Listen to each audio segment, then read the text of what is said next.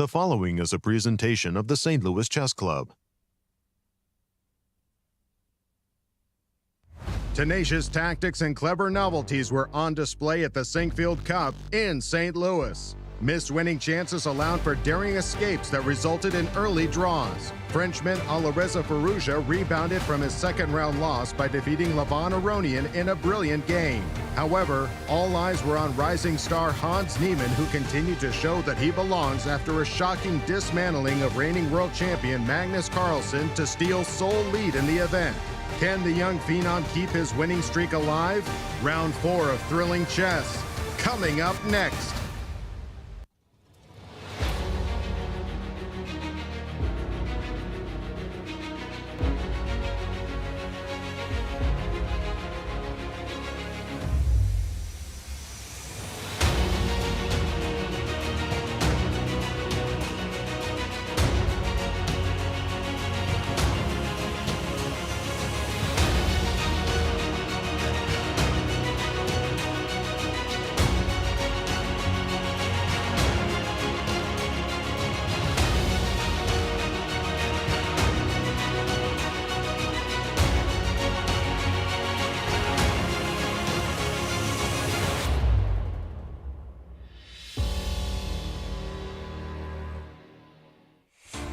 Welcome back, everybody, to day 4 of the Sinquefield Cup. We start the day in front of the St. Louis Art Museum as we are waiting for the players to arrive and create their own masterpieces over the chessboard.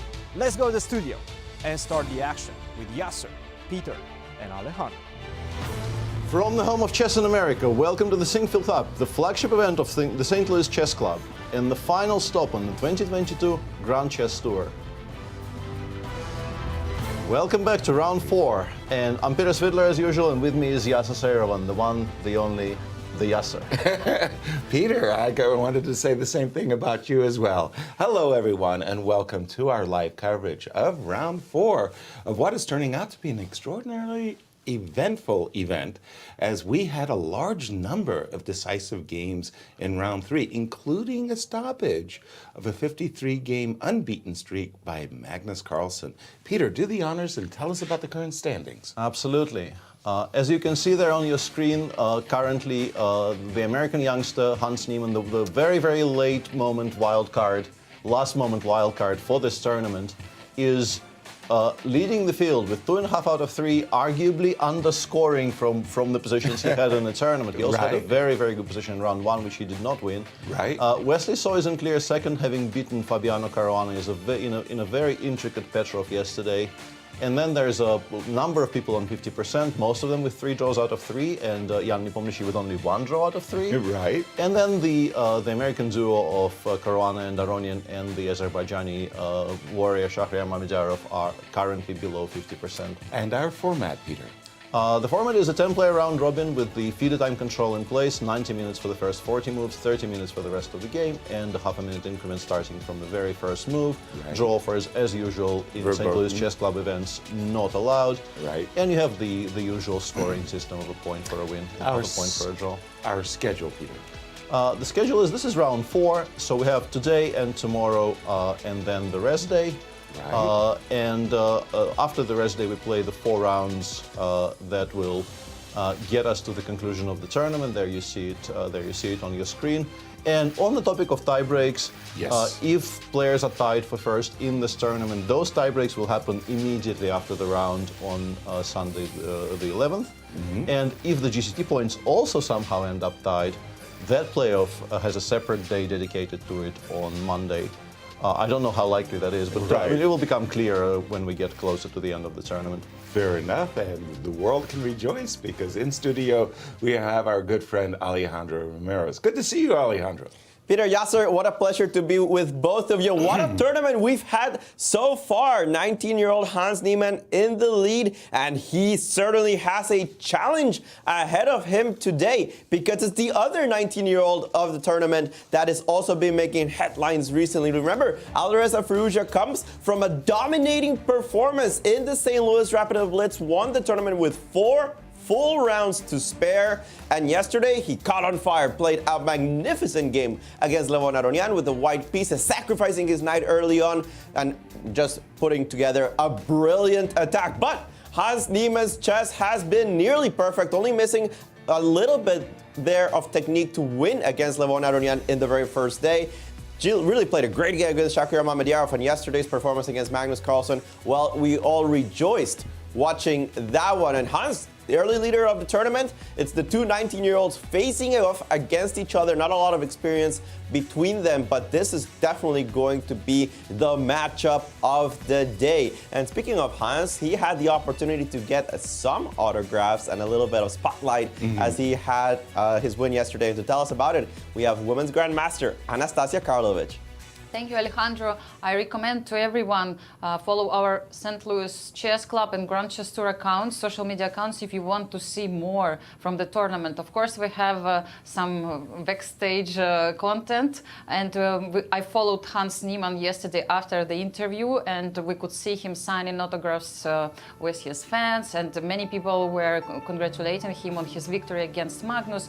I had this great opportunity to follow the last hour of his game against world champion, and world champion doesn't lose the games every day, and it was a really tense match, and you could feel this pressure in the playing hall. You could see the pain on the face of the world champion, who was literally annoyed with what was happening on the board, and who could hear any noise in the playing venue. So it was a really interesting match, and I'm looking forward for today's round. Peter, Yasser, how are you doing? Well, I can imagine, Anastasia, that you were very busy with all the social media and, as you say, the background reports. Thank you for all the things that you do. Do give a follow to those accounts. Exactly. And Peter, do the honors of today's pairings, besides the matchup of the youths. Absolutely. What can we expect as we see as we already see people sitting down at the boards. The pairings for today: Magnus is white against Vachier-Lagrave. Nice. Levon Aronian is white against Dominguez in an All-American clash. Then, of course, the pairing that Alejandro has already highlighted, definitely the pairing of the round for me, Hans having the white pieces against Alireza Firouzja. Jan Nepomniachtchi is white against Wesley So, a pairing that over the years has not been very favorable for him, but having the white pieces is good. And also, I think eventually he started winning games against Wesley. For a while it has been really problematic for him, but he's gotten on the scoreboard so far recently, so to speak. And then, of course, a very mouth-watering prospect there at the bottom of our list, Fabiano Caruana playing white against MVL. Over the years, they played some fantastic games. In particular, I think with this color pairing, when MVL plays the Najdorf and Fabi tries to refute the entire opening in one game. And let's go to the playing hall, where I can imagine all the excitement and the buzz of what was a very eventful round 3 carries on as we see Hans getting nicely wanded. What's he holding in his hand there, Peter? That is a hotel key card on the right and a pack of gum on the left. Actually, the other way around. Well spotted. That it is, yes. A pack of chewing gum. That'll do it. And Shach in the background there, also entering the playing area, and they're checking that. Is that the chewing gum? We got to check the chewing gum there. Yeah, we need revenue for this commercial. What kind of chewing gum we got? What's the brand? Yeah, we need to know. There he is, Alireza there, awaiting the arrival of his opponent. He's almost like a boxer stalking, right? In his corner. Okay, are you ready? Kind of a restless tiger. Exactly. Restless tiger pose there by Alireza. Unleash the inner kraken. There you go. As opposed to the outer kraken. Yeah. The lesser known outer kraken. Right. So everybody getting their one. This seems like that chewing gum seems to have stimulated Chris to make sure that he really doesn't have anything else. Well, that's the arbiter's responsibility, right, to check from top to bottom. David Sedgwick, now I recall, he's been at our tour arbiter, has asked for increased security, and this I think is a radio. Potentially, I wouldn't know, but what that's going on, because that's a very serious wanding that just took place. As there he is, our tournament leader, Hans Niemann, getting ready. to do battle in round 4. And there you go. I'm told we have breaking news. It would appear that a certain world champion, Magnus Carlsen, has decided to not play today's game. And oh my goodness, the clock is going to be started. There's a 10-minute rule that if you don't show up by 10 minutes, you're forfeited. And yeah, I'm sitting here. I'm sitting here in a bit of a kind of a stunned silence. I don't really know how to react to this. There will be some developments, I assume, but for now, yeah, this is obviously not great, but not much we can say until we'll have to let the Magnus, the team of Magnus, explain what is going on in the world champions. He still has 10 minutes to show up, so 10 minutes for him to change his mind. Exactly. But that is the news that we are getting. Of course, we still don't have the full information on the reasoning and things like that, but we'll get it to you guys as soon as possible. A stunning development to be sure, but I do know that David Sedgwick, the tournament or international arbiter, has called for increased security measures as we see Vachier-Lagrave sitting down. Yeah, it's very much unfun for Shach. You kind of feel for Shach, who had to prepare for this game, and any game against the world champion is going to be an important game in the tournament. And Shach, I think in particular, treasures chances to play against the best of the world. He was on our couch here, so to speak, explaining how much he still loves chess and how much it is important for him to play interesting chess. So for him there, sitting and, probably coming to the realization that the game might not actually start on his board is not that great. With very, very stunning developments, everybody. I think you're hearing the arbiters announcing the withdrawal of Magnus. The forfeit, I want to say, will determine the withdrawal later. And there's his opponent, Vachier-Lagrave, saying, my gosh, I came to play the world chess champion, and he's not here. Yeah. Today is, you have to assume this day will sort of reverberate for a bit, because you don't see this very often, and absolutely, whatever the reasons are, it will be a very, very big talking point going forward. But for now, all the information we have is what you're seeing on your screen right now. This game is not a game today. Exactly. Magnus will have 10 minutes to show up. It's unlikely, and we expect that he will forfeit his game. Stunning. What can you say? I can't even remember the last time something like this has happened in a tournament of this caliber. Help me out, guys, with some chess history. Yeah, I don't know. We could have done some research if we knew, but right. Yeah, oh my goodness! Oh my goodness! Okay. Well, I mean, in the absence of Magnus, may I suggest we turn our attention to the moves that have been played in the games, and we will keep everybody informed as we know what's going on. We do have in the game of Fabi versus MVL, as you mentioned, Peter, these two gladiators, when they sit down, they have brought some great stuff. Absolutely, for us. Yeah. F2, F3. F2, F3 is a kind of a version of Bishop B3, specifically against MVL. I wonder why it's required, because I don't think MVL is a huge knight G4 player. The reason F3 came to prominence, I think, in like the late 90s to early 2000s was very specifically to play the Bishop B3 systems while also not allowing the move knight G4 for black at all. Okay. And this is why it's being played. In general, it transposes to Bishop B3 lines, even though black has options to deviate into some things which have standalone importance. But good to see them playing the Neither, because MVL recently has been playing some more solid openings as well. We would have had another Petrov today, for instance, but no. No Petrov. I should have started with our marquee matchup of Hans and Niemann, our tournament leader, and Ali Reza, as these two 19-year-olds surge to prominence in the world of chess. I've got on my analysis board, I think an up-to-date and D2, D3 in the two knights defense. I tell you, as a kid, I don't know, did you have that experience?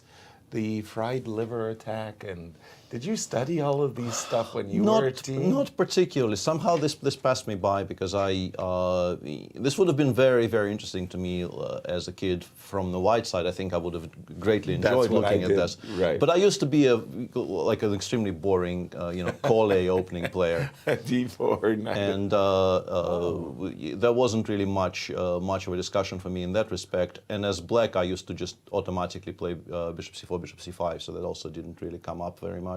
D2, D3, by the way, and bishop to bishop c5. Bishop c5 appears to be on the board, yes. After d3, black has a bunch of other options as well. I think even Alireza himself has occasionally played the lines with d6, h6, and g5, those types of really, really sharp, newfangled ways of playing. But bishop c5 transposes back into classical Italians, which is, of course, also...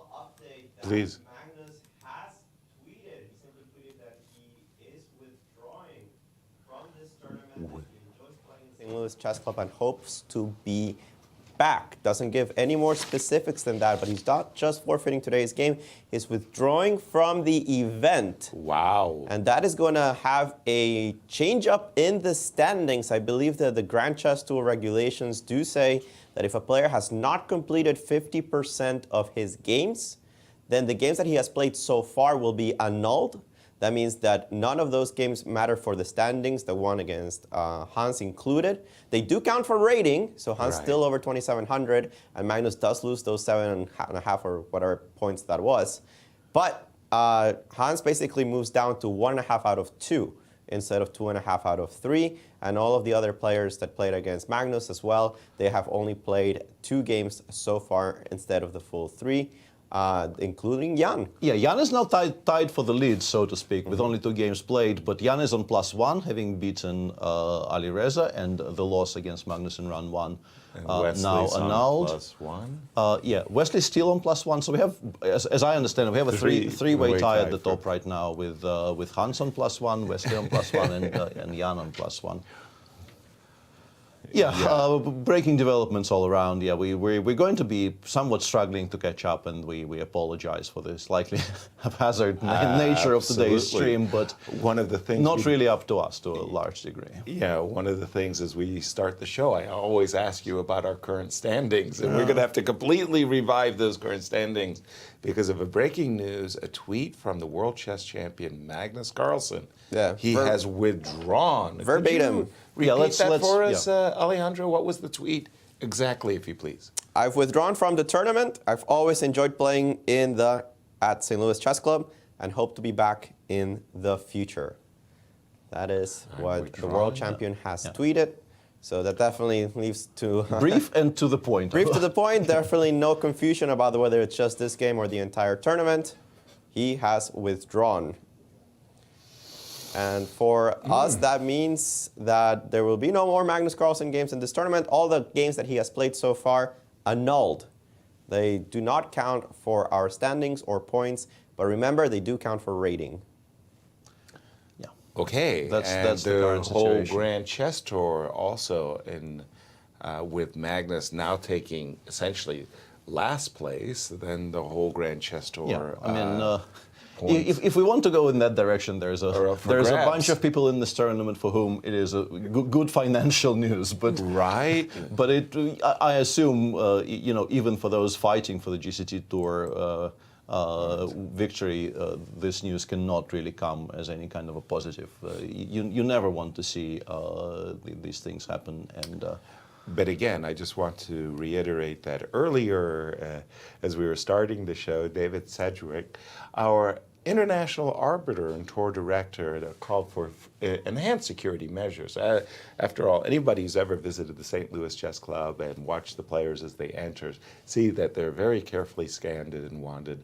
But now even extra measures were taking place, including some even delay of our broadcast. I believe that's also one of the new, that is one of the security measures. Yeah. Just to be absolutely ensuring a safe playing venue for the players. Absolutely. And well, the withdrawal of Magnus, I'm still kind of processing, Peter. Yeah, it's going to take a while, but for now, we have the statement. We know for sure what's happening in regards to the tournament. Everything else would be speculation, and I think speculating on behalf of Magnus is absolutely not our place here. No. So we're going to be avoiding doing that for the remainder of the broadcast, and I'm sure you understand. I'm sure our audience certainly does. I'm sure you are all abuzz. And let me go to a game that I don't see very often, Aronian. Lev has been doing this a little bit. Lanier. Yeah. Now, this is a Sicilian, but it's not the open Sicilian that we've all come to know and love. This is actually, do we call this the Grand Prix attack? No, I think the Grand Prix is always knight 3 f4. No, you have to... With f4. With f4, yeah. I think it's very much connected with the idea of not developing the g1 knight at all until you have played f2, f4, and then you can aim for some kind of an attack on the king side. And this is a much slower setup with white, and it has, honestly, to my reasonably strong surprise, has gained a decent amount of traction. Strong players have been doing this recently, because I'm sure it's the same for you. Like our understanding as old school players was that once white decides to do something like this against the Sicilian, you absolutely forfeit any chance for an advantage, and black is instantly completely fine. I suspect it's still true. But I do too. Yeah, but what it does is it avoids the heavily theoretical lines that Lanier could have played, and it gets you a position where you can maybe try to use the fact that it's a reasonably unexplored structure with so far all the pieces still on the board, to try and outplay your opponent in some kind of a slow maneuvering fight. Let's get Alejandro to join in this discussion between Levon and not for now. I think we'll have to wait for a second for Alejandro to chime in on this. We're left on our own. Oh no! Our own devices. A2, A3. I understand this move very well. Yeah. White wants to preserve the light squared bishop, the threat of knight c6 to a5. Yeah. Hence we see the move A2, A3. But more or less following up on what you were saying, old school players like ourselves say, what is white trying to achieve? I understand it when the knight's on b1, you may want to go c3, d4, Peter. Knight's on c3. Yeah, it's a really kind of a strange hybrid of a little bit of everything. The kind of a mix. The kind of a picture where white is trying to play a mix of everything. I'm not sure. I thought, knight c3 actually does surprise me a wee bit, because as you're saying, like systems where you play knight bd2, c3, rook e1, you try to push for g3, d4. You're basically trying to play some kind of a like black is playing the Sicilian, and you say sort of no, I don't care. I'm playing a Spanish/Italian type setup. Exactly. Whatever you're doing, I'm doing my thing on my side of the board here. But I apologize to have to interrupt you on this one, but I do see it officially on the screen that Magnus Carlsen has expired the 10 minutes that he has to make his opening move. He didn't do it. Shakhriyar Mamedyarov wins by forfeit, and furthermore, through a tweet, we understand that world champion Magnus Carlsen is withdrawn. It's not just this game. It's not just this game. It's the entire event. Yes, entire event. So that is done. That's an official deal now going on, and we will wait for further developments. And as soon as we know anything, we will sure. I like this move, e7, e6. Yeah. Another option would be to play b6, bishop b7 first, but e6, d5 pretty much always is going to be a decent idea for black. So one thing you could maybe question is that if that's your plan against the setup from white, do we actually need the bishop on g7? But the combination of the two is still fine. I don't think it's a mistake of any kind.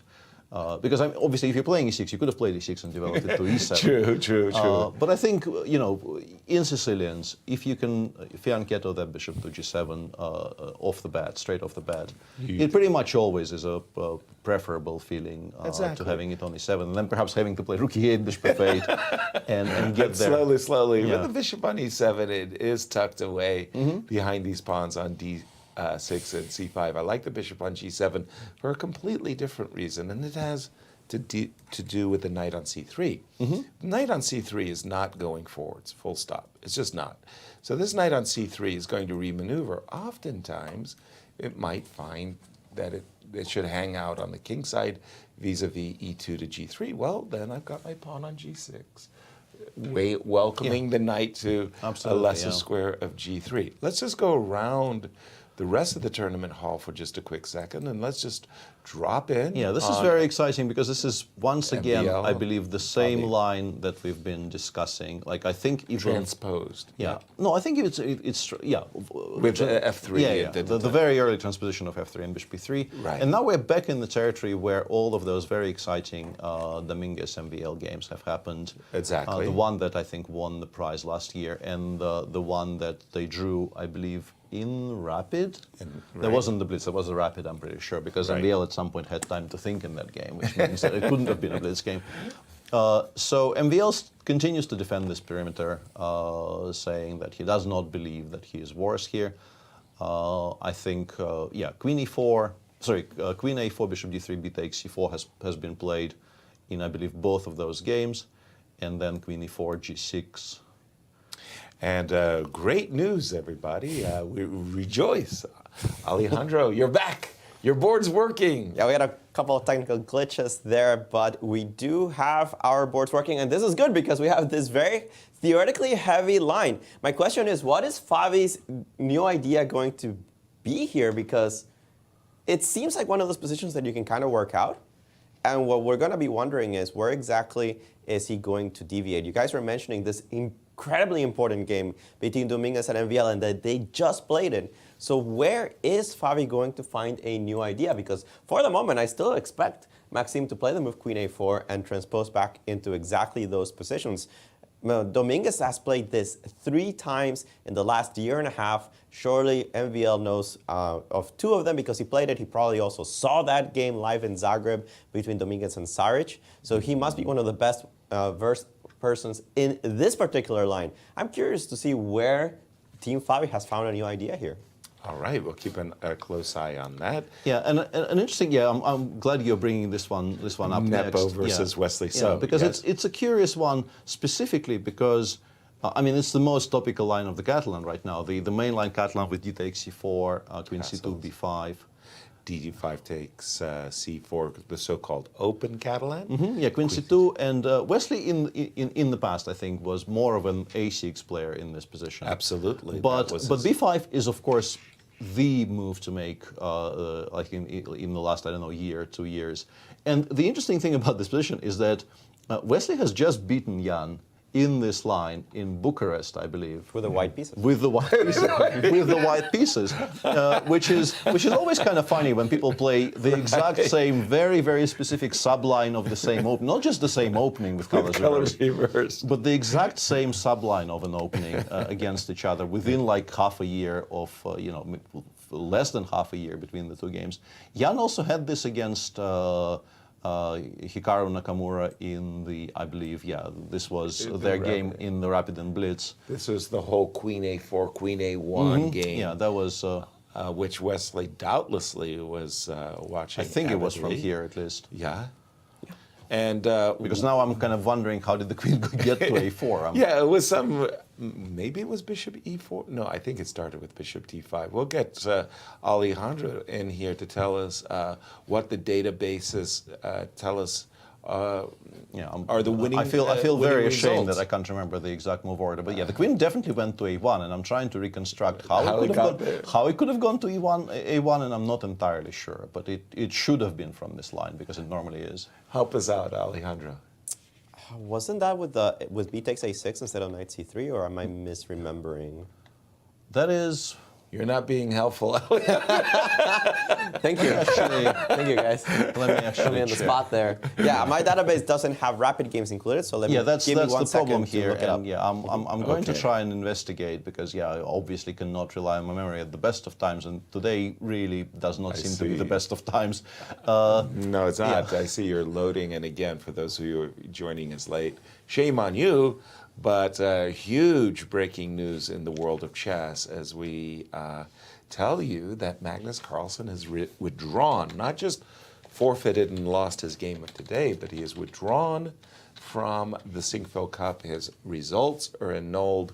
The games he played will be rated, but this has just completely stopped ourselves as we are now reeling, if we will. We're relearning how to breathe here because this was not the expected start to the show today for sure. Not the broadcast I was expecting, that's for sure. By the way, one thing I find intriguing between Jan and Wesley is that Jan actually has a very poor score with Wesley. Wesley somehow has his number a little I think bit. it probably is from here, by the way. I think it's knight 6, queen a4, knight d7, very simply. Knight c6. I think we get there. I will now check. a4. Knight d7, knight c3, knight d7. b6, queen a1. I think this is how we get to that position. And that, once again, this was the game that Jan played against No, but the knight was on b5. That still doesn't work. You're not being helpful. No, I'm not being helpful either. No, I know, I know, it's extremely Okay, but annoying. knight c6 on the board, and At least I found the game, so I will be least able we can to tell you answer in a second. Yeah. our questions is, well, let's see what happened. Go ahead.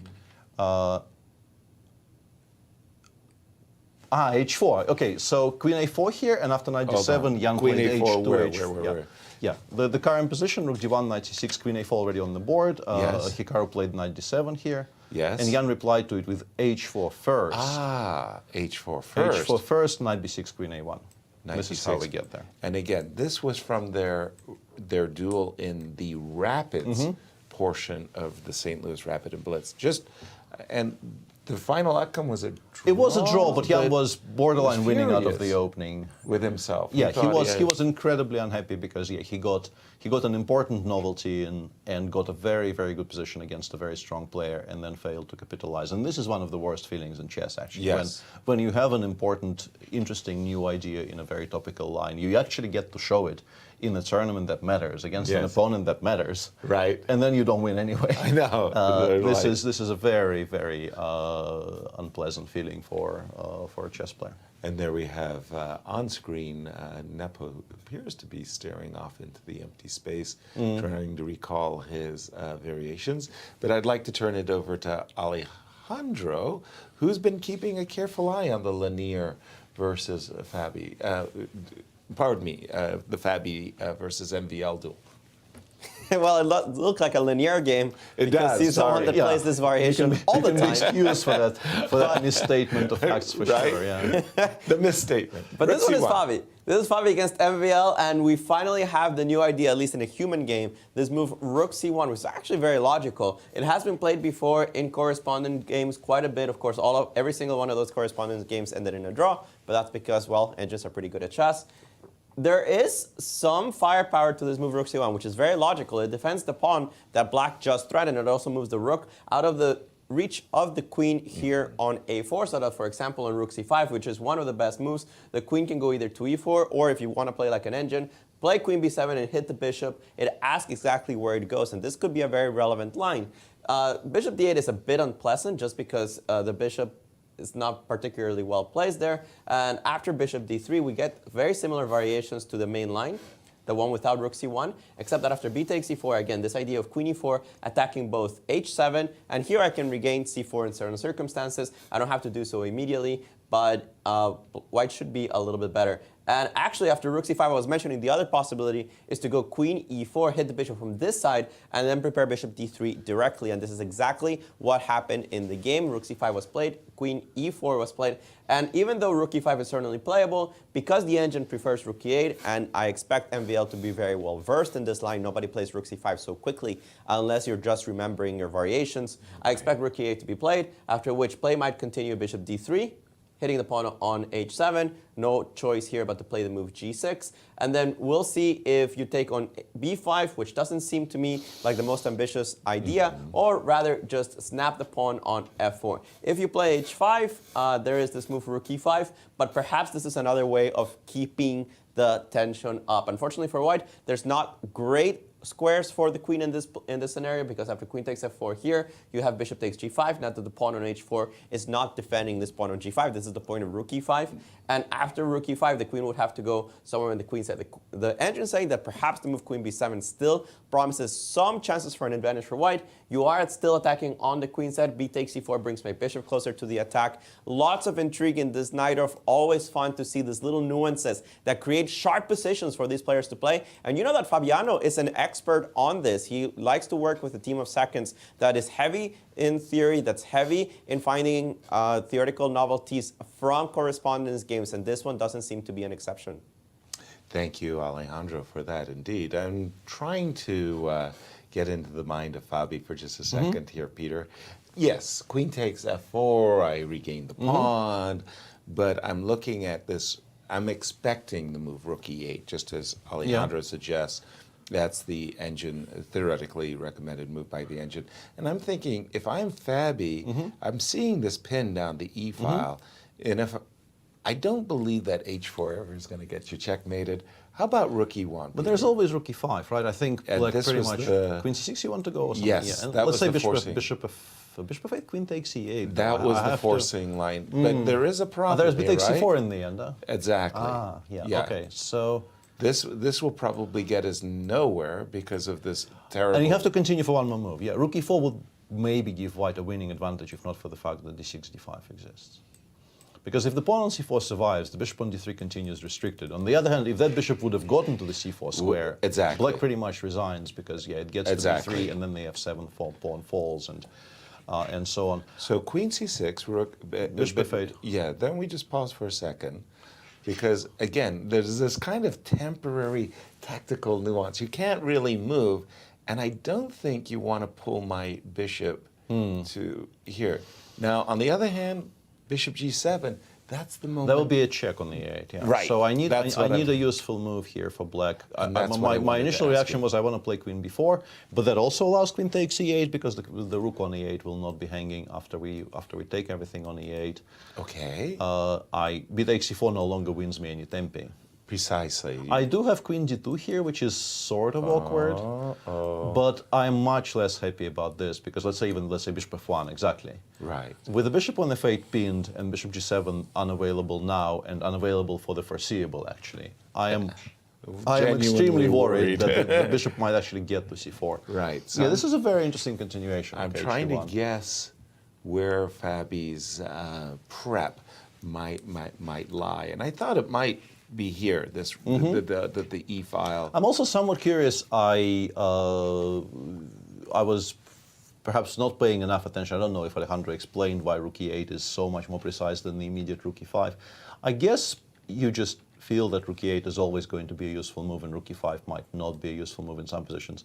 But since the f4 pawn appears to be falling anyway, why are we not playing rook e5 straight away? I guess white just takes on f4, and I think the larger point there is that maybe, not maybe, certainly, the bishop on e7 is very poorly placed. It needs to be on the long diagonal. Truly. So we are actually making a serious argument that rook e8 is maybe a more integral part of our planning here than rook e5. We will play rook e5 if forced. Right. But what we actually want to be doing is playing rook e8, followed it up, hopefully, with g6, bishop f8, bishop g7. And once it lands there, Then you're queen. then you're in b4. clover, yeah. Yeah, exactly. Then you're in clover. Exactly.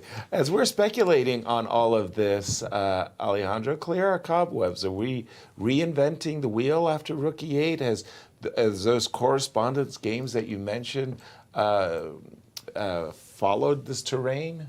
Yeah, rook e8, after Bishop bishop G- d3 transposes into a bunch of games. The ones that get to this position exactly, there's only one game, did go rook e8. Rook e5 the engine doesn't like because, as you said, queen takes f4 is playable. And the engines just aren't liking this position for the black side. There's no exact reason. Like, for example, after rook e8, they just say that bishop d3 is super strong in this position. The idea being that if you play g6 here, kind of unprompted, you have this move queen h2, and then h5, and h takes a g6. And unlike some of the other variations, after h5, you don't have bishop takes g5 with tempo. So if you see this variation after queen e4 and play rook e8 first, bishop d3, g6, you're kind of waiting for me to play h5 for you to play rook e5. Because as I mentioned, then queen takes f4, you have bishop takes g5 hitting the rook. If you take on f4 immediately, I don't go like a move like rook e5 or anything like that. We go with Peter's plan. You play bishop f8, bishop g7, and then put the bishop on the correct diagonal. Right. So rook e5, encouraging the queen to take the pawn on f4 is not good until you can take the pawn on g5 yourself. Wonderful. Thank you for that indeed. And as far as our rook e1 goes, our idea of rook e8, rook e1, and queen c6, has that been seen before in that one Bishop game? d3, g6, yeah. I mean, there will be more than d3, one game g6, after and rook h1, right? Yes. Yeah, it has never been seen. The engine doesn't think it's a bad idea. Okay. We see a line like rook e5, queen c6, and you mentioned bishop c8, right? Bishop f8, yeah. Sorry, not c8, yes, bishop f8. And rook e4. Yeah, I thought maybe rook e7 or rook e6, yeah. Rook e7 or rook e6. You can even take on e4. The engines are saying it's okay. You have to take with the bishop, that's clear. And then put the other rook on e5, defend this pawn, rook c5 maybe at some point. Yeah, we thought bishop d5 might be scary here, but I guess the machine is just not worried. It's not worried. With one of many moves, actually. Queen a5 seems to be okay, rook e2 seems to be okay. I guess black gets just about enough counterplay in this position just to go through a sample line. This seems to be a perpetual somehow. Check here, check here, check. Yeah, seems like a perpetual, right? Mm-hmm. Yeah, we'll believe that. So a lot to calculate when you don't know the variation, but it seems like black's resources are just about okay. I do love how white can try a bunch of moves, and they all seem a little bit dangerous. Rook he1, or you could play h5, you can play queen to b7, and they all have a little bit of poison there. Lovely, thank you for that, Alejandro. I forgot about rook takes b2 and bishop king as we were saying, g7 with g6, a check. bishop g7 is so important that black suddenly develops a lot of counterplay. Shall and we one game we've completely Please. ignored so far is the actually, well, not ignored completely, but it's updated somewhat since move 4. This is a kind of a slow-paced Italian here between Hans and Ali Reza, where Hans is playing in the. I would say that, although bishop b6 is a somewhat rare move, once again, every time I have to talk about the all the Gioco Piano move orders, I feel like a complete, imposter syndrome is strong with this one. Let's put it like this. My brain's turned to mush too, trying to explain why a6. Sometimes they play a6 and then a5, and sometimes they play and this a6. is what I opened my mouth to say that I'm surprised Hans played a4 and allowed a7 and a5 in one tempo, but that's with the bishop already on b6, so black at least invested a tempo in bishop b6, provoking a4, quote-unquote provoking a4. But generally speaking, I think with black you enjoy having the pawns on a4 and a5 when you only spend one tempo on a5. Right. And the bishop on b6 will generally get rerouted to c7. You play c6, you play bishop c7, you start pushing for d6, d5.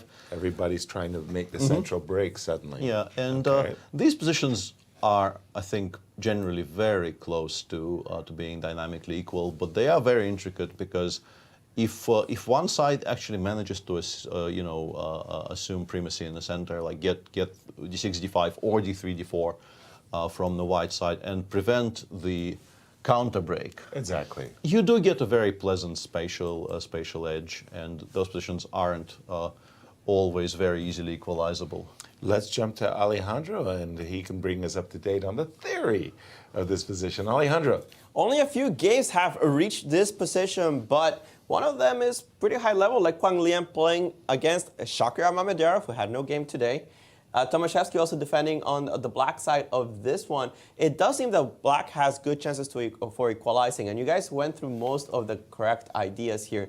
The games that have reached this position have both gone bishop b3 or even all the way to bishop a2, but I have the feeling that in this particular Italian, black's doing okay. d4 played seems to be the novelty of the game. The engines, at least my kind of weak engine, says that after takes on d4, and either d5, which is a very typical break in this kind of position, especially with the knight on a3 as opposed to c3, where it pressures the d5 square, you would have to consider both e takes d5, knight e takes d5, which to me at first glance looks like the better version of this isolated pawns for the black side.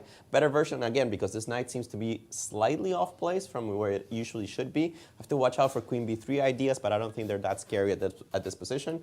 Or after takes, d5, go e5. And as I'm explaining all of these things, Alireza says, I'm not interested in any of that. Immediately plays the move knight g6, reinforcing the defense of the pawn on e5, also a very typical way of dealing with the d4 break. and challenging white to find a move. Now that you have the move d4, sometimes you can retreat the bishop on this diagonal instead of this diagonal. Why are you retreating the bishop? Because this knight on a3 is the one that wants to go to c4, especially after you've played the move d4. It has to be timed properly because, as we've mentioned, pawn takes, d5 breaks exist. Also, sacrifices on e4 followed by d5 exist. So it's going to be very tempo dependent, but Alireza seems to be familiar with what he's doing. Knight g6 played on the board relatively quickly. Absolutely, and thank you for that. Now, after we started our show with our current standings, we're going to update our current standings. And for those of you joining us late, shame on you. But we do have breaking news as world champion Magnus Carlsen has forfeited today's game and withdrawn from the tournament. And I will have to ask our graphics department. I was going to say, yeah. We need an asterisk on the people. No, you can keep the standings up. Actually, I do want to see them. Yeah, it's a good graphic. It's just a good graphic, but we do need an asterisk on the people that have already played. The 3 games. The 3 games against Magnus Carlsen, because those don't count. I believe that's Jan Nepomniachtchi, Hans Niemann, and, well, obviously Shakhriar Mamedyarov. Right. And why am I missing one? You're not. It's no for Shaka. Nepo. I don't think it. Nepo has played. And Levon, yeah, but I don't think yes. I don't think it impacts Shach, because that already is a non-game. I don't think Shach got the point from today. But yeah, we sort of, like, some of those people played 2 games now that Magnus has withdrawn, and some they played 3.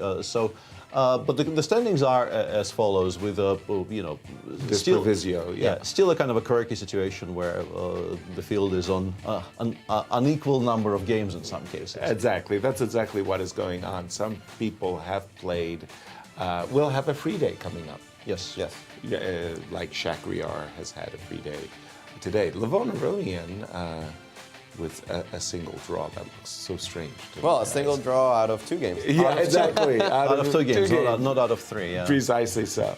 And knight g6 was played very quickly in the game between Alireza and Hans Niemann.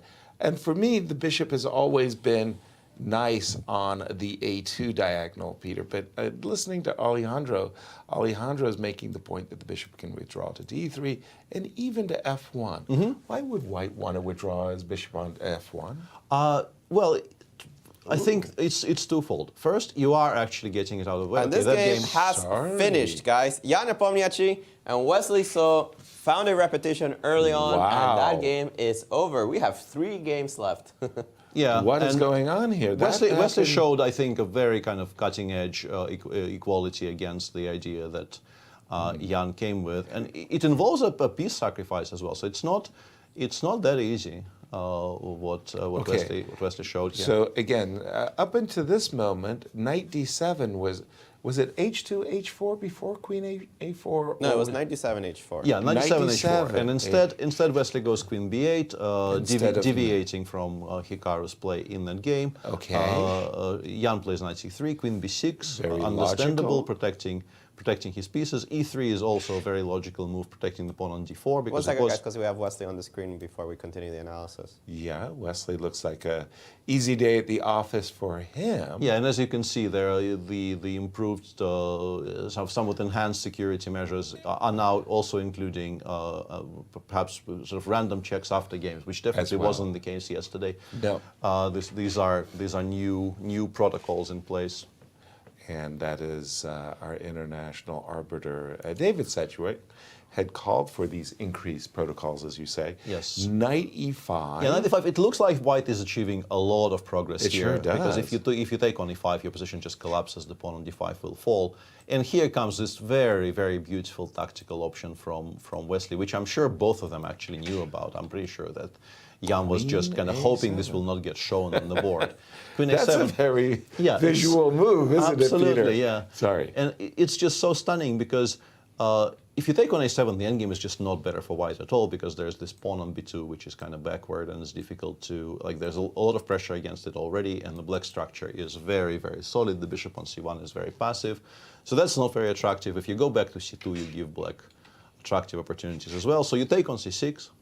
Go back to c2. Yeah, night before, I night would assume, and then perhaps before. bishop d6 and so on. And yeah, you've really Yeah. solved a lot of your problems. But queen takes c6. Queen on the takes other c6, rook hand. b6, and your queen is caught. And even more interestingly, as you will see in the game, you can maybe even rescue it, but that doesn't help either.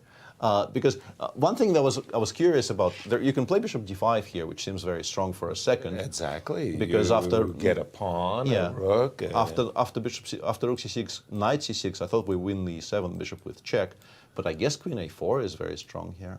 That would be my understanding. Queen a4. Knight e7, king f8, and suddenly white has a bunch of pieces hanging on the board, like d1 is hanging, e7 is hanging.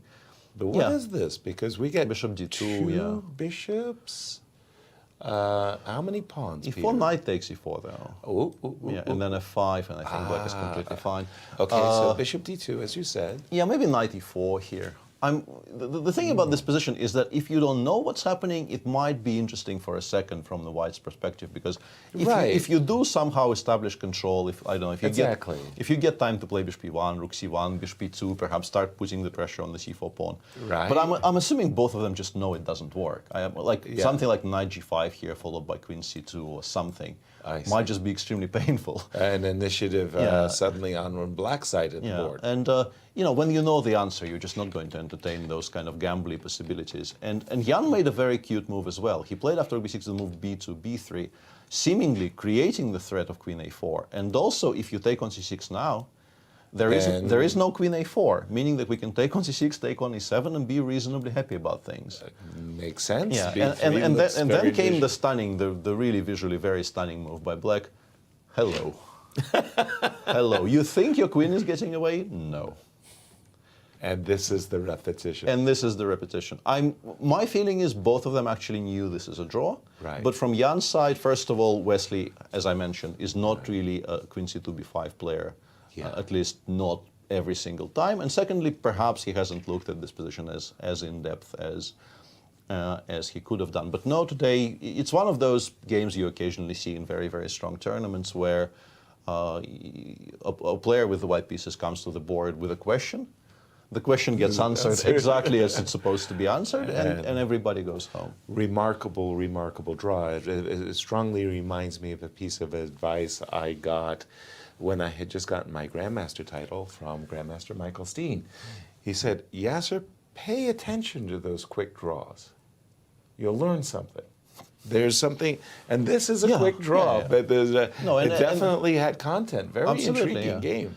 It's, it progressed the theory of this Catalan a step further, right. And sort of publicized something which I assume a bunch of top players would have known. Right. But now it's out in the open, and okay, I guess this chapter perhaps can be closed, because now black has once again showed that this line is just very solidly holding.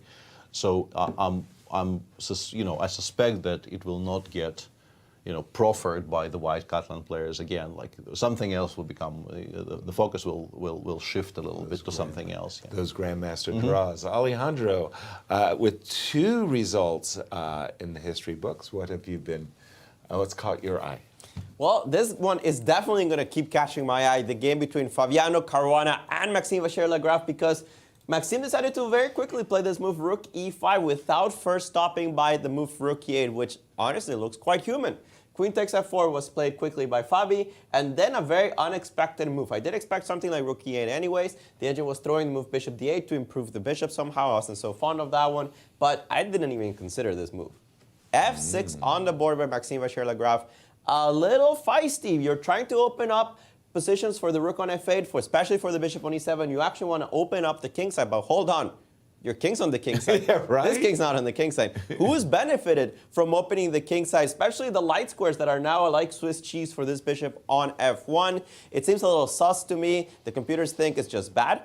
We'll see how it progresses. You don't want to play bishop d3 and give on g5 just so easily. The engines don't think this is bad for white, but they don't see the reason to do it right away. It does require a lot of calculation. Even this, after queen d4, the engines are starting to warm up to my pawn sacrifice. But you don't have to do it. You can just retreat the queen to d2. If you take on g5, well, I'll just take back. You cannot take on g5. Well, you can, but after queen takes d6, white seems to be a little bit faster than black because this rook is hanging. Bishop d3 is coming with an important tempo. And this queen is currently a little bit offside from where it really wants to be. You might be wondering, what happens if I take here? Yes, queen takes c5 is fine, but even stronger, this move bishop d3 attacks this rook. You can imagine that bishop takes h7 is absolutely lethal. You can't allow that move, especially with the bishop on c1 hanging. So you won't have enough time to defend that rook on e5. To show the audience, bishop f4, for example, is made in 4. Bishop takes check, king f7, check, here, and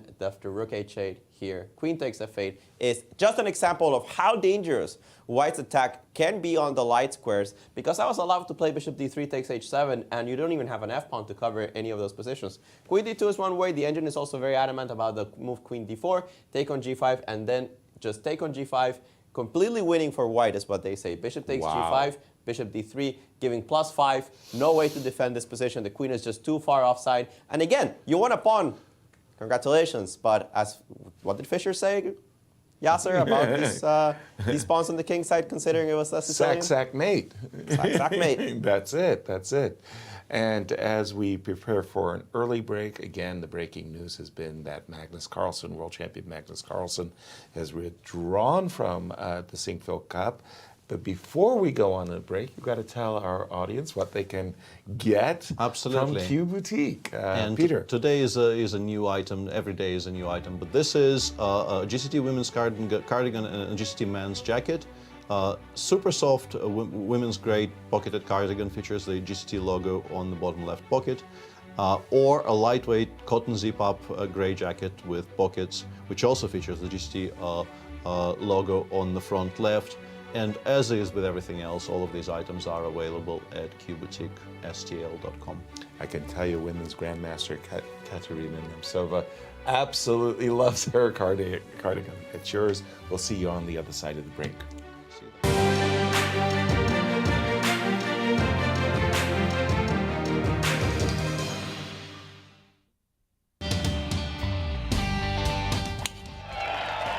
Hey St. Louis, the Ascension Charity Classic, presented by Emerson, is back this September.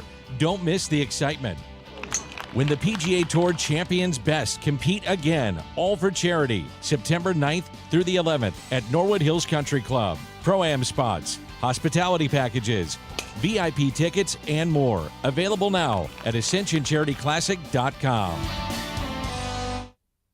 You may have heard about St. Louis's world-class museums.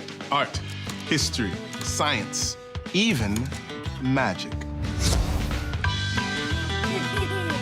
But you may not know we have an entire museum dedicated to play, with a 10-story slide and a Ferris wheel on top. Don't let all this family fun slide by you. Whose kids it is? St. Lou is always exploring. Anybody? We're the Corey family. Welcome to our show. We did it, guys! Yeah! It's my boy, look at that kid!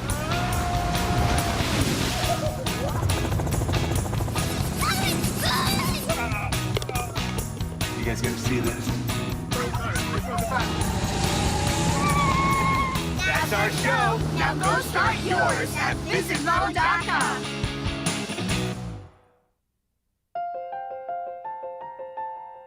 St. Louis University is celebrating its 200th anniversary. Offering world-class education in the heart of St. Louis, SLU attracts students and professors from around the globe. In 2015, SLU partnered with the St. Louis Chess Club to start a top-tiered collegiate chess team. On the very first year of the team's inception, SLU obtained second best university at the Pan American Intercollegiate Chess Championships. Higher purpose, greater good. St. Louis University.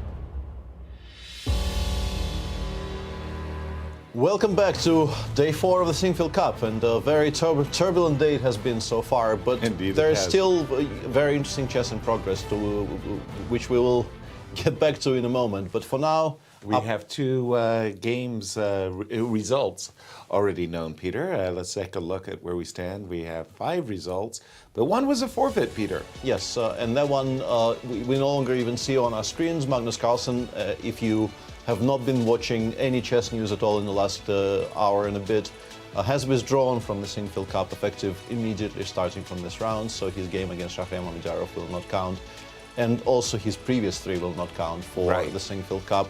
And Jan Nepomniachtchi drew a very quick but a very important theoretically game in a Catalan against Wesley So. That's the other result of the day so far. Quite topical, and of course, now what are these 9 players going to be fighting for, Peter? The prize fund, as you can see, this graphic is still the same as it ever was. Right. With Magnus, I assume, just taking the last prize. I don't know what their arrangement there will be. I wouldn't want to speculate. This is all very, very uncharted territory for, I think, pretty much everyone here. But in general, this is a very, very lucrative tour, as you can see, with $100,000 for the winner, and the $350,000 total prize fund for the classical events in the GCT. And in this event, we are very fortunate to have the sport once again of Brian take us through the Brilliancy Prize, Peter. Absolutely.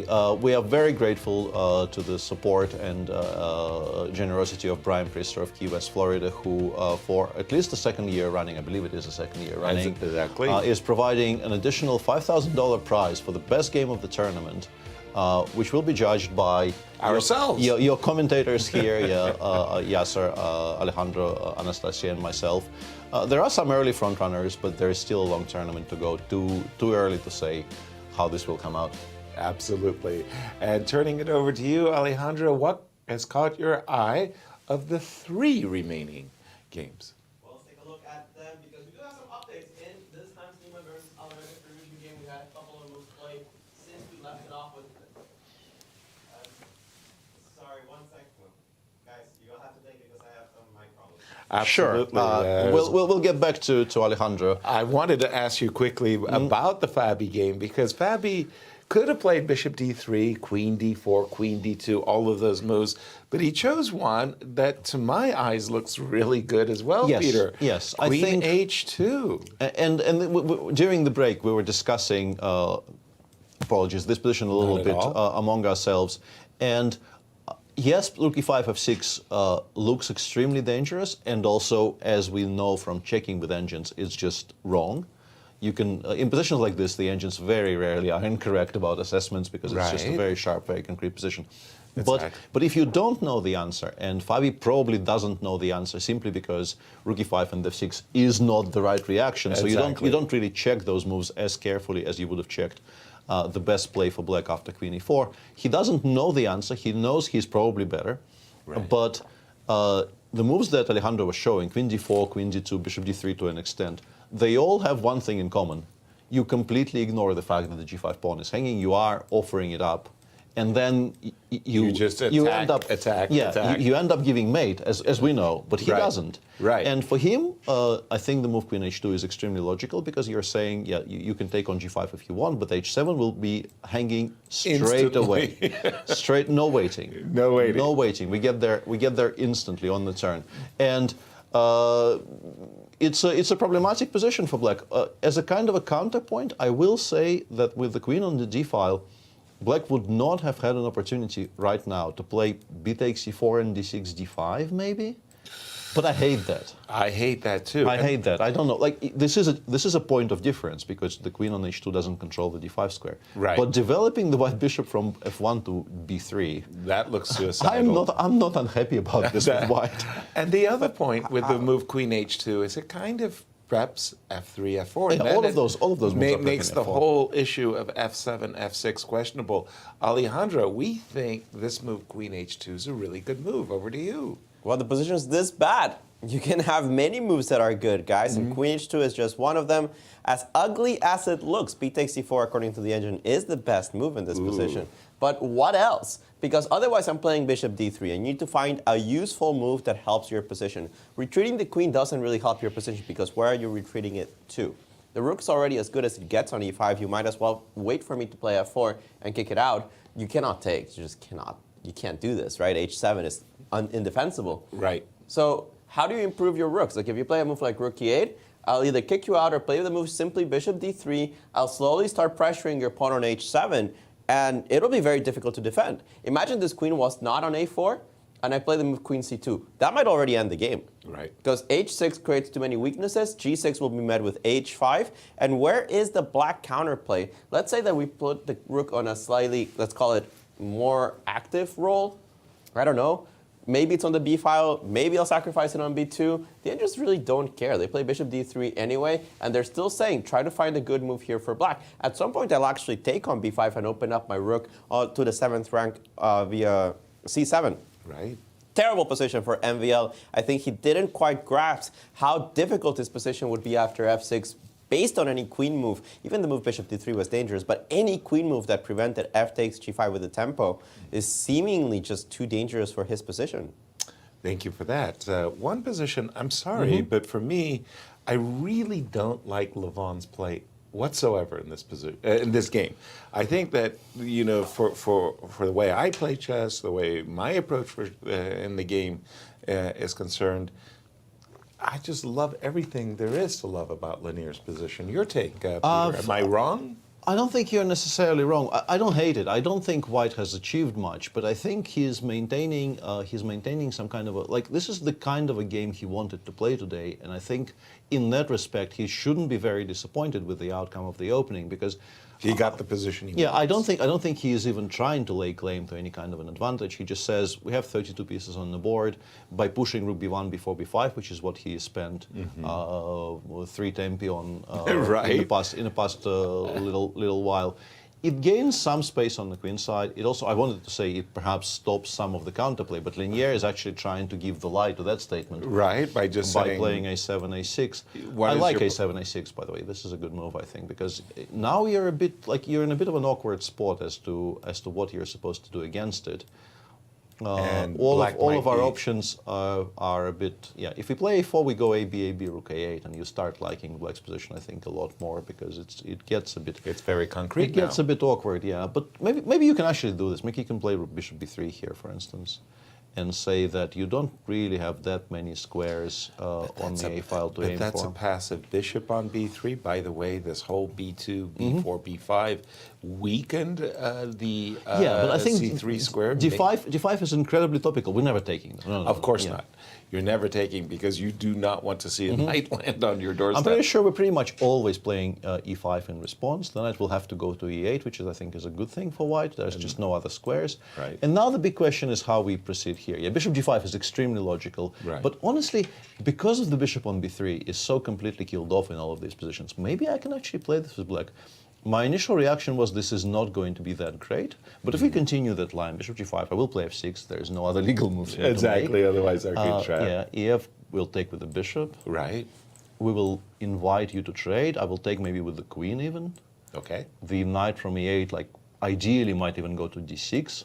Or queen, d6. Yeah, queen e2 here is kind of bugging me a little bit. I was going to force the knight to go to g7. And I think it's clever, But still, like, with that bishop somewhere in the game, the one that is on b3, if that bishop was on any kind of a sensible square, f1. Yeah, I think you'd be a lot happier here with White. Exactly. Right now, just it's a very strange position with a very unusual pawn structure. And the other thing that I like when I'm black in such positions is to play the move e5.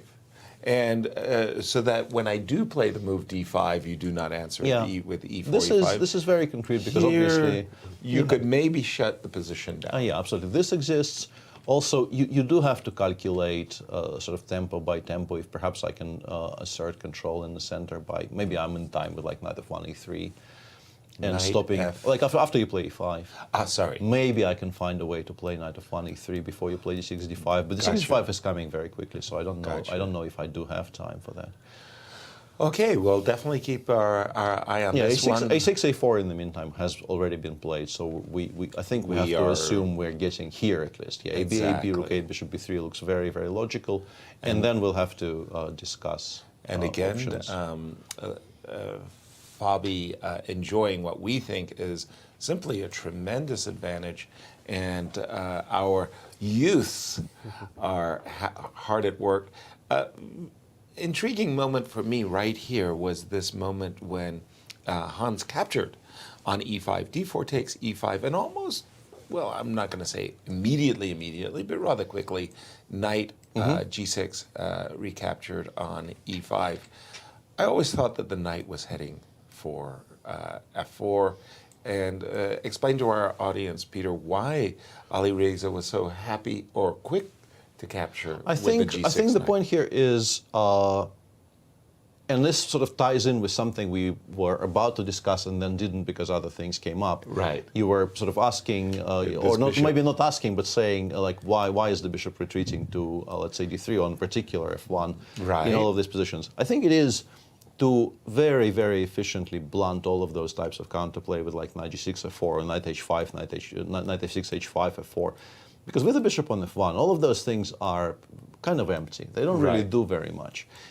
And if you look at, let's say here, and Magnus has been very much a proponent of this approach. I don't know if we can do it immediately, but even if we look at these endgames, my problem here is that the pawn on e4 is hanging. But let's make some random moves, like bishop e3. Oh, sorry. Actually, I Is can that- play. Yeah, no, take on d8. Exactly what you're doing. Yeah, Apologies. yeah, d, d, Yeah. queen d8, and actually I can make a move I wanted to make. I'll play bishop e3 here because Right. knight e4 loses to bishop b6. And that's a cute tactic, by the way. yeah. Because now we understand why the bishop also controls a6 in case of a trade. So you can't take on e4. You play, I guess, bishop e6, Right. And I play knight fd2. And then I want to play for b2, b4, and just gaining space on the queen side. These types of endgames are not always entirely equal. They have been known to rather quickly become unpleasant for black because Okay. you have those knights sort of stuck on the king side, not doing very much. And if you compare this position with, let's say, we take on e5, as Alireza did, with a knight on e5 on move 14, right? Right? And white does the same. Yeah. You go knight f3 takes e5. I apologize. Yep. We go d, Yep. takes bishop b3, bishop b6. Okay. And now we've traded off one pair Yeah. of knights. I think black is happier here than in the previous position because I think the addition of knights on f3 and g6 should be in white's favor, in my understanding. And I think this one is easier to manage for the black side. We did in fact see that Hans wasn't eager to capture on e5, but did play instead the move bishop f4. We saw a trade, and now we have d5. And again, you're just kind of knee-jerk reaction. Alireza looks like he's equalized. Yeah, the bishop on c8 is still more passive than the bishop on f1 in some positions. Like if we just go like in the most natural fashion, we take on c7, take on d5, right? I assume you take with the knight because the Isolani position doesn't look that great. And here we play. I want to play bishop d3 somewhere, but I don't know if it's immediately necessary. Okay. Bishop d3. Yeah, it's not much, but sometimes it's a little bit of something. Like it's a kind of a position where you still perhaps have to show some precision. Although, of course, obviously, if black does manage to, let's say, play bishop e6, rook a, e8, and nothing bad has happened to them in the meantime. Right. Yeah, the margins are incredibly small. Yeah. I haven't killed you on the king side either with something as brute force direct as rook h5. But here we can start trading here, but like with bishop d7, I would guess, right? And just start slowly getting stuff off the board because the structure is very, very solid. Like structurally, we have nothing to worry about. Oops, that was not intentional. But yeah, we'll see what Hans thinks about this because there are also maybe some sharper options available along the way. And let's invite Alejandro into our discussion. By the way, after d5, no trades on c7. Yeah, rook a d1 play rook for now, a d1 immediately. Has Hans achieved an advantage of any sort, Alejandro? I think the jury's still out there. The engines are giving between a 0.3 and 0.4 edge, but that's more or less what Peter's saying, right? It's not fully equal, but it could get there very soon. Rook d1, a very logical move, as you are pinning the pawn against the queen. It's, of course, the top engine move as well. It's, I think, much more direct than taking on d5 or taking on c7, simply because it keeps the tension in the position. Right. It forces black to make a couple of choices first. For example, a move like bishop e6 doesn't force me to take on d5 just yet, where it actually only encourages your knight to jump into the center. Here, the move queen g3 is possible. According to the engine, rook d4 is possible. But I would expect, instead for Alireza to take first on f4, take on f4, and then play bishop e6. Somehow I found this a little bit more human. And on take on d5, you can take with the knight, hit the bishop directly. You're also preparing to play the move queen b8 and get out of the pin that way, threaten the exchange of queens.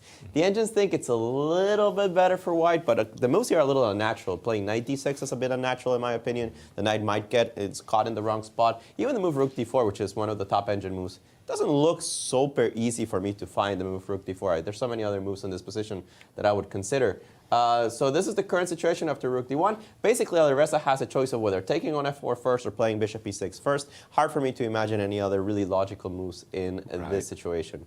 A quick question for you, Alejandro. Could you give me a number, a numerical count on the Levon versus linear position? Because to my way of thinking, I just much prefer black's position. I'm actually a little curious on why you say that, Yasser. I saw you analyze this position with Peter. Right. I understand some of your reasonings. But at the end of the day, white does have space. The white is pretty solid in this position. Perhaps you could argue that black's more flexible. But I don't think I would prefer black that much. The engine does agree with you slightly. It gives between 0.2 and 0.3. So minus 0.2 or 0.3. Okay. So it does prefer black is like a little tiny bit. But I guess, you know. Give me a little pinch. I can do something with it, you know. Okay, very good. Thank you for that. And again, since we saw the move queen h2, Maxine is beginning to realize that life is not that easy, Peter. Yeah, it's a difficult position to play, and you know, I'm sure he's not enjoying this. I don't know if he realized by this point that, you know, it could have gone even worse. Right. But even this position is just very, very unfun for black, because your issue is once f takes g5 has been sort of taken off the board, and it has been taken off the board because, as Alejandro and we are continually pointing out, you don't want to open up the h file. Yeah, you don't want to be playing into the attack there by taking. But if you can't take on g5, your previous play makes very, very little sense. And f3, f4, Alejandro is saying bishop d3 is the largest threat, but I would argue that even the very simple f3, f4, followed by, like, where does the rook go? If it goes to e3, I can play queen g2 and continue chasing it, and it once again will not have good squares. Let me take a stab at it. Yeah. I don't like it for MVL, but let's just I want to go switch. I want to go f4 here. Or at least attempt to go f4. I don't know. Let me just switch. Oh, bishop h3. That's gonna hurt. Yasser, don't do that. Yeah, why have we played f6? Like, you keep on returning to the fact that we played f6 voluntarily. Yeah. I want to play f6, f7. Exactly. Yeah. Oh dear. Oh dear. Yeah. Oh dear. We did that. Let me try it on purpose. Yeah? Let me try it again. Let me try rook e5 to c5. I want to take, obviously. I understand. And if I could take on I'm curious c1. if queen e2 is not just winning on the spot, for instance, like queen e2. I mean, you have rook e5. Sorry, I'm losing my mind. You can actually go back, and then, I mean, it's very good for white. He has played rook c5, by the way. You did manage to at least guess at what he will eventually settle on potentially. Right. It looks horrible. No disrespect to your move, but it still looks horrible. I don't want to claim it as my. How dare you offend me by claiming it as my move? Rook c5. Of course, what I'm dreaming is that you would allow me some type of play which you would never ever allow me. This is, of course, rook c8 is maybe mate in like 5 there. Exactly. Let's not go there. I mean, the funny thing is, I suspect at least part of the solution here for white might actually be queen e2, rook e5, and then a better square for the queen. Not h2. Which you know what it is. It's queen d2. Yeah, exactly. This is the top line of the engine. Good job. You guys figured it out. We even know the solution. But since he's already not played queen d2 once, it might not be such an easy decision for Fabi. Although you can take it from the other side as well and say that he is sort of really being forced into it now. Yes. Because I think he understands he's better. Yes. He's definitely not repeating. Right.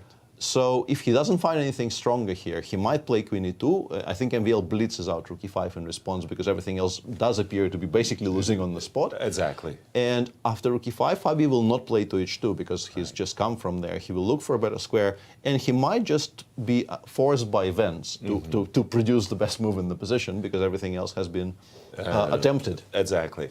And Peter, would it be completely terrible to suggest that f4 takes queen e? But I'm worried because I really don't like the idea of allowing. I'm not entirely sure what, but I'm allowing something here, like rook b8 maybe I'm allowing. Right? Well, e7 is hanging. Right? Yeah, I know, but I wanted to maybe see if I can find some mating attacks on the queen side. Rook b8, queen takes e7, c3 or whatever. Like it probably loses to rook h2, so I'm not expecting this to work. But wait, see. Oh, c2. C2 I can take twice. Yeah, I have more pieces. You have more pieces there. I have more pieces.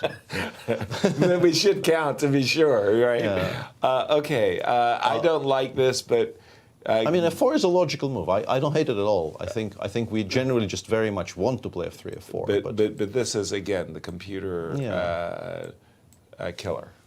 Yes, but I think in a way it might be easier to find queen g2 now because of that thing that I described. That basically, like after rook c5, if queen e2 is sort of legitimately the most obvious move, and then you can return to the question of whether maybe I have better squares. Right. We'll see. We'll see how Fabi approaches it. His play in this tournament has been sort of good in patches and very shaky in patches. Right. He played a very, very nice game against Lanier and then failed to put it to bed. Exactly. And he showed, definitely played decent chess yesterday. In parts of the game, put up, as is very, very usual for him, put up a very, very valiant defense once he was in trouble, but also made some questionable decisions coming out of the opening, I would say. So yeah, it would be excellent for him to actually get onto the scoreboard here, and with a victory. It's a kind of a position that he generally would enjoy a great deal, but it does require precision. Little misfiring, Alejandro by Fabi, but nonetheless, he still has a wonderful position. Well, the guy knows a little bit about theory, and in this position, I was playing around with it. Of course, you got the correct answer, queen e2, rook e5, queen d2. I don't know if humans necessarily play like that. Another good move in this position is to play queen d2 immediately, since that indirectly defends the pawn on c4. Right. Let me show the audience why. Take on c4 would be kind of silly here, because after bishop takes c4 check, you cannot take on c4 because queen d5 check, fork on the king and the rook. That just wins the game. So queen d2 immediately. But I was thinking, why not bishop h3? I like my bishop targeting the light squares. I'm not so sure that I'm worried about this pawn on c4 because I thought I had to move rook h e1. Targeting the bishop on e7, if you move it back in this particular position, you just lose to some combination of queen takes d6 or bishop e6 check first. So you have to find some moves. I analyzed this a little bit with the engine. It still thinks it's dangerous for black. It's not as bad as some of the other lines we're looking at because you at least got a pawn back. But I think Fabi has more than one option to put real pressure on Maxine's position. It might not be the most engine-approved variation, but it might be very human to just sacrifice the pawn on c4 in certain variations. Now, if he doesn't want to do it, he's definitely going to have to find the move queen d2 at some point, either before or after he plays queen e2, because the other ways, well, he has to shed a pawn for it. Thank you for that, Alejandro. And I want to go again to the matchup between the 19-year-olds, Hans and Alireza. We did see the move bishop e6. No captures on f4, no captures on c7. And one of the things I like about this move for black, actually, Peter, is I'm not 100% sure my knight capturing on d5 was that great, but bishop takes looks very legit. Sorry. Yeah, I was wondering if perhaps the engines were suggesting including bishop takes f4 is important because maybe in this position it is somehow smarter than in some others to play e4, e5. But e4, e5 I think just doesn't work because of knight d7 here very specifically. Very specifically knight d7, not knight e4. Against knight e4 I found some idea. I promptly forgot what it was, but I found some idea. Nice. Knight to d7, Yeah, and because you are threatening now, in this case. We haven't unpinned the g5 pawn, right? So the knight is now hanging, and you would like to play knight d6, but I have knight takes e5 straight away, which this is what solves my problem. I mean, yes. I'm a pawn up now. My problems are definitely very much solved. Right. Black is just much better. So it's not that. I wonder why. Honestly, the more I look at this, the more I think I'm curious why the engines don't just think black is fine. Right. Why isn't this just entirely okay for black? Well, let's ask our resident engine chief, Alejandro. Why isn't black just fine? I think black is fine, but the engines are still giving this small pull. It's one of two moves. Rook d4 is one. Rook d4. I know, a little bit surprising. Wow. It makes e5 a little stronger, since maybe against knight d7, I will have opportunities of taking on h6. Okay. There's several ways to deal with this move. One of them is includes this craziness after knight takes e4, but you also have to contend with queen b8 as well, with queen e7. There's a lot of moves to think about here. And the other move is queen g3, which not very logical to me, because you're forcing black to do something that they could have done on the previous move. And after taking on f4, here, queen b8, this is the best move according to the engines. Takes. Because you have this pawn on a5 hanging, I cannot use the other rook to take. And then after knight b6, it's surprisingly awkward, guys. Like, I wouldn't be at all happy with this with black. I really don't want my rook on a7. The thing is, the line continues. Right, because e4 is hanging, yeah. No, because rook a6. Oh. Whoa. That's why I use an engine. Bishop takes, pawn takes, surprisingly traps this knight on b6, and the engines are saying 0-0 in this complicated, wild endgame at the end. Of course, this is anything but 0-0. But it's one of the many options, and here after queen takes f4, I was playing around with the engine a little bit, trying to find a better move than queen b8, because queen b8 going into that's not so easy. You have to see rook a6 in advance, or believe in the move rook a7. But what else do you play? Because anything else gives, the engine says +1. And they don't find a good square for the queen. They don't see how to really get rid of this pressure, either on a5 or on d5. At some point, I might even consider going e5 and start using my dark squares. So maybe queen g3 is the most threatening position, move in this position, just to try to force this bishop on c7 off the board. Do you mind showing us the line that rook d4, knight takes e4, and you called that craziness? What's the craziness? Rook takes e4. Right. Okay. If you take on e4, you lose to rook takes d8, takes, check, and then bishop on c7 will be hanging. Okay. So you cannot take immediately. You have to go c5 first. Okay. Hit the rook, and then you just move the queen to b8. Of course. And the idea is that this obviously. The queen is still now out of the way, so you're actually hitting both pieces, and you kind of recover this with fully. Rook e1, d takes c4. The engine is saying, again, 0-0. There's compensation for the pawn, but not more than that. Now, rook d4, I think it's a very difficult, incredibly difficult move to play. Exactly. Queen g3, maybe not as much.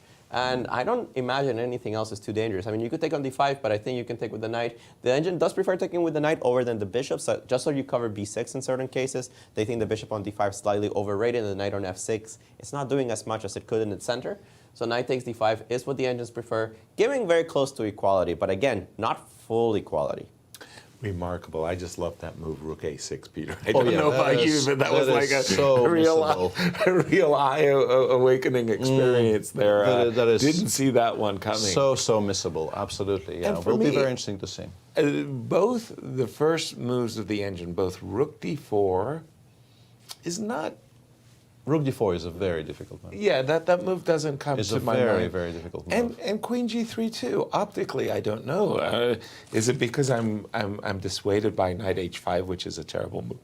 But queen g3 isn't also one of those. It's not simple, but you can sort of start seeing the reasoning, because you like the queen on g8 needs to be away from the X-ray on the g file. Right. And far and away the best square for that queen is c7. Right. So by forcing black to take on f4 and establishing our own queen on this diagonal, we're saying whatever you do now, you can't put the queen on the best square, meaning that Knight b6 ideas continue being present in the position if you choose any other square. You're still under some pressure here. Right. And yeah, the fact that if you don't play queen b8 here, you're just in massive trouble, I think, is very much testament to that.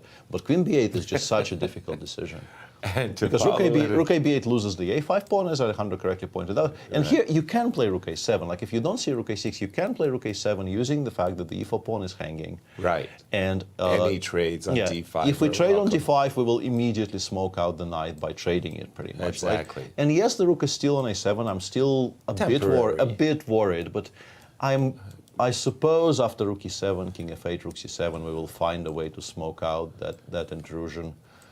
Even that is a bit awkward, honestly. Just rook goes to c7, and we don't have the best setup in the world to deal with it. No, we don't. But also, let's say there is the move f2, f3 in this position instead of he takes d5. Maintaining all the tension, keeping the knight saying on to b6. black, okay, now show me how your pieces move here, now that this knight is on b6. Now that you've played f3, now you forced me to find rook a6 because my alternatives are dreadful. Yeah, and all of this is quite difficult for Ali Reza. Well, He's played e5 in the meantime. He hasn't played any of this. He's played e4, e5, which was not, I mean, I mentioned e5 existing, but I think knight e7 is quite strong. I wonder what he intends here. Because if you have to go, let's say, back to d2, I think you've done kind of bad things to your position. Even f6 now exists. You've helped black. Yeah, f6 or f5 exists. Whoa, wait a minute. e6 is a little tender. Takes rook You have takes. bishop takes c7, though, right? You have bishop takes c7. I mean, I'm still okay with it, to be honest. Rook bishop c7, queen c7, queen e3, I don't know, rook a, f8, bishop f5. But maybe there's even something stronger. Maybe we can try to, instead of trading the e5 pawn, maybe we can try to round it up. Play, I don't know, let's put it that back, play queen e7, rook a8, or queen b8, actually. Yeah, queen b8 is an interesting option. Yeah, with the idea that there is this nasty pin, but h6 is hanging. h6 hanging, ef still possible because g7. Actually, this just loses on the spot, right? Because ef wins the piece. Oh, shoot. Queen g7 mate. Oh, boy. Okay, e5, a move that we kind of frowned upon. I just wanted to say that prior to this moment, we were analyzing queen g3 and stuff. We shouldn't be that surprised that white's for choice. After all, he has centralized his rooks with rook d1, rook e1. There is still a rook on a8. You can see that, yes. So it's not altogether equal. But the move e4, e5, Alejandro, to our eyes at least, we didn't look at knight e4 that much, and maybe we should. But after knight d7, we think Ali Reza will be welcoming the move e4, e5. Are we right? One of the reasons that you said that white held an advantage is because he put the rooks in the center. Yeah. And you closed the center. That's not good. That's not good. No, e5 is not a good move. No. After e5, the knight retreats, already has retreated to d7. I mean, you could analyze knight e4. It's actually fine for black. Right. But it's just stronger. Knight d7. The knight has to go somewhere. You could play queen g3, by the way. This is interesting, but it's not sufficient. After you take on c4, you can take on h6 and g6, and we start looking at this position. Now, if you have to take on f8, obviously this is dead. But you can start thinking about this move, bishop g5, and weasel your way into the dark squares. Even a move like queen b8, the engine's already saying that you might be lost after a craziness like bishop takes c4. Very engine-like. Actually thinking that after g6, bishop g5, you might even have to find the move f6. Yeah, but I'm assuming he takes c4 is not forced, right? Or is it? Yes, completely forced. So king h8, knight d6 were busted. King h8, knight d6 is busted because c4 comes, knight b7 is hanging, you don't have a tactic to get out of this, and you're not on time to play queen e7 because of c4. I'm just opening up everything. So e5, knight d7. If he finds queen g3, d takes c4, g6, sorry, bishop takes h6, g6, bishop g5, it could get dangerous. The engines are still saying this is completely fine for black. f6 is forced, apparently. You cannot take on f6 because of the pin. Right. But after bishop h6 hitting that pawn, you have to, according to the engine, you have to play g5. Only move. No king h7, no queen e8. I don't know why. I'll have to go dig into the variations for that. And here after bishop takes f8, king takes f8, we just have craziness on the board. Absolute craziness. The king's weak. There's mayhem. Yeah, but you do have a lot of pieces. The bishop coming to... I don't know, man. This is difficult. The engines are still bobbing around their evaluation. Queen g3 already on the board, guys. Queen g3 already on the board. It's a piece sacrifice. There is a $5,000 brilliancy up for grabs here. Are we seeing the makings of a brilliancy? Because Queen Potentially, G3, yeah. Peter, I capture the knight, bishop takes H6. And I must say, after G6, bishop G5 wasn't the absolute first thing I was thinking about either. I was thinking, could I potentially get away with slow play, like Alejandro said? I like the weasel, by the way. The weasel. It was a good description, yeah. Bishop G5, bishop F6, It queen was H4. very much a good description. But the immediate bishop G5, F6, bishop H6, G5, Peter? Yeah, G5 Come on. Yeah, no, this looks extremely scary for black for instantly. Like I don't know. I wouldn't know what the evaluation is, but I would be kind of hopeful here with white and very worried here with black. Even Exactly. though I wouldn't instantly think I'm in a ton of trouble with black, because we do have the pieces for the rook. We do have a decent amount of. Pieces around the king, meaning that the king is not really defenseless here. You do have. Okay, you got a rook and a bishop, and your pawns are a little bit advanced, but white's pieces are nicely set up. And just a second. This is very scary. I mean, taking the rook, why not? But can I just shall we explore a little bit, Peter? What about is this A4, completely H4, ridiculous? all of those moves are worrying me. Yeah, absolutely. Yeah. Wow. And the clocks, by the way. Queen G3, how much time did he use to play that move, Alejandro? No, Queen G3 almost instantly. I think he had to plan it When he before played E5. E5. Yeah, which actually took him about 12 minutes. Okay, and the current clock times for the players are 41 against an hour and 2 minutes. Okay, so Hans has played it a little bit slower than Alireza. And in a practical game, Alejandro, in this position after Queen G3, prefer to play white or black? Just give me your, forget the eval, just how do you feel? I mean, it's easier to play with the initiative, but it's a piece, right? I mean, you're not getting anything back if you Not really, for a while. Not Yeah, for this a is while, the right? point. Yeah, you have to commit to not even trying to win any material back until you've provoked enough of the sort of the softening on the king side, because otherwise your attack will fizzle. I mean, I know that. I mean, it just doesn't seem like black has done anything wrong. Right. So that I start to think that a full piece sacrifice is valid here. Not to, like if I had bishop d3, I'd start thinking, yes, this is very attractive instantly, and yeah, I'm loving white's position, but you just never have access to this move, which means that I'm completely relying on killing you in the dark squares. Right. Unless h4, h5 works. But Yeah, I've so been looking slow. at attempts to really slow play stuff here by just completely ignoring what's going on material-wise and just pushing for this. But it feels to me like it shouldn't be good enough. Queen e7, bishop f5, for instance, we can. Then the c4 pawn will fall though. Help me out here, Queen e7. h5, bishop f5, I thought, but then yeah, I'm not sure I want to be offering the c4 pawn so freely, because then hg suddenly becomes a much bigger threat. Yeah, it's one of those where. And Alejandro said, "My rooks are on the open file, and you're opening up the center. Not good." Not great at all, yeah. And it's definitely a position where, yeah, I think I'm choosing white here. I think regardless of what the engine says. Right. If it's a practical game and we assume it's a game of like zero available information. Right. I think it's just very much easier to play with white and much more enjoyable to play with white. Exactly, the initiative after all. Yeah. Queen G3 is a very, very interesting resource because, I was the... calling out e5 as a wrong choice, but yeah. Otherwise, knight d6, knight e5 is a stone cold refutation. Queen g3, on the other hand, what I thought was intriguing is that Alejandro said king h8, knight d6. You're lost. We're not even going to discuss how bad this is because c4, b7 is hanging, and you have no knight e5 resource. Yeah, because the queen is on g3. Exactly. And I thought, yeah, maybe I can find some position to play G7, G5, but I guess I just get mated if I do that there. Let's take a quick look.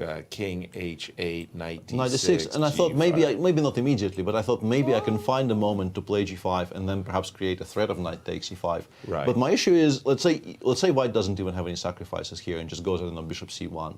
Right. I am still not threatening to take on E5 because Queen takes E5 is a check, and I assume it will not go well for me after that. I mean, the line continues because the knight is pinned, but at the very least there will be Knight takes B7. Right. So all of this has to be very carefully prepared, and even if you very carefully prepare it, it probably still doesn't work. Right. And that means that White has like full control. Yeah, White has full control. You've got to take the piece. I'll take on H6. You've G6 got to only play move, yeah. G6. Now here is the controversy here, because we did play Bishop G5 and provoked F6, but H4, it's crazy. Obviously, if we could just play Rook takes D7, put our bishop on F6 and our queen on H4, well, sign the score sheets. So I understand that this move actually is just making a killing threat possible. Rook takes D7, Bishop F6, and I'll mate you on the dark square. So we have to play F6, and then we go back. Yeah, it goes back because Bishop F6, Rook F6, of course, is very good for Black due to the pin along that diagonal. So Bishop H6, and it's interesting, for instance, that King F7 is just horrible here. I don't know exactly why, but it's just I'm guessing King F7, Bishop F8, simply Queen takes F8, and Bishop takes C4 will win, or something. Or Rook D7, E6 check might just win on the spot. That's what I was fearful. But you're right. Bishop C4 might be one, but, this is certainly this is cleaner. This is end of game. Actually. Exactly. This is certainly. So it appears to actually be G5. More or less forcing G6, G5 here, which is a move you hate to make as Black, because you continue advancing the targets for White, for White to be more and more comfortable breaking your structure open on the king side. Hey, F4, H4 is also a move. Now that you reminded me of the fact that I do have a bishop, I start to think about dislodging the bishop on E6. All of these things, they look very, very scary. And even if you take on F8, let's say instead of all this, immediately, let's say Bishop H6, G5, we take on F8. Okay. I think once again, we probably just straight up cannot take with the queen because Bishop takes C4 will win the game. That's my feeling. Bishop C4, Rook D7 will not hold. Any time we crash through like on the once we get to the 7th, you generally kind of resign. Like life teaches us that those positions don't hold. So you have to take with the king, I think. Yes. And then, all kinds of things. Even something very simple like Queen G3, F3 here, using the amount of pinnage. Like Bishop E5, Rook E5 is a very cute position. How many pins can we talk about? The knight on D7 pinned. Absolute pin with the king. I like that pinnage. Yeah, so Queen F3, and what do you play here? E takes F6 is a very strong threat. If you play F5, once again, I get the feeling the Bishop takes C4 wins there. I'm going to have to close my eyes. Bishop D5, maybe, yeah. Bishop D5, I maybe underestimated. At least I spoil the pinnage. yeah, it's a good move. For some reason, it just... Spoiled the porridge, spoiled the pinnage. Yes. Never mind. Alejandro, no, that's all correct. Don't even ask me. Bishop D5 is the only way for Black to survive that position, and it's 0-0. Well played, yes. Queen F3 probably not the best, though, right? Best move, yes. Best move? Yes. Whoa. Okay, I mean, Bishop D5, I absolutely, the moment Yasser mentioned it and I realized it exists, I knew it was the best move. But Queen F3, I thought was just not great. But apparently we're doing okay. Our guesswork is... Guesswork's on point. Guesswork's on point. But also, Alejandro, our guesswork is such that we're warming to the initiative. Even if the eval is 0-0, we're beginning to feel like White's the one having the fun here and dictating the course of the game. And Alireza didn't even see this coming. Yeah, he's just completely stuck. Yeah, I think he's stuck. He's stuck. I mean, you can see this expression when Hans just played Queen G3 and he was like, yo, isn't your knight hanging? Hans doesn't seem that worried. Yeah, that is Hans seems to be waking up to his task here. Alireza there, it's an expression I believe I've seen before, and it's an expression of a man who is sort of acutely unhappy with his lot. And we'll see how that goes. we think that Alejandro put himself in contention, or leading contention, to win the Brilliancy Prize. And do you ever have this feeling that after delivering passing the a baton, masterpiece, it's your turn to become the student or something like that? I don't know. The baton here. Yeah, the brilliancy might be on the other foot? It's very possible. I mean, Alireza is not really thinking about that now, I'm pretty sure. But we have to. We're the judges. We can definitely discuss it. Sure. Okay, but whether he likes it or not, we do think D5 takes C4 is required. Otherwise, like you said, Alejandro, the knight just lands on D6. We don't have F6. Is that right, Peter? Bishop H6, I guess, very simply. And we go from there. I don't know exactly how we win from there, but it's a reasonable. I think you go from here. yeah. Oh, you keep on playing F6, allow me EF. Like, what is happening here? Of course. For the second time of asking, I haven't actually played EF. It's very silly of me. Okay, which means then it's F6 absolutely is unplayable. forced. We have to take. Yeah. We have to take. We have to play G6 to stop Queen G7 mate. Here we already have opportunity, H4, F4, Bishop G5. But there's we think a bunch of things. all of these movements, if you will, are forced. Let's try it once again. Bishop takes F8, King F8. King takes F8, because I didn't think, Peter, that your move Queen F3 was the only move. Yeah, I thought there was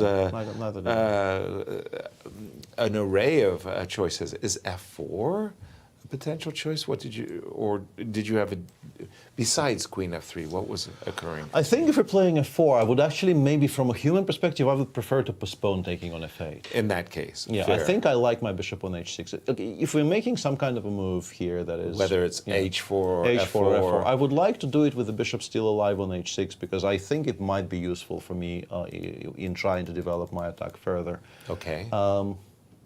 We do expose our own king. Yeah, absolutely. I mean, you have to at some point. And I mean, you don't have to H4 does exist, but F4 is sort of more concrete because, as you mentioned, it also introduces perhaps in some positions the idea of F4, F5, which might become relevant in some cases. Yes, we could get our bishop.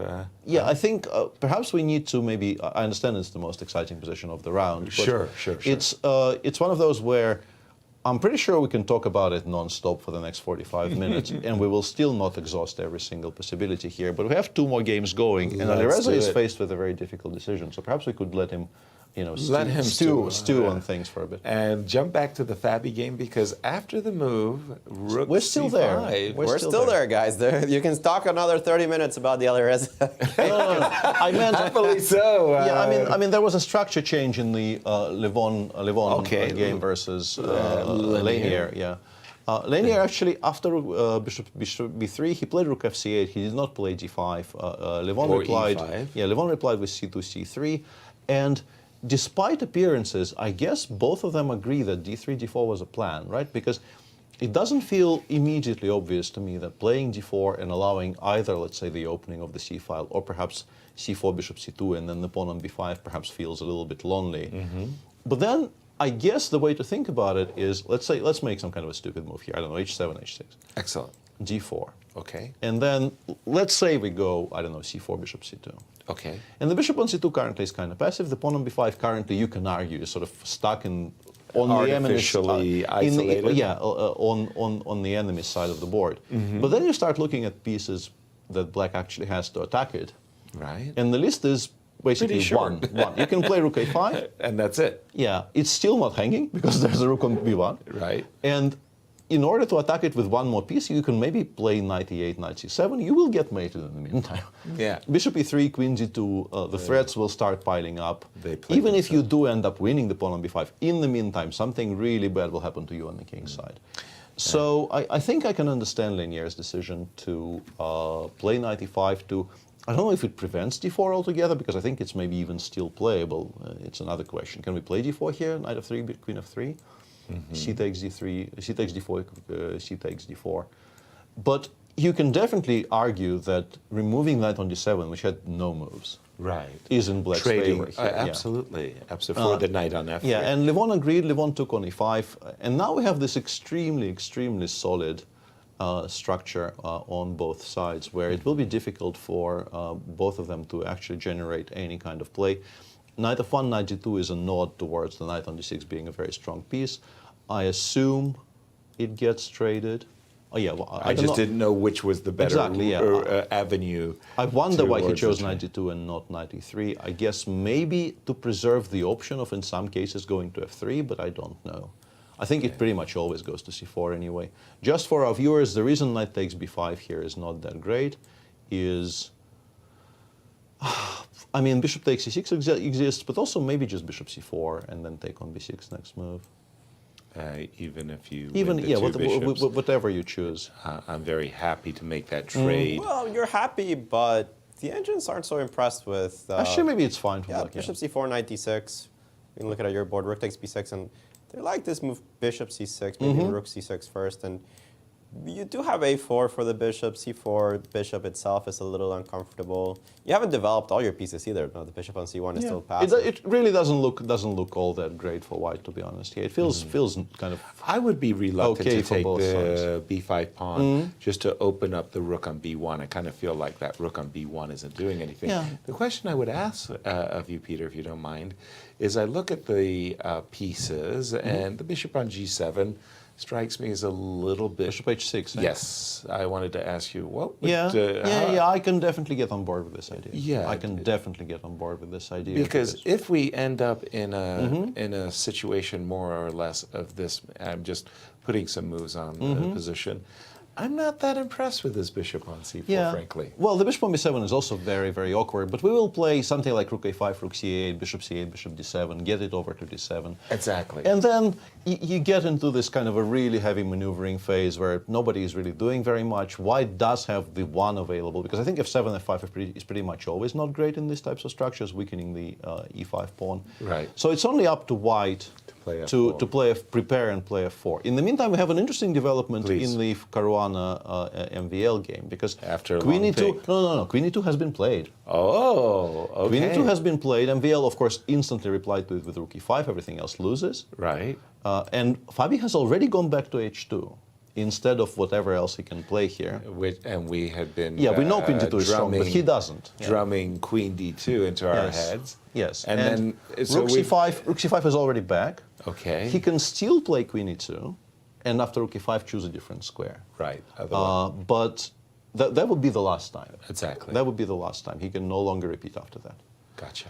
And I mean, we know everything we need to know basically about this position. White is better pretty much whatever he does along normal lines, but big advantage is only really achievable via Queen e2, and then Queen d2. I'm looking for this alternative way of getting an advantage, Alejandro, and the move I was attracted to was f4, pawn takes, Queen e2, with the idea of Queen e6 check. Can I actually take a look at this? Because I wasn't able to. I remember when Yasser showed it to me a few moments ago. I wasn't able to equalize. It was the last hour, I think. Okay, sorry.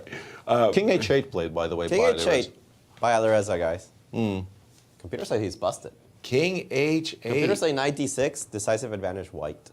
Ooh. Yeah, we've had that established, yeah. And Alireza basically decides that I don't believe he's bluffing. I believe d takes c4. If it's being offered to me, it's probably not great. Let me just make a move that keeps the game quote unquote. This is the position you guys wanted me to look at, right? Yeah. The engines say, boom. Good luck finding that. c3, queen takes e7, rook b8 is apparently 0-0. I was showing that, right? Yes. And here, c2 was insufficient because we have enough defenders. But c takes b2 is apparently good enough. You cannot take on c5. Ah, this is clever. Yeah, rook c5 gets mated from by queen d1. Okay, this we can sort of understand. My question would be then, instead of rook h2, can I not play queen e6 check on b3? That was my second try. King h8, b3 here. Yeah. But I can play c2 now, right? Probably. Ah, okay. I just kind of. You have to take. I'm trying to lose. Yeah. And I just take back. Yeah. Okay. King c2 and we run. But we. Ah, yeah. Okay. We run. Okay. Yeah. That's as far as we run. And 0-0, by the way. And 0-0. Fantastic. Yeah. Chess is a very rich tapestry. Yes. Maybe it's also a draw. while being a draw. Yeah. While being a draw. In the meanwhile, in the back, Anastasiya has caught up with Nepo, and I got an interview, a quick interview.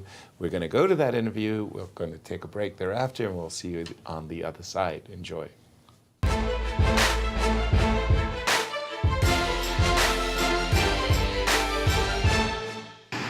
Jan, the game between you and Wesley So finished in a draw. Tell us a little bit about it. What happened? Well, Wesley chose one of the most solid lines against the Catalan, and it's also the line I played against him in Bucharest. Yes, so Black knows, his lines. It's more or less a draw. So I tried to repeat the line which I played against Hikaru here in Rapid. Yeah, but this probably was a bad idea because he was pretty prepared and he came up with all the best moves. And yeah, it's one of the draws which computer shows. Sometimes it goes like this. Yeah, exactly. Did you notice, I'm sure you noticed that Magnus didn't show up for the game. Did you see his tweet before the round or you learned the news after? No, somehow I'm trying not to spend a lot of time on the socials during the tournament, but okay, now you say there is a tweet, okay, I'll come and check it, but yeah, probably he had a reason. Absolutely. What do you think about his game with Hans yesterday? Do you think it was affected by the result?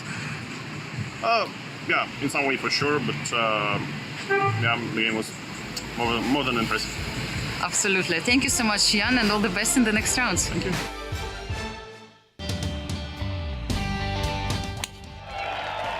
Hey St. Louis, the Ascension Charity Classic, presented by Emerson, is back this September. Don't miss the excitement. When the PGA Tour champions best compete again, all for charity, September 9th through the 11th at Norwood Hills Country Club. Pro-Am spots, hospitality packages, VIP tickets, and more. Available now at ascensioncharityclassic.com. By now, you guys probably know there's a lot to see and do in St. Louis. But when it comes to the art scene, there's more here than meets the eye. From Laumeier Sculpture Park and the City Garden to the stunning Cathedral Basilica, one of the largest mosaic collections in the entire world. So if art is your thing, St. Louis is on display all year long. Ooh, now that's an exhibit. St. Lou is always exploring.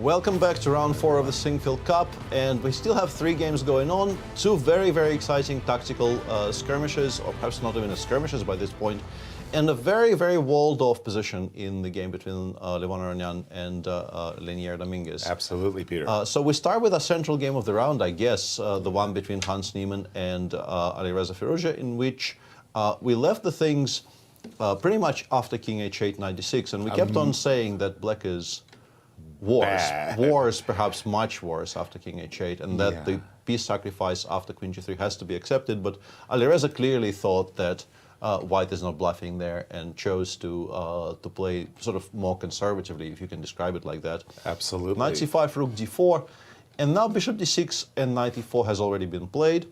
And this, the table has been beautifully set, in my view, for this exchange sacrifice. It really kind of just plays itself, Peter, because absolutely, I'm looking at the bishop coming to D3, I'm looking at the bishop coming to E5, and this rook swings, I don't know, like a pendulum to the F4, H4, G4 squares. And feels to me that, I think you have to play Queen F6. I would assume it's really the only move that makes any sense whatsoever, because otherwise I think you get mated. Exactly. But I haven't been able to entirely refute it yet. I don't quite know if we're doing as poorly as all that here. I didn't like the early bishop E5 because of moves like Queen G5 and or Queen G6. But it's crazy. I really want to stop Bishop D5. I want to play Bishop D3, and I want to play Bishop D3 and Bishop E5. I thought a prelude, very nice. I mean, this is a huge monster I want Absolutely, yeah. But my plan here with black would be to play Rook E8. I'm assuming the A rook, I think. Right. And then to try to play either Bishop F5 or Bishop D7. Okay. And to get some material off the board. Let's try Bishop D7. I'll play the, how do you say, straightforward. Queen G5 still. Queen G5 still. Okay, just a second here. I think this is maybe not that horrible for black. I mean, this particular position, because I've brought the rook into the game. Your rook hasn't landed on E7, and it seems like the queens might be coming off. True. And if the queens do come off, you will always have compensation, but it's not going to be lethal, right? Rook E7 just simply. There is a Queen E1 check. Yeah, Rook E7 I can take twice. Right. So okay, it looks like Bishop E5. Just a second. Bishop E5, Queen G5. Where am I going here? This looks like I should even. Now, I'm looking at positions with C4, C5, Peter, like maybe just even here. Yeah, but you can definitely get very, very healthy compensation for the exchange. But I've already gotten that. I was trying to get what I thought was a killer attack going as well. Did I misplay this? It just feels like C4 feels a bit slow. If you're not winning immediately after you've played C4, hold on. Just here, Queen G5 anyway. Queen C3 or somewhere, Not convincing. Let me try Bishop D7. I mean, I can play F6 straight away if I wanted to, but maybe Bishop D7 first and then F6. Alejandro, I'm a little bit struggling. I feel like white's having the fun, but it requires coordination, harmony of the pieces. Help me out. The engines do give white a decisive advantage, particularly in this position. It needs a little finagling. But they say that the composition is long-term. They think the Rook E8 is actually the best move in this position. Queen F6 is certainly a logical one. They do like your move C4, Yasser. Okay. They do think that this is a good move. They think a better move is to play Bishop E3. Right away. Right away. 2 reasons for that, Bishop D4. But also remember that Bishop B6 is actually quite useful in this position because sometimes you just want to queen the pawn. So Bishop E3 might be a very good move. Especially if you put any of the rooks on D8, you can wait a second to play C4 and C5 because as long as you have the Bishop B6 resource, perhaps your pawn on C5 is in the way. So Bishop E3 considers to be the best, and it has trouble finding a way to defend because Rook E8, Bishop D3, for example, you kind of run out of moves. Like a move like Bishop D7 here. Yeah. Boom. Start getting into trouble. Bishop G5 coming. If you play King G8, then H6 is hanging. You take on E3, I take with the pawn, and I'm just recovered my exchange, still up a pawn, continuing the attack. So you put the bishops like this, transfer the rook to H4, and good luck defending the king side. Yeah, Queen F6 on the board in the meantime. I did think it was, I was very much in agreement with Yasser that Queen F6 has to be played. Bishop D3 blitzed out by Hans. Yep. I came. came on, not bishop e3, by the way, but bishop d3 instantly. Sorry, Peter, please. Yeah, I'm a bit surprised because if we don't immediately refute bishop f5, I don't think this trade favors white. So it's an interesting choice, not the one I would have gone for. But when you see bishop e3 with the idea of bishop b6 and just kind of nursing that d pawn, as well as bishop d3, okay, so Hans clearly has an idea how he wants to meet bishop f5. Shall we just look at bishop? We got to go queen g5, don't we? Queen g6, yeah. I mean, queen those g6, two. well, yeah, I've run into rook g4. to Oh, yeah, g4. I just missed that. Okay. Sorry. So queen g5, yeah. Right, queen to g5. Now, there was a rook h4 before. Yeah, but the engines say bishop d3, just bad move. Bad move. Bad move, just bad move. Bishop f5, equal.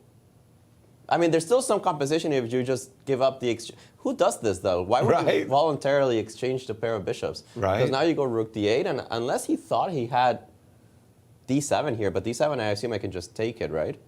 I think c6, c5 is even more painful because the bishop is hanging. I apologize for that. c5 is even better. And then you're going to have trouble holding on to that pawn. Right. It's very strange for me to voluntarily exchange the bishop. So I assume it's bishop e5, what he has in mind. Right. But after queen g5, which you guys pointed out, I don't see it. Is there some trick here, like rook g4? Somehow this is not losing. Bishop takes g4, f4 is winning or something. Yeah, Yeah, bishop takes g4, f4 is winning. You have to find check. King h2, bishop takes, queen takes, and then go back with the queen. Wow. Whoa. And then still here, white retains huge amounts of compensation. With queen e4? What is this? Queen e4, f5, queen d4. And the engine says two bishops versus two rooks. It says zeros, but what a material imbalance, but though. what on earth, right? Two exchanges, Peter. You don't see it's that every day. Very, very rare material balance. But you can see how white is not really struggling all that much because the pawn on d6 is very. But it has to be that, right? Like exchanging light squares bishops makes no sense to me. Otherwise, I don't really understand why bishop d3 has been played. Yeah, it's a cute little idea. Okay, so once again, let's go down that garden path. Bishop d3, bishop f5, bishop e5, queen g5, and then there's the extremely beautiful move rook g4. And let's show bishop takes g4 first. Okay. And then f2, f4 just wins on the spot because queen h5, hg, you've lost your queen. So it has to go all the way back to d8 if you want to keep it on the board. That is, that's cute. So after f4, you have to go, sorry, Peter, you have to go all the way back. And then queen takes g4 and white just gives mate. Because you can't really hold on to the g7 pawn. Rook g8, queen f5, for instance, or f6, queen g6, and you just get swept off the board. It's very, very cute. Bishop g4, f4 is, well, you know, a very, very attractive little sequence. And we'll just go down this one. Queen h7, I guess bishop c4 check, and then there's some kind of mate there, right? There has to be. Queen takes. I mean, queen g6 check, I guess. Queen g6. It's a matter of taste. Like it's just completely winning for one. And this is nice. Okay, so very good, very good, very good. So you can't take the rook, right here. You can't take the rook. But you must include queen c1 check first, so that your queen doesn't get locked out of the g5 square. And now you take on g4. And now we're threatening the big splat on g7. And now once again we're. And now the big difference is we can actually return to g5. This is what. Leaving the g5 square gave us the opportunity to come back, which is sidestep f4. In a way, quite ironic. And then we threaten mate. Yeah, we can still play queen g6 here, but I'm guessing it's not an improvement because like queen e3 or queen d4 will continue chasing the. Yeah, queen d4 might be just very, very strong, right? So that was why we were looking at f5. And now we put the queen on d4. We play f2, f4, and that setup is just unchallengeable, right? This bishop on e5 is definitely worth a rook. Definitely. Yeah, and there's also a pawn on d6. This other bishop, if we get it to a safe square like c4. I've sacrificed lots of exchanges in my life, but 2 versus 2 bishops, this is pretty cool, Alejandro. I like this material imbalance. It's brilliant. Even coming up with the concept is amazing. Because you have to see all this, right?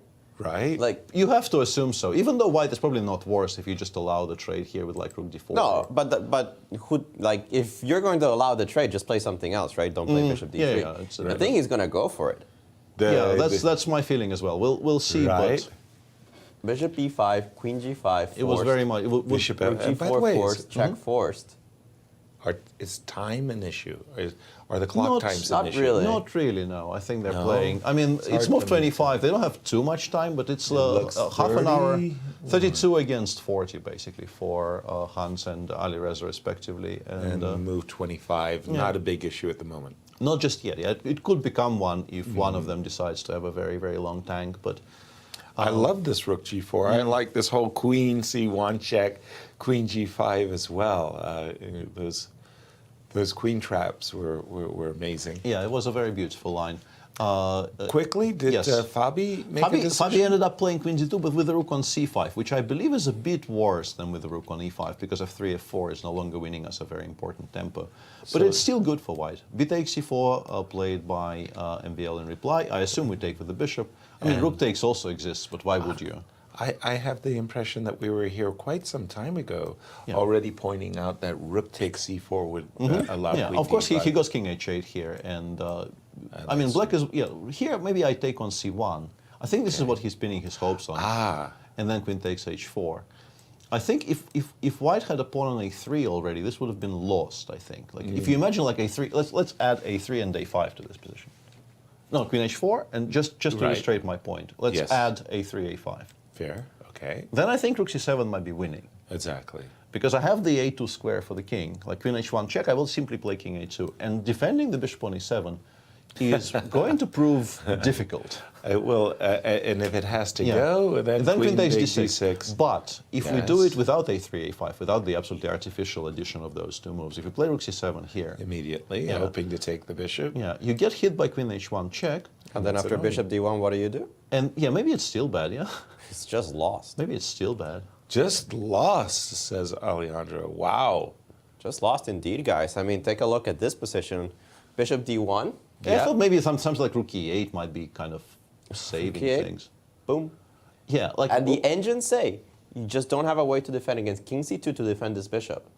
And then take the bishop on e7. Yeah, I was going to go a3, king a2 to take the bishop. I was assuming that because we're currently not threatening to take on e7 due to the bishop on g1 hanging, maybe there is a difference, but apparently no. Apparently not. Bishop b3 is a strong move. Actually, it's so strong, the engines say that rook takes, queen h4, rook c7 is decisive advantage white, and that you should try to trade the queens right now. Another variation that is possible from that line, queen takes h4, rook c1. I was looking at bishop d8 immediately. Of course, the point is that after queen takes, I have this move at least saving me for the time being. If I play bishop d1, I can retreat my queen and kind of hold on for now. Okay. But there's this really tricky move. You go rook c1 instead of playing bishop d1. Forces the exchange of queens, really nothing better. Kind of think so. But after takes g6, I think this is hopeless, right?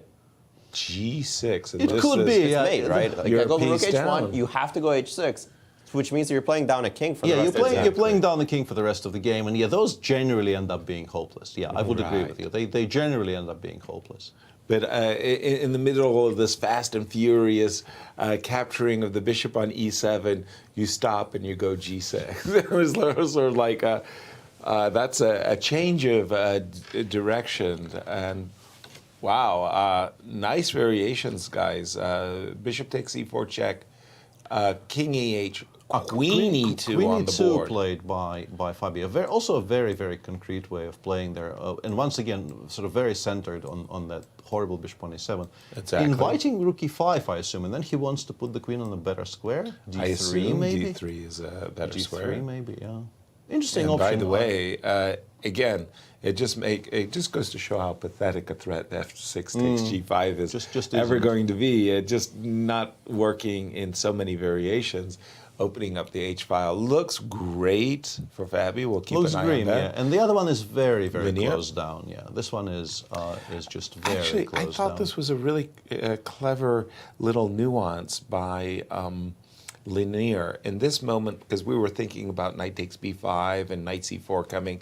Thought it was very nice rook a5 to kind of force this well, move not force, c4. but like make Levon determine whether he wants to go knight c4. Knight c4 maybe Knight loses. c4, rook takes b5. Rook b5. Maybe we can do it anyway. But yeah, it's a good point. Yeah. Yeah. So I thought this was a nice little, and then yeah, bishop I like h6. this. I like this. Yeah. Bishop b2, f6, and Queen c3 is a bit mysterious to me. I'm not sure what it's doing there.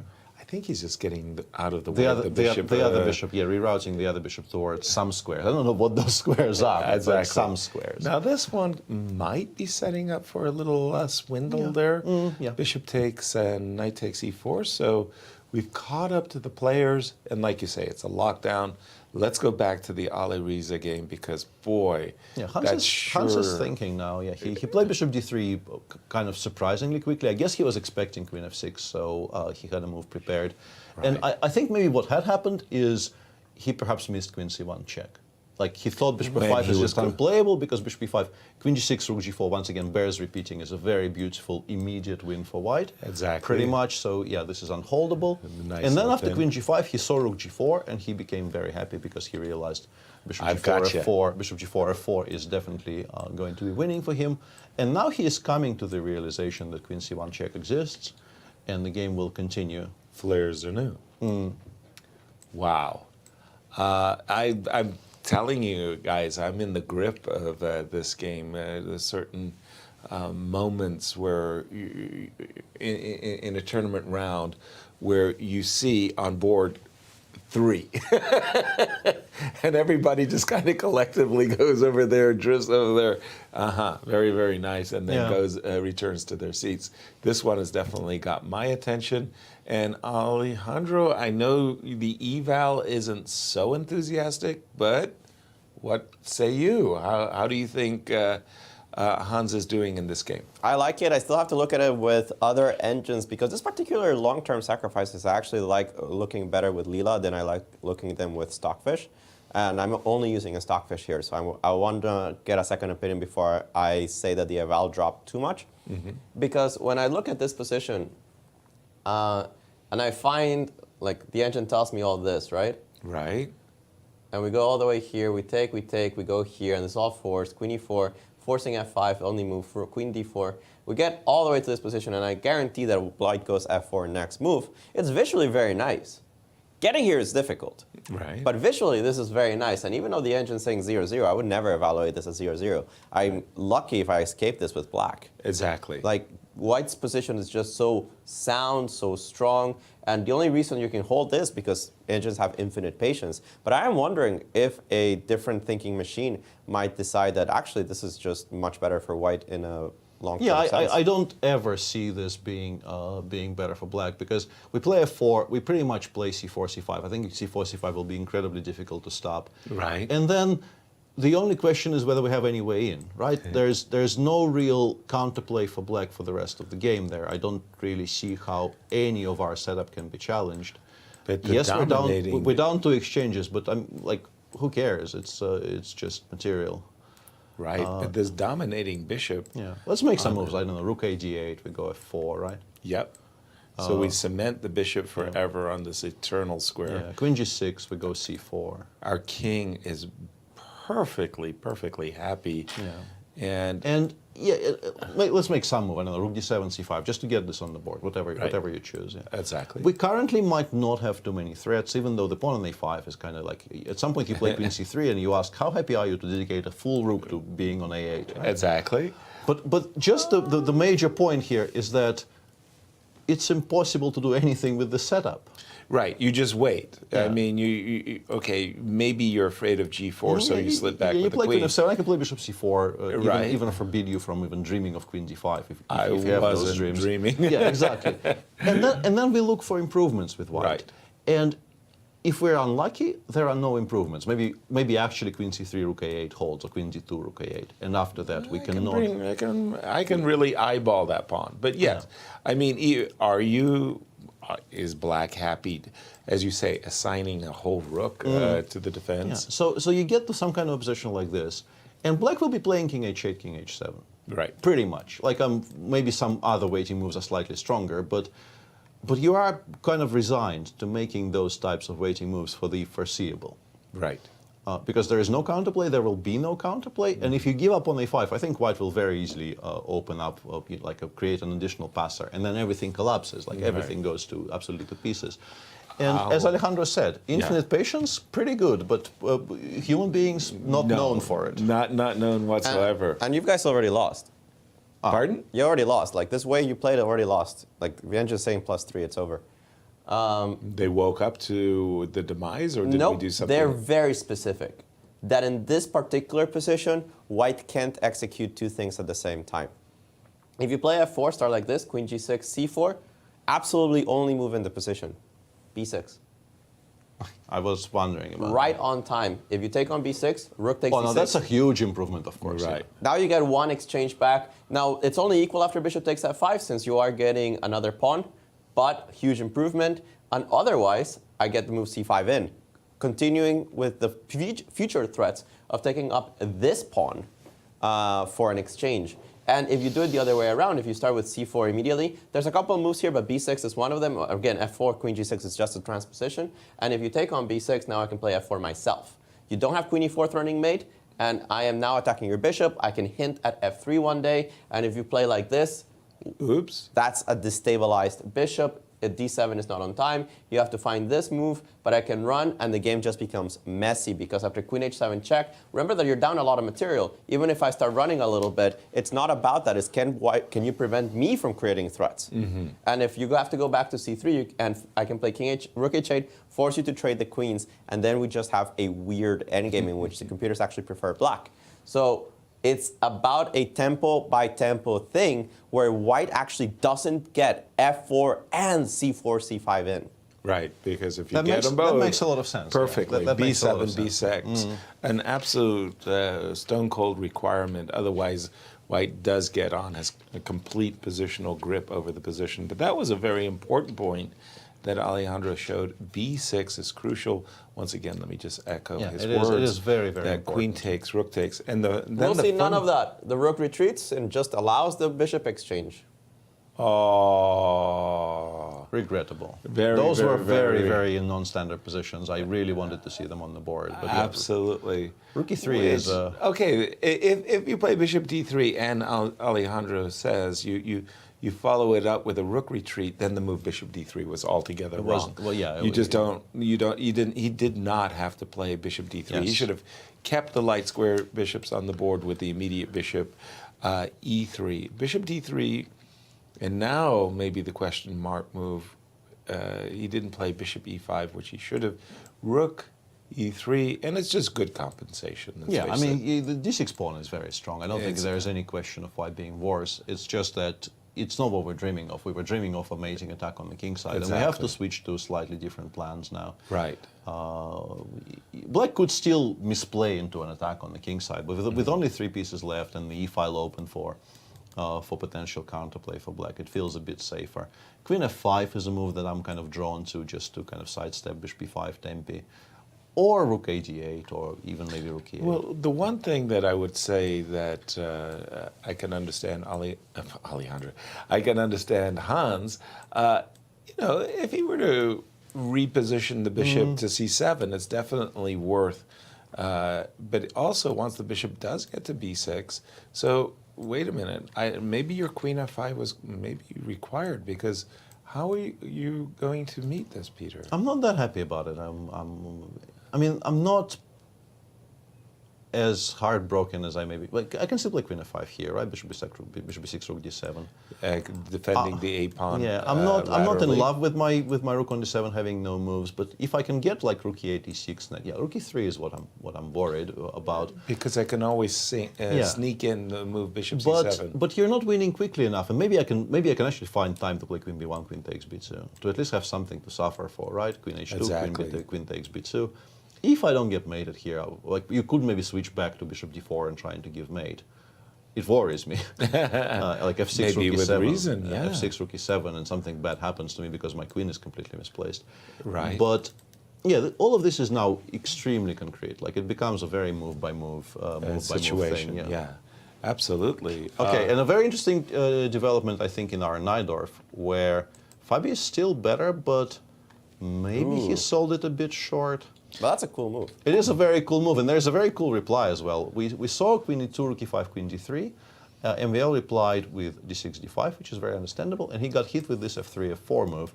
But he can actually take on c4, rook takes, and you have rook e3, which I think is the only move that doesn't lose a lot of material. Yeah, it still loses us that bishop on e7, which is what I think Fabi is hoping for.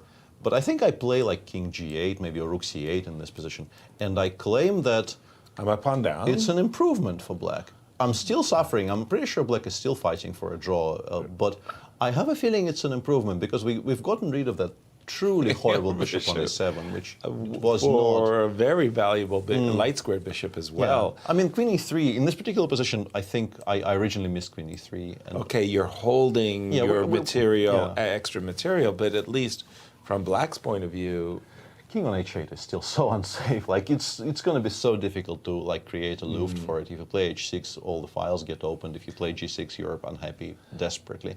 He's still in trouble, right? Has the worst passed for MVL Alejandro, or still bad news?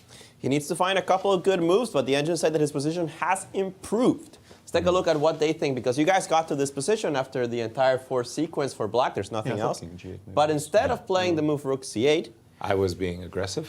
king g8.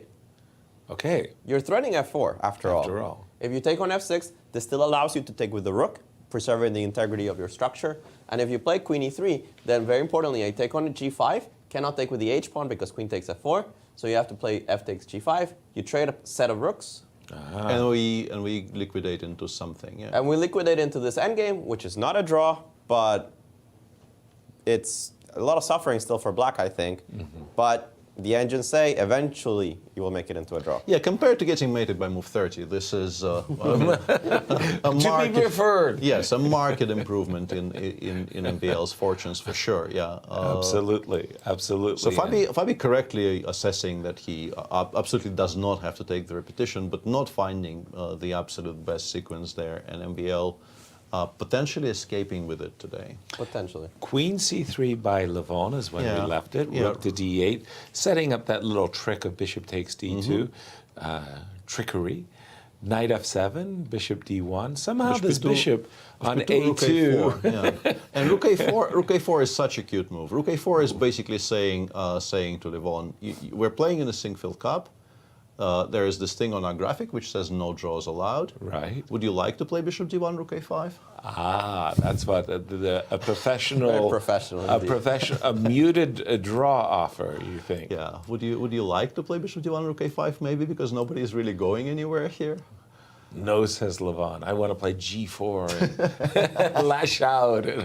You're crazy. Honestly, no draw for you. The black position is just so utterly solid. Like if you actually break open in the center, I feel like you will be breaking open very, very much in black's favor. Like if you push for f4 and f4 happens and black replies by ef and then f6, f5 somehow, you just start hating life with a vengeance with white. So I have a confession to make. I like bug house. Bug house. And I love these good bug house positions. This is a good bug house position for sure. Like I'm absolutely terrible at bug house, and even I can recognize that some flow has been achieved by this pairing. Alejandro will be my partner. He'll gnash at me. Keep your king safe. I said, look. He goes, okay, good job. Yeah. Although pawn to h6 even here. Although I mean we take it doesn't it's actually a very safe. Very nice safe setup. Yeah. We've only had queen f5 found by Reza, which I think is a good move. I'm sorry, which has been found by Ali. Yeah, queen f5. He played queen f5 instead of the rook d8s of the world. Exactly, and I like this move a lot because it just does. Yeah, it keeps an eye on everything. Yeah. So it was the only move. Pardon? It was the only move. It was the only move. Yeah, everything else lost. Just lost? Lost. Yeah, straight up. So lost. rook d8. How do we lose? Rook d8, bishop e5. Queen losing. Queen g5. Let's take d7. I'll take d7. Oh, okay. So they just lost. End of game. Yeah. Okay. Yeah, makes sense. Bishop gets to g7, we resign. Yeah, I can understand that. I can get behind that one as well. Can get behind Sorry, we didn't recognize that bishop e5, d7 very consequently wins the game. But queen, very good. And now it's not that easy to make progress for white, right? Because we're now prepared to start blockading the d-pawn, and then perhaps, well, like my ideal setup remains like rook on d7, rook on a6. Oh, absolutely. And then you can maybe even start thinking about being better. To everything you just said, put your rooks on d7, e6. I would say put your pawns on c5 so that the bishop is never. And it just crossed my mind in a flitter that this is actually a pretty funny way of trapping your own bishop. Well, rook f3. Rook f3 can be one check. We actually have lost the bishop here. Exactly. You can't do that.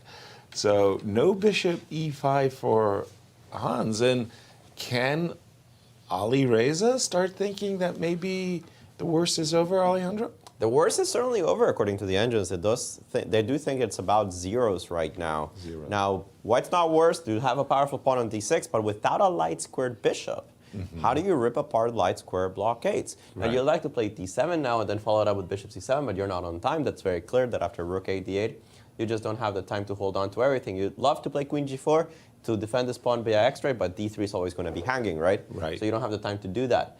You can start playing like something like c4, trying to get c5 in, maybe distract the queen, but black's counterplay starts.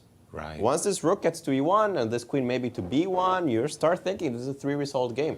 They're just thinking, of course, that I've played a stupid move, apparently with rook f8 because of rook f3, but that's why they're engines. Instead, after c4, maybe they prefer the move rook a d8. It's still a complicated position. White has so much space that they must have sufficient compensation. And remember that there's also the possibility of switching to a kingside attack the moment too many pieces leave. So still, I think it's a fascinating game. I don't think that Ali Reza is fully breathing a sigh of relief because I feel that he's still under some pressure, even if the engines think that his position has improved considerably. Right. It feels to me too, Peter, that the rook on d3 is just woeful. If I were just to play rook d2 with ideas of bishop e3 and swinging around and or d7, and because now I would like to play d7 and queen g4. I think I have to invest the tempo in rook a d8 here. Okay. Probably, right? Right. And, okay, queen g4 you take, and you've got rook d7 just or rook f8 even, because I will have d7, rook e7 there, right? Very good. Let me just show that. So if we think that this is all play on one goal, we're going to go d7, and we're going to go bishop c7. Peter just pointed out that rook e8, d7, rook e7 is in time. Okay, so can I go backwards now to set up our dream position? You could try, once again, I'm not that impressed by that setup. I think even rook f8, bishop b6, rook d7 is not that horrible for black, I think. And or we could also include this, And as Alejandro it's one was saying, check. I'm not in love with this. I think this is just one check. Just one check. Just queen g4, and like, why have we invested so much effort into giving this one check? The king will be okay on g3. But just playing rook d7, rook e6, and just staying. Rook d7, right here, pardon me. Rook d7. In the meantime, Hans has already made a move, and it's not a move we've discussed very much. He played, instead of all that, he played queen g3, e3 in reply to queen f5. I'm guessing trying to get it to d2, and then perhaps there is some hint of bishop takes h6 ideas in some positions, which might really be a draw for. So queen let's say rook f8. Rook f8 here, queen g2, rook a d8. Okay. And we can take on h6 in this position, but I think it's just a draw, right? Or maybe not even a draw. Meanwhile, I think that Linier Dominguez... there it is, And yes, and they are repeating a very solid, rock-solid game, right? Levon brought this anti-Sicilian. All the pawns got locked in the center, and nothing much happened here. Right. Yeah, we didn't see the bishop d1 tentative draw. Yeah, but they found a different one. Yeah, they found a nice little repetition there at the end. This setup against the Sicilian, what you said, Peter, sort of you're abdicating your opening advantage, but you're trying to get a game. I think it was borne out. I think it was borne out by events today. I think this is what we've witnessed. And king g8 found by MVL. MVL has actually been defending once he clearly misstepped with rook e5 and f6. But from that moment on, I think he found some of his moves were like absolutely strictly the only ones. But whenever there was a choice, I think he's been navigating this very, very admirably, and has decent chances to save the game now, including and up to the move king g8. 8. It's moved 34, 5B is down to 16 minutes, but it's 16 minutes for 6 moves, so it's not really any kind of a particular problem. Just, no. I'm H5, Queen F4. H5, maybe even FG is my issue. H5, F takes G4. And if you play F takes G4, you've lost the Queen D3 check. Yeah, there's a rook and then F1 you get mated from either one side or the other. Yeah. Yeah, it looks like Queen E3. It could be a very, very lengthy game and stored there. Let's just jump back. We didn't discuss Queen E3. Why not? No particular reason. It's a move as good as any other. I don't think there's much wrong with it. And we do expect this. Yeah, for instance, this and rook A8. And I was wondering if we can take on H6 here. But honestly, I'm not even sure we have perpetual. I can take Queen takes H6. Of course, I do not play King G8 because rook G3 is painful, so I play Queen H7. Exactly. You give a check from F6. And Queen G7, Queen H4, Queen H7 is an immediate draw. But my question is, can I go Queen F6, King G8? Well, we do get rook G3 in that case, right? No. Queen F6, King G8. Pardon me, right here. Excuse me. King G8, yeah. And then to F8. It looks very awkward, but I am up a rook, so... Rook's a rook, like right? my moves are... I'm not sure what my next move is. Maybe rook G4, rook H4 here actually works, right? Yeah, like I can actually spend the tempo here on an awkward move like rook G4. And maybe there is really no good defense against rook H4 because of how stuck everything is. Did D3 work earlier, or it's not working because the rook is hanging? I apologize, Alejandro. D7 here just doesn't work, right, after King G8? I was wondering. G7? Yeah, you take on D3? I can take on D3. I don't think it does anything. Yeah, it does anything. Okay. Yeah, it's just a rook. But that final position, it looks scary for black. You get to F8, and then suddenly you realize none of your things can move. Right. Yes, you have rook E1 check, but even after rook E1 check, King H2, now your other rook is once again hanging. Exactly. You can't really support rook E1 check with any kind of an attack, and rook H4 continues coming in every single position. There is a cute draw there, maybe. Rook H4, rook E6. Right. It's no. It's you need to include rook E1 check. Rook H4, rook E1 check. Rook D7. Yeah. Rook H4, rook D1 check. Rook E1 check. Very good. King H2. King H2, rook E6. Rook E6. Yeah. Queen takes E6, Queen takes H4, and I have a perpetual via F4. No, but Queen takes E6, I take the Queen. You have a fee here. What do I do? Queen E6, F takes E6. Everything suddenly got connected. Peter, it's about harmony with your pieces. You have to yes. The thing is, I create harmony and then don't recognize it. Nice. I'm capable of doing it accidentally, but not on purpose, apparently. Alejandro, we're having too much fun. Be the party pooper that we all know you to be. Bishop takes H6 is just a draw. Yes? Yeah. Okay. Thanks for invoking me here. There's also rook D8 immediately. You don't actually have to play rook F8, but somehow the engines don't like this because of G4. Crazy stuff. G4? Yeah, I know. Rook F8, I think, is the most logical move. Queen D2 and rook A D8. This looks like something I would do. Rook coming to D7 at some point means that's a stop to the pawn. And after bishop takes, we'll go down these lines again because they're very critical. Check. There's no choice here. King G7, check. And the engines think this should end in a draw. If instead I play the move King G8, then... Okay. No. No. Gah. +5. +5, yes. Rook E3 +5. 5? Yeah. I don't know how you see this from afar. Very nice attacking move there. Very nice attacking move you got there, buddy. let's trade some rooks, yeah? But the threat of rook takes E8 and D6, D7 is just crushing, yeah? Yeah, just crushing. Remarkable, yes. You can even start with D7, actually. No. Queen D3? What? I mean, here, yeah. Yeah, but I mean, even King F8 doesn't stop rook takes E8 because King takes, Queen E7 is mate. And rook takes D7, we have a very, very winning Just a moment. Right here. Instead of King G8, rook E3. You've missed rook E3. Yeah, I have. I mean, finding rook E3 from afar, though. I brought shame upon my name. And by the way, if you don't find rook E3, if you don't find this move, you're busted. You're busted. Like, none of these things work. This doesn't work. This didn't come close to working because of what you guys mentioned. Right. And rook E6, just evicting the queen. Right. So you don't have time to take on E6, as we mentioned. You have to foresee rook E3 winning to go into this variation. Now, you could argue that you don't have to take on h6. That's a much better argument, in my opinion. You can just play bishop e3 and continue trying to exploit the fact that you have a pass pawn. Try to get this bishop to b6 and maybe even take on a5 on a good day. Maybe play c4, c5. Try to get you to play c5 so that I can attack that pawn and win it.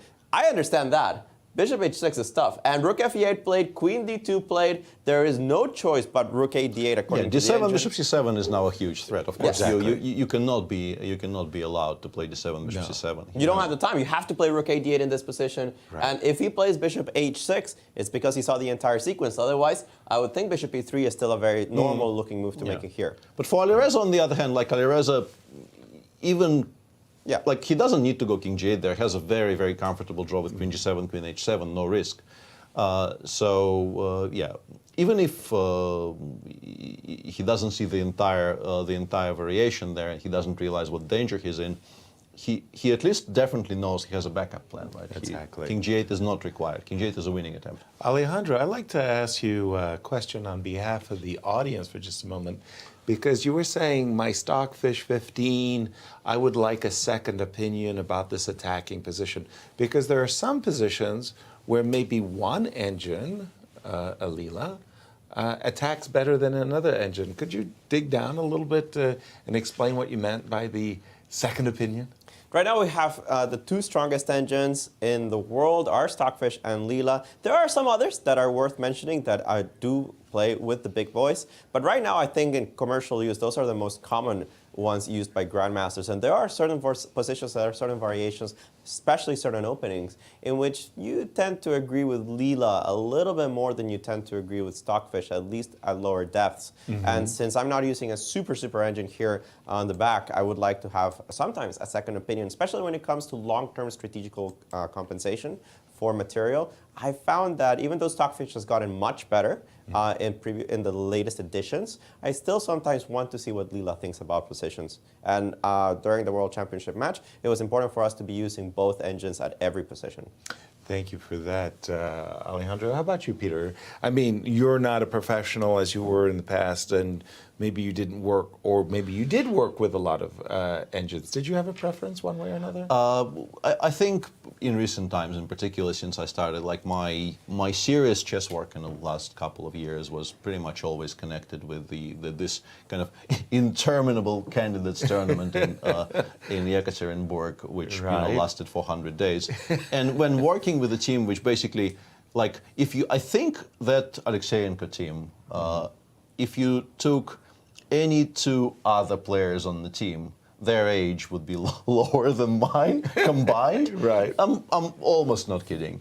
And they taught me a few things. I mean, I was aware of the concept prior to working with those guys, but they very much were, they instilled this idea in me that if the position is not simple and doesn't really require a second opinion, you always want to have them running in parallel, because they do provide at times shockingly different perspectives on seemingly a pretty straightforward position. Wonderful. Thank you for that, Peter. And by the way, we have in studio a special guest with Alejandro Levons in the building. Alejandro. Of course, Levon, Aronian, welcome to the show.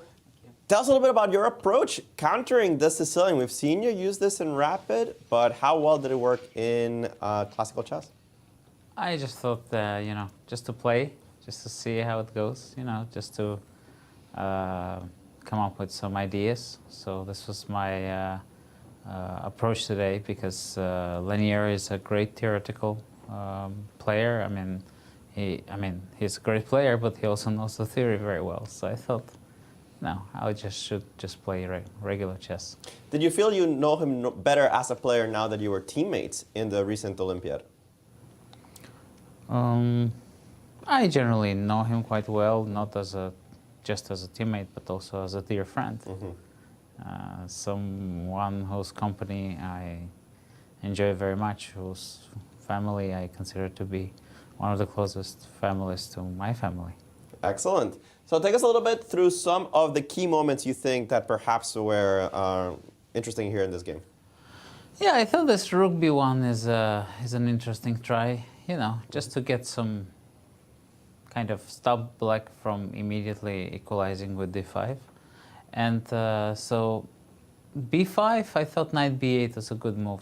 Here, b5, instead of retreating to because, a... Yeah. Yeah, because knight a5 I think is strategically risky. With the knight so offside. Yeah, and knight e5 is also kind of strategically risky because I just take and play knight g3, you know, rook e1, knight f1, knight e3. Once I establish this dominance over the c4 square, and even when the knights are off, the bishop is not a happy bunny on b7. Not so much, right? This one in b7, yeah. Yeah. So he countered this properly by playing the knight to b8, a counter-developing move, and it seemed that after the move a6, he was pretty much equal. Yeah, I think he played quite well here, and then I think I took a bit of a risk when I went for all of this. I thought c3, you know, it's a very double-edged position. If black goes, you know, for knight f8 with idea knight c7, you know, trying to take the pawn. Knight e8, knight c7. Yeah, because knight e8, d4, let's say. Yes. Knight c7, it gets extremely sharp. I mean, you might just lose the pawn, right? Yeah. Yeah. Because you can close it with c4, but then I get my play on the king side, so I was kind of getting excited. And then knight e5, I think, was a strong move. Knight e5 just shutting this down, right? Yeah, because now I will have to put the pawn on c4, I think. Right. I tried to by queen c2, but then, yeah, what I did I thought made sense. You mean you're trying not to put the pawn on c4? But somehow I couldn't work this, I couldn't make this knight c4 work on move 34. 24, sorry. 24. Here, Yeah. knight c4 in this position. Yeah, because somehow rook b5, and it seems that everything is covered for him. Right. You know? It seemed to me that I might have this good play with rook a1, knight c4, bishop c4, rook a5, you know, takes, and all those weaknesses. But the rook protects the a5 pawn, the bishop protects the c5 pawn, and he just comes out. So it's an equal position. All right. So at the end, you decided to agree to a draw here. It did seem about equal, too close for the position. Yeah, I mean, if I exchange the rooks, then how I'm going to win? And if I don't exchange the rooks, he will always have a counterplay. So it's tiny bit better for white because I can, I mean, I have the chances to play on, but I didn't see a way I can progress in this position. Yeah, it's difficult for sure. We thought this was a very safe construction, even in Buckhouse. Absolutely. Levon, I have to ask you, what was your thought process and reaction seeing the world champion Magnus Carlsen not show up for today's game? I don't know. Maybe he's sick. I don't know. It happens. He has withdrawn from the tournament. We are told it is not health-related, but we haven't been given a full explanation just yet. We'll definitely update it. A little bit of buzzing going around for the players afterwards? Well, I think it quite often happens when young players play very well. There is all these accusations towards them. I mean, all of my colleagues are pretty much paranoid, and quite often I was the one telling them, come on, guys. I mean, I know myself, I'm an idiot, and I'm a good player. I mean, I always think that young players can play very well. I mean, there is no reason for them not to play well. So I never have this kind of feeling, I mean, oh, my opponent is, you know, he's overperforming. Because, and at the same time, I mean, if the young players are not playing very well or not occasionally beating us, then what can we learn from them? You know, and it also shows that we haven't taught them anything. And I personally, I've played against Magnus when he was very young, and I've learned from him a great deal. Of course, one of the more traditional powerhouse matches that we've had in the last decade and a half. And therefore, I mean, if I was sitting there and thinking that he's, you know, there's something suspicious about how strong he plays, I don't think it would be very beneficial for me. I could never learn from him. I would always think that, no, there is something wrong with his play, or, yeah. Did you feel that you've learned from your encounters here at the Sinquefield Cup? Absolutely. Yesterday I've learned a great deal. I think I underestimated the attack of my opponent, and I really underestimated this move a3 in my preparation, and I think he played very, very well.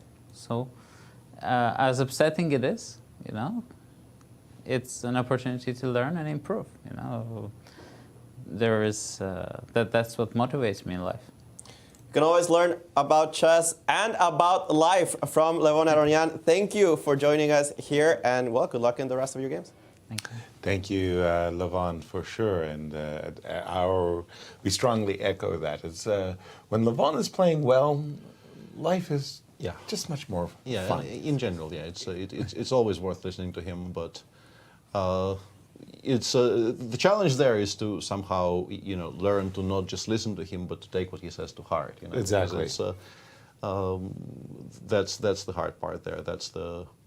Would be the struggle for me, for instance. Exactly.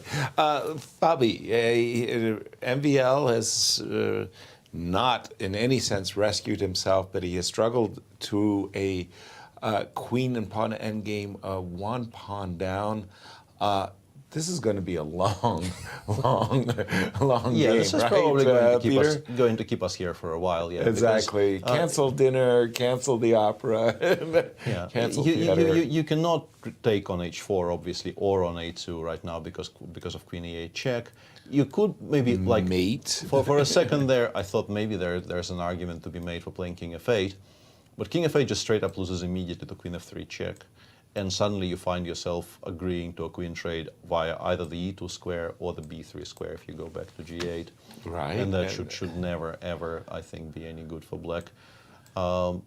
So king f8 is unplayable. I think queen d5 is the best. Is that endgame, by the way, lost? Yeah, it's exactly. Sorry to interrupt you, Peter. I agree with what you're saying. Any queen trades. Okay. Maybe we're. I I didn't realize it's a race. Yeah, it's actually a race, right? Yeah, the king and pawn endgame should be avoided. I agree wholeheartedly, but this might not be one of those that it's just. It's a draw, actually. It's just a draw. We queen at the same time, right? Yeah, b8 g1 happens, or b8 h1. H1. Yeah. Let me interrupt you for a second. Do you do that? Do you go 1, 2, 3, 4, 5, 6, 7? No, or do you go move?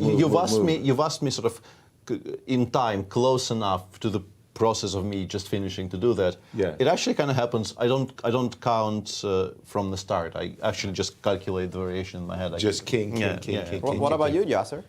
I do king. Yeah, move by move. Move by move. I also do move by move. It always surprised me when I've read these endgame books where they've advised that kind of like. I've met people that do that. You have? Okay. Yeah, I don't know how they do that. I think they're just crazy. Well, tell us what you really think. Don't hold back. Yeah. Don't hold back. We're not going to see a queen trade. What are we going to see? I think you can keep giving checks. I mean, the engine does like to move queen d5 check, just to force the king back.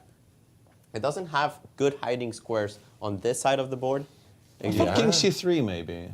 Yes, you could play king c3, but then I keep giving checks. And this is kind of the point. If you go this way, because I have access to b5 thanks to a6, you're not hiding. Oh, yeah, it's queen b5, queen a5, yeah. Yeah, so you just keep going that way. So I actually, if I really want to get out of these checks, I have to go to a1. Like a1? Yeah, I played around with it, like check. Eventually, you have to agree to this. Okay. And then after queen f1 check here, check. The checks finally die, but you've not made a lot of progress the queen in the position. King's deeply stuck in the cave on a1 there. Yeah. Again, cancel your dinner plans, folks, because that's going to be a very, very long game. You feel that with the extra pawn, you're Fabby, and you're Fabby. You've got to play. You probably think you're going to end up drawing, but you've got to play. I've actually the needle got moved for me in these types of endgames. I played. I believe I maybe even mentioned it during the broadcast this summer. I had this game against Dieter Nisipianu in the Tbilisi World Cup, if I'm not mistaken, where I made a kind of a horrendous mistake out of the open and just blundered something very, very simple, and was pretty much lost, but you can continue fighting. It didn't, luckily for me, I didn't have to resign immediately. And then in mutual time trouble, Dieter did not put the game completely away, and we exited the time trouble with me having to defend a 3 against 2 queen ending, with the white king, Dieter's king, seemingly pretty safe, and just an outside passer, I think on the c-file it was. And my assumption was, I will eventually lose this, but I'm definitely going to put up a fight because it's a queen ending. Right. And I drew it relatively easily, and then I came back home to my room switched the broadcast on, and it just says zeros. It doesn't even like white is a healthy pawn up. It just says zeros. Wow. It doesn't give 0.50 or anything. It just says draw. Right. Do not fret. You will make a draw here, and that's kind of sort of educated me on how those things are generally evaluated, because the margins are very wide in queen endings. Let's just interrupt you for a moment there, Peter. Catch up on this game as we go to break. Hans Niemann did play the move bishop e3. He did provoke the move c5, g4. And then he went with this, and they ended up trading the c6 pawn for the a4 I'm not in pawn. love with this. I think for white, yeah. Not enough with white. I think this is potentially a wrong direction, because once d6, d7, maybe he thought d7 just wins because bishop b6 is coming, but after rook e6, all of the squares the bishop can attack the rook are covered. By the rook on e6. Yeah, and then eventually, you start attacking the bishop, you play queen 6, you play b6, and watch out. Yeah, the pawn on d7 is very vulnerable, and he already has played something else altogether. He played bishop d4, attacking the pawn on h6, of course. Oops, not without advancing bishop the d4. pawn. And I mean, both rook e6 and king g8 appear to be very healthy. Just don't, obviously we're not taking on d6 here. To blunder bishop takes g7 would be extremely careless. Yes, but both of the very, very obvious non-rook takes d6 moves in this position appear to be quite reasonable. Rook e6 or king g8, I don't know which one is stronger. I like your rook e6. We're going to take a break, but we have two exciting games still ongoing. We'll see you on the other side of our break. Stay tuned.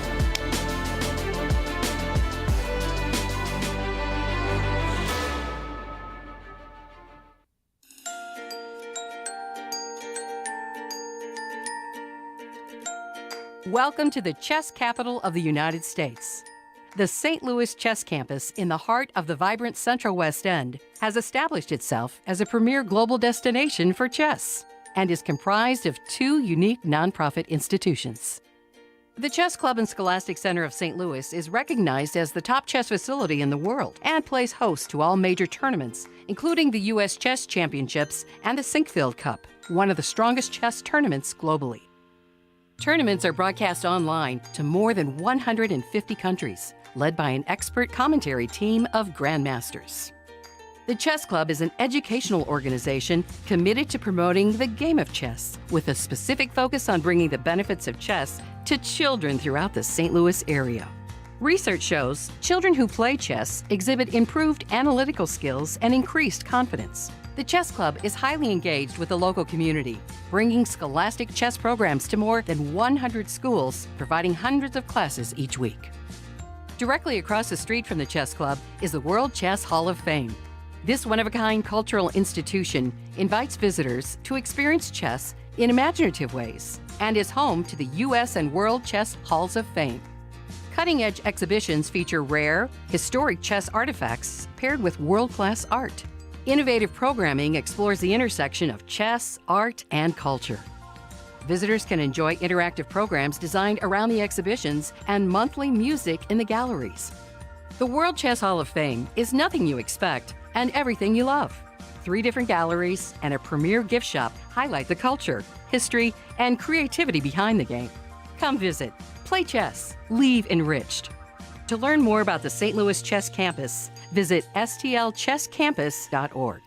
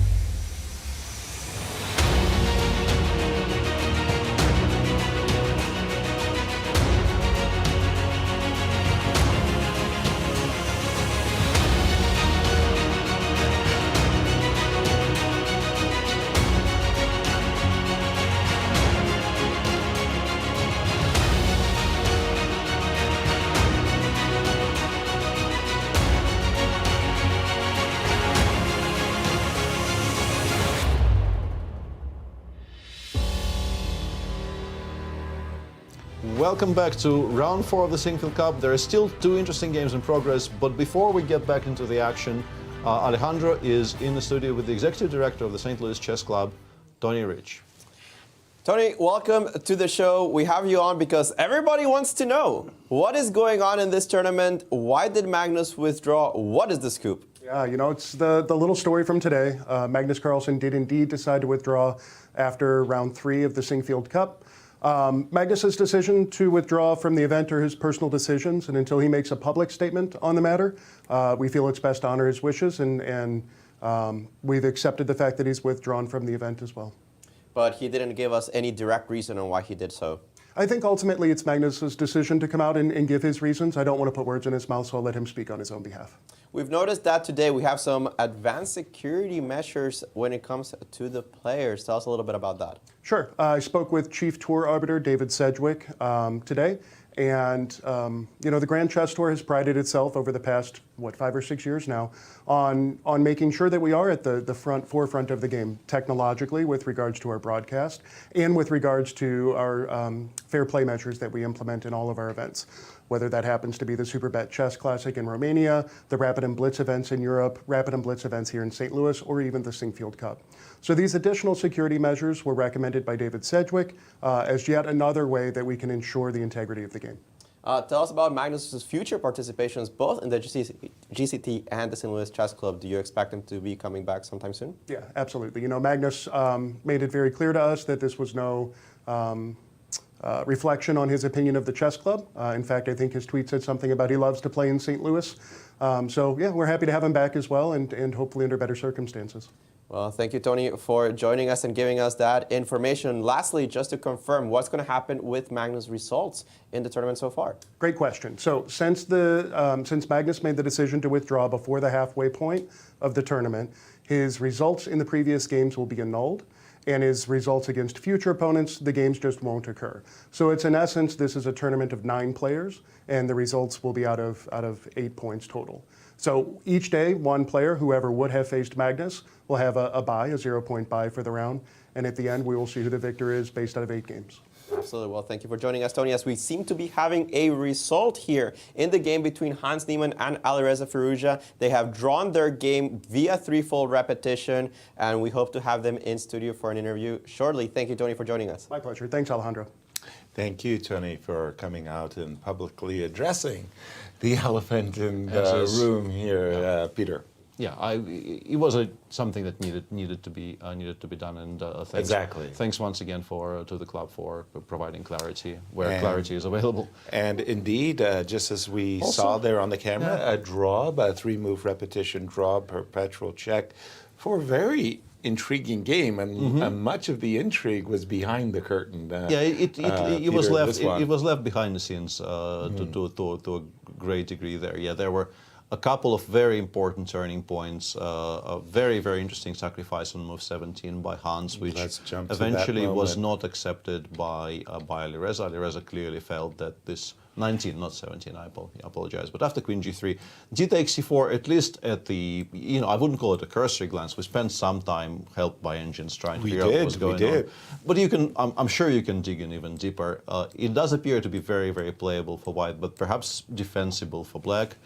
But Alireza clearly felt that engaging with this was a bit too dangerous. Played King H8, was, I think, objectively in trouble after Knight D6. But Hans did not capitalize to, I think, the fullest extent. In particular, you have to question the decision of playing Bishop D3 here, which I think was based on a miscalculation. I would assume that, of course, he saw Bishop F5, but he thought Bishop F5 was losing to something. Right. And once the bishops came off the board, the play just becomes a lot simpler for black. But then came this extraordinary opportunity. Again, this whole sacrifice that we could have achieved in this one with Queen check.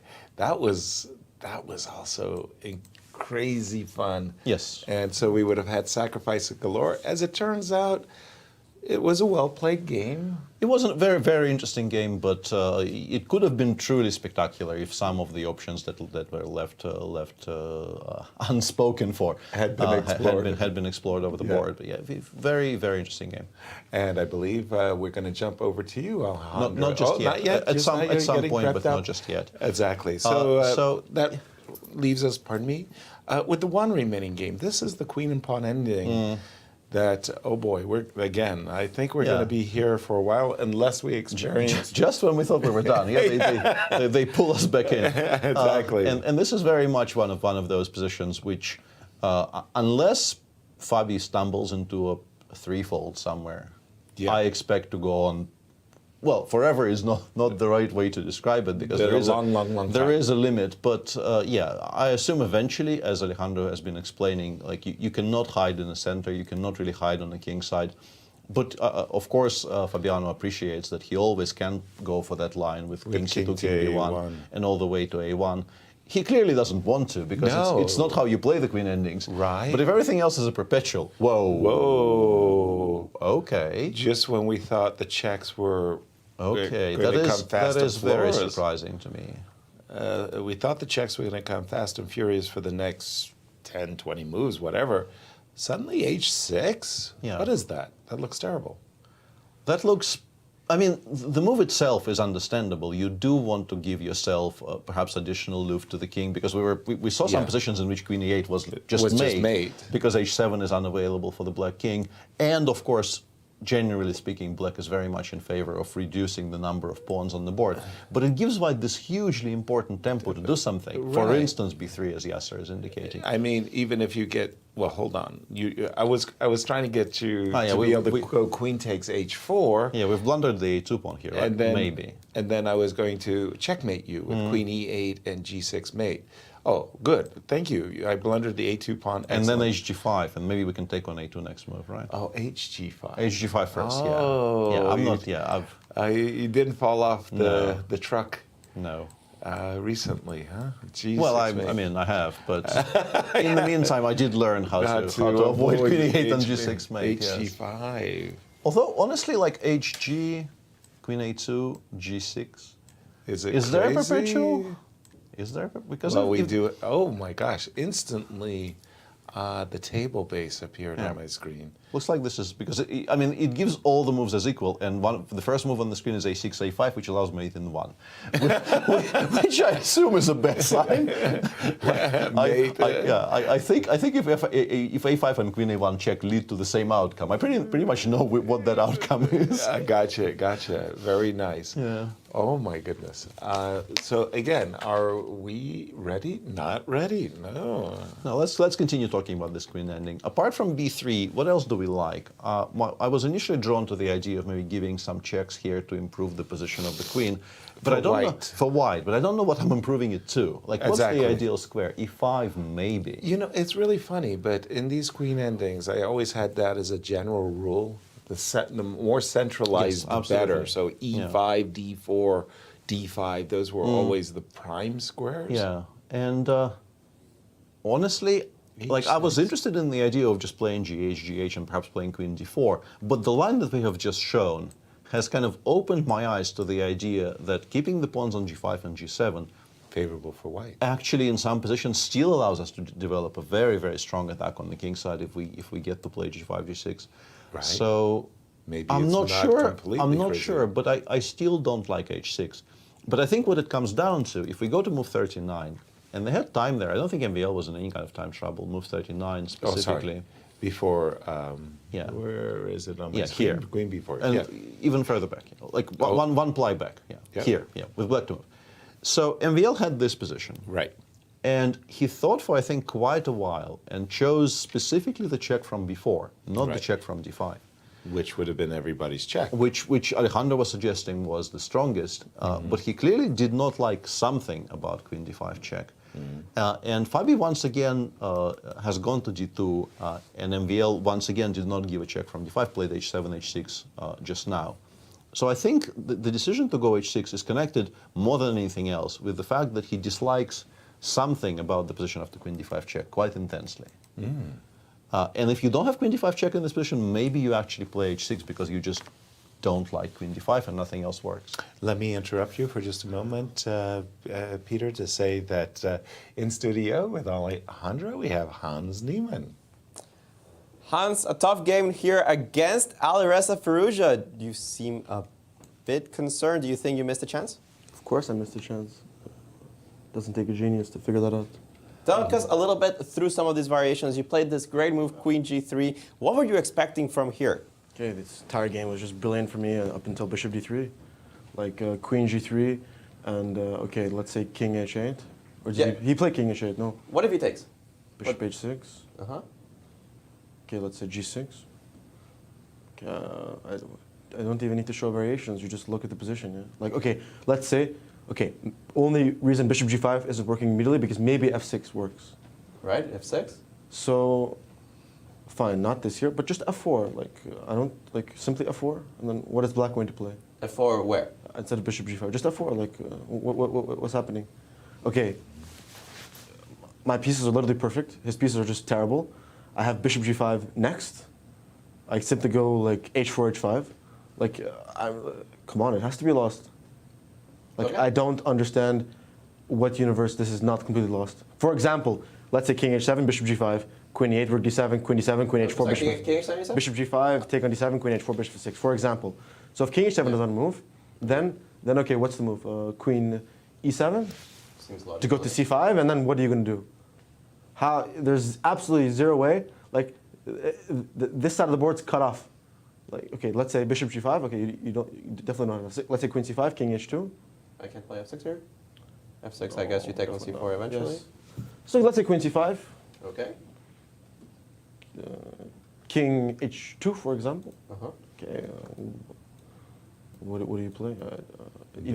I just did not believe in this position for black. Like, I just don't see any universe where this is holdable. Really, after like Bishop D8 or something like this? Bishop H6. No. Okay, so many moves. It's not like instinctively I'm like, okay, what is this? There's just no way. There's just zero chance. Zero chance? Zero. I just don't believe it. Yeah. Okay. So he didn't go for that. He went for King H8. Did you expect King H8 instead? Of course, yeah. Yeah. The move I expect most. And after knight D6, okay, knight C5, just, okay, obviously a bad move. Okay, I can show some variations. There's actually a really nice variation. Let's say instead of, what was it? Instead of, okay, there's G5, let's say, instead of knight C5. G5 here? Yeah, G5. So I thought that either he goes G5 and tries to do something concrete, or it's just very bad. So here, even H4 is a move here. Okay. And let's say take. You have to go King G7. Yes. And Rook D3. And then Rook H8 is the only move, I guess. And here I wasn't sure. Here I thought that it maybe wasn't enough. But there were some other options though. If we go back. Peter's asking about H4 bishop takes D6 first. Ah, yeah. This was the problem. Yeah. No, yes. Because you take and Queen yeah, F6 exactly. at So the end, right? maybe I was trying to make something like this work, but again, there was just Bishop E3 simply. Ah, yes, of course, Bishop E3 Bishop here, E3 right? and here I was like, okay, this is obviously very bad. Yeah, with 4 coming and you haven't sacrificed material. Exactly, and so he plays knight c5, which you did not think was a good move. Rook d4, yeah. Yeah, rook d4. Okay, now take, yeah, knight e4, of course, it's all correct. Take. Okay, and here bishop d3. I missed, let's say bishop f5. Yeah. Bishop e5, queen g5, rook g4. Yeah. And I thought I'm so smart because bishop g4, f4. Right. Queen h5, hg, queen d8, queen g4, rook g8, queen f5. But then he has queen c1. Yes. And here I was still king h2, bishop g4, and then I thought maybe bishop takes g7, but he just goes back to g5. I thought I even considered f4 here. I considered queen g4, but it just wasn't working. So then this was just I should have been more disciplined there with my thought process. But okay, let's say just instead of bishop d3, let's say bishop e3. Yeah, bishop e3 in this position we like. It's just game over, yeah. Basically, right? Like it's just pure domination. Yeah, it's a very strong position here for white. You have the pawn and the pair of bishops still strong. Yeah. So it was based on a miscalculation that you played bishop d3. We had a feeling that you had missed queen c1. Yeah, it's the sort of queen c1 back to g5. It's a weird idea. But yeah, no, I missed it. I paid the price. Yeah. Well, you still managed to hold on to a draw. Did you ever feel that you were in danger? Hold on. I wouldn't say hold on. Definitely, I wasn't the one holding on. Even after, let's say, what did I play? Rook e3, I still should have some advantage, right? Without the bishops, we weren't as sure. I definitely don't think I'm ever worse here, so I think holding on would Not here for sure. Yeah, for sure. Here, No, I think was if never in anybody any would. danger. That's for sure. I don't think there, how could I ever be in danger when I have the d6 pawn? Perhaps I could have been more precise. Like, I don't know, this g4 moment, maybe it was a bit hasty. But here, okay, let's say I don't play g4. Let's say I play like. Okay, of course, I should have an advantage here because, let's say I sit and let's say I go bishop f4. Okay, maybe it's not a huge advantage, but okay, let's say I play c4, for example. c4 in this position, yeah? I think I have a slight edge here because this is such a passive position. And then I thought b6, rook b3, rook b8. Rook b3, yes. Rook b8? I wasn't sure how to proceed. I thought maybe bishop f4. But that was a bit, and you know, I always have bishop takes h6 ideas looming. So maybe this was the way to proceed. But I definitely think I have an advantage. I just, I didn't use it the right way. I'm curious, what does the computer say? In this position? Yeah, what does it say? I'm just curious. This position, it gives about zeros. Yeah, so pushing, can we go back? Just like, let's say, right after rook to e3. Rook to e3, yeah. I'm just curious. Okay, it's equal, wow. Interesting. And bishop e3, what is the evaluation? It's like plus 1.5. Oh, wow. Let it think a little So bit. Higher depth, it's probably going to be like plus 2. Wow. Yeah, okay, rook e8, then bishop d3, that's also the only move. Wow. Yes. Yeah, okay, maybe I shouldn't be that upset, but like I felt like I played the opening really well. And I felt like the play was flowing quite well, but just it's similar with Aronian. Yeah, whole game I feel like I'm outplaying, and then the killer blow wasn't quite there. Right. Hans, we got to ask you, what are the players feeling seeing that Magnus Carlsen didn't show up for the game today? Yeah, actually, it really, I was like struggling to even like focus. I was thinking about it the entire game. I was like, I've never ever in my life heard of a top player forfeiting a game, even the world champion. Okay, I don't know if he said he wasn't going to play before or after the game, but for me to like see him forfeit the game, especially it's the first time in his career. Yeah, it's like, like it's just very, very. I don't know. What's going through your mind? Well, I'm speechless, to be honest. Yeah. It's like it's very weird. Yeah. First, he gives up the title, which I thought was first. I certainly was surprised, and then now this is. Okay, I don't want to draw any conclusions, but it's very strange. But at least I got to beat him before he left. That's the good thing. Absolutely. Well, I mean, you must be happy with this game, and certainly with the quality of your play in this tournament so far. Well, who cares about the quality? Results is what people remember. So this game against Aronian in here, I think I should have won both of these games, considering the opening chances I got and the mistakes they made. But you know, converting is a skill, and at least I can play decent chess. You're currently on 2 points out of 3, so your lead has Beautiful. been. You're on 2 out of 3. All of Magnus Carlsen's results will be annulled. But I get the rating, right? You do get the rating. Okay, then I don't care. Yeah. Really? Yes. Oh, that's pretty ridiculous. But wow. So, okay. Yeah, I see. I guess he just didn't want me to win the tournament, so he had to leave, you know? He knew that would happen. I guess that was the only reason, yes? Can't think of anything else. Well, Hans, you think that he has some kind of personal thing against you? Why did you mention that? No, I have no idea. It's obviously a sarcastic comment, yeah. Okay. Because, okay, like, out of the 4 games, you know, he's like helping Nepo because he lost. You know, yeah, I have no idea what, about anything. It's just, of course, I would prefer for the win to count. Let's just leave it at that. Well, it counts for your rating. You're still over 2,700, and you're still putting on an impressive tournament here at the Sinquefield Cup. It's okay. It's okay. Considering my current rating, you guys might think it's impressive, but I'm always striving for more. Okay. Well, Hans, thanks for joining us here in the studio, certainly. We look forward to the remainder of your games, and good luck in them. Thank you. Indeed, Hans. Good luck, and thank you for today's very entertaining game. I guess what we were looking at, these whole lines with Rook G4, Hans, from what he expressed, he just kind of stopped. Confirmed our suspicions, yeah. But he stopped and he didn't go any further. When he got to here, he didn't really consider where we were just kind of, we're picking up the gauntlet and carrying it all the way down the track and running away with it. I think if we had shown this position to Hans, he would have said, "Oh, yeah, two exchanges. Possibly. Let me play for that one." As it stands, we've got one game remaining here in this round 4, and it's this queen ending. But before we get there, I think we have another interview. So Alejandro with Alireza Firouzja. Thank you, guys. I'm here with Alireza. Surely a little bit of the analysis was spoiled, but I was hoping that you could take us through some deeper lines. I was particularly interested. What was your thought process and your psychological reaction when he plays Queen G3? It must have been a move that shocked you. Yeah, Queen G3 is insane.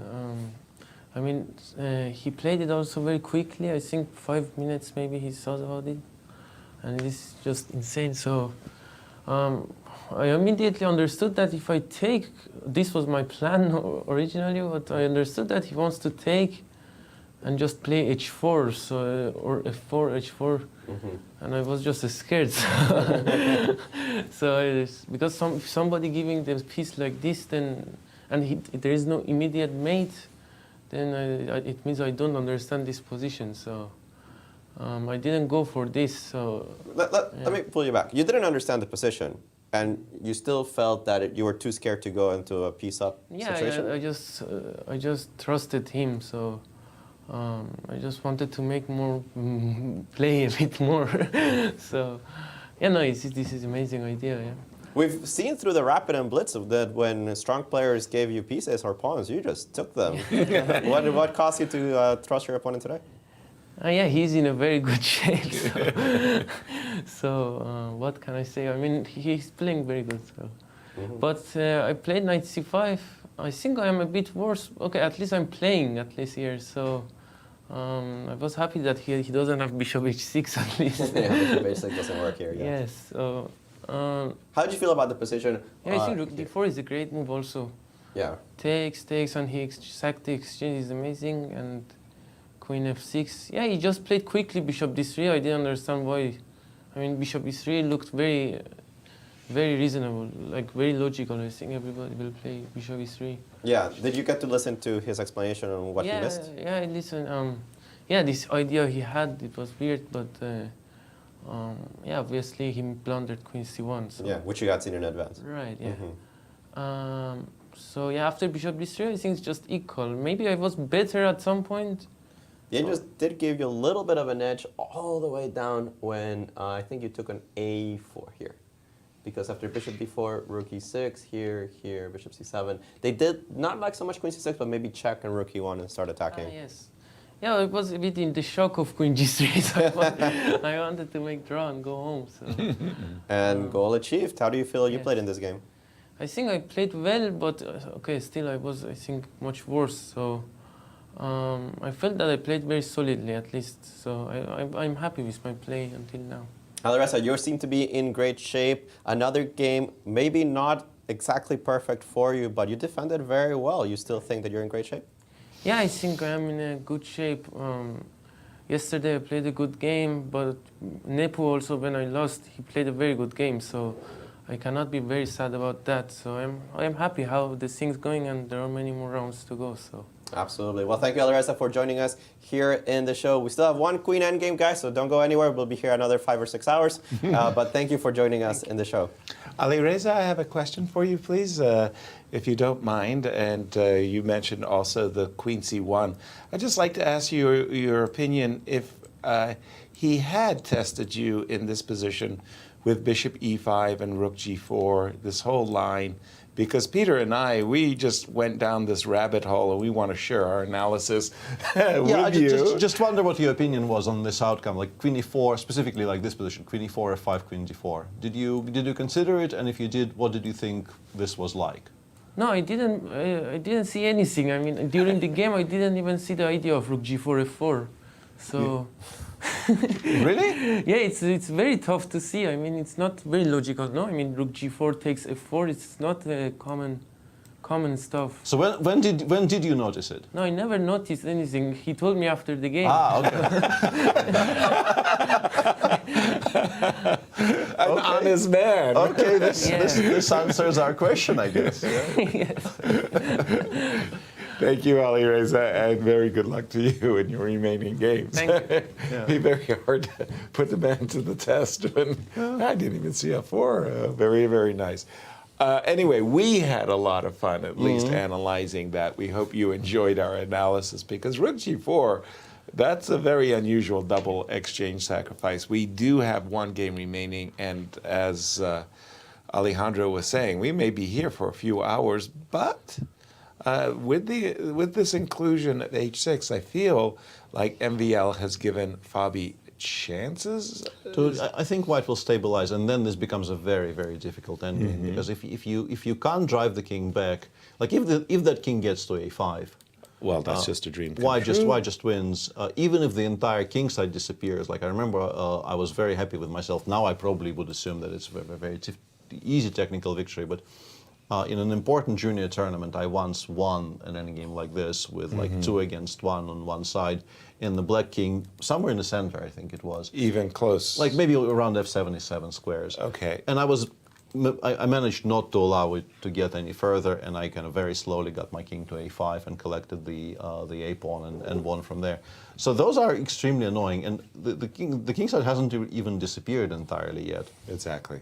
So yeah, I think Fabi is favored from here for sure, and like a win for white is favored over a draw. Obviously, Fabi is favored; he's a pawn up. Exactly. What I mean is even 2.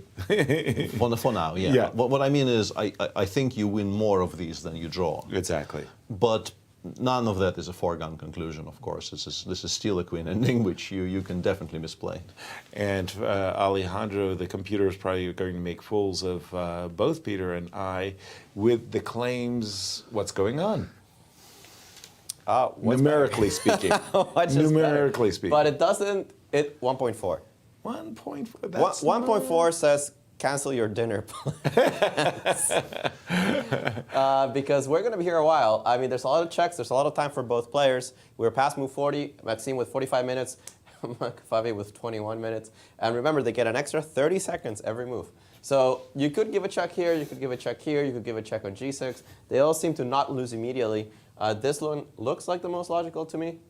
Right. You could go forward, you could go to b3, they're about the same. You kind of run out of checks quickly in this position. For example, if you go check this way, I can go up. If you go check this way, then I start hiding on a3, and because I have the extra resource of b4. Or queen b4, yeah. It's a huge big difference. Or queen b4, then now I can hide in these positions. But, you know, you can still just take on h6 and force me to prove the pawn, which is going to be very long. You have to create a passed pawn. You have to make sure that your king doesn't get caught in perpetual checks. Right. So it's still quite a while. Now, for the time being, there are options. You can also play the move queen e4 check, as you guys mentioned. Tons to analyze in this position. Right. But it's all at some point going to start looking the same. Very good. And we do have the human move. Yeah, queen c6 chosen, and there's a lot of play left, and both of them still have plenty of time. MVL on a whopping 44 minutes by move 45. It's going to take a while for us to reach any kind of a conclusion, but I feel like it's just a very, very dispiriting defense in front of the Frenchman, and. Anything to be said in this, even though king b3, king d3 was clearly indicated by the chess engine, as Alejandro was speaking there, I must say that for myself, I would find myself drawn to the move queen c3, if solely for the reason I'm threatening mate. Yeah, I think it might be useful for us to actually provoke g7 takes h6, so I'm not sure I'm in love with the idea of allowing queen takes, which I think probably happens here, because everything else looks potentially losing.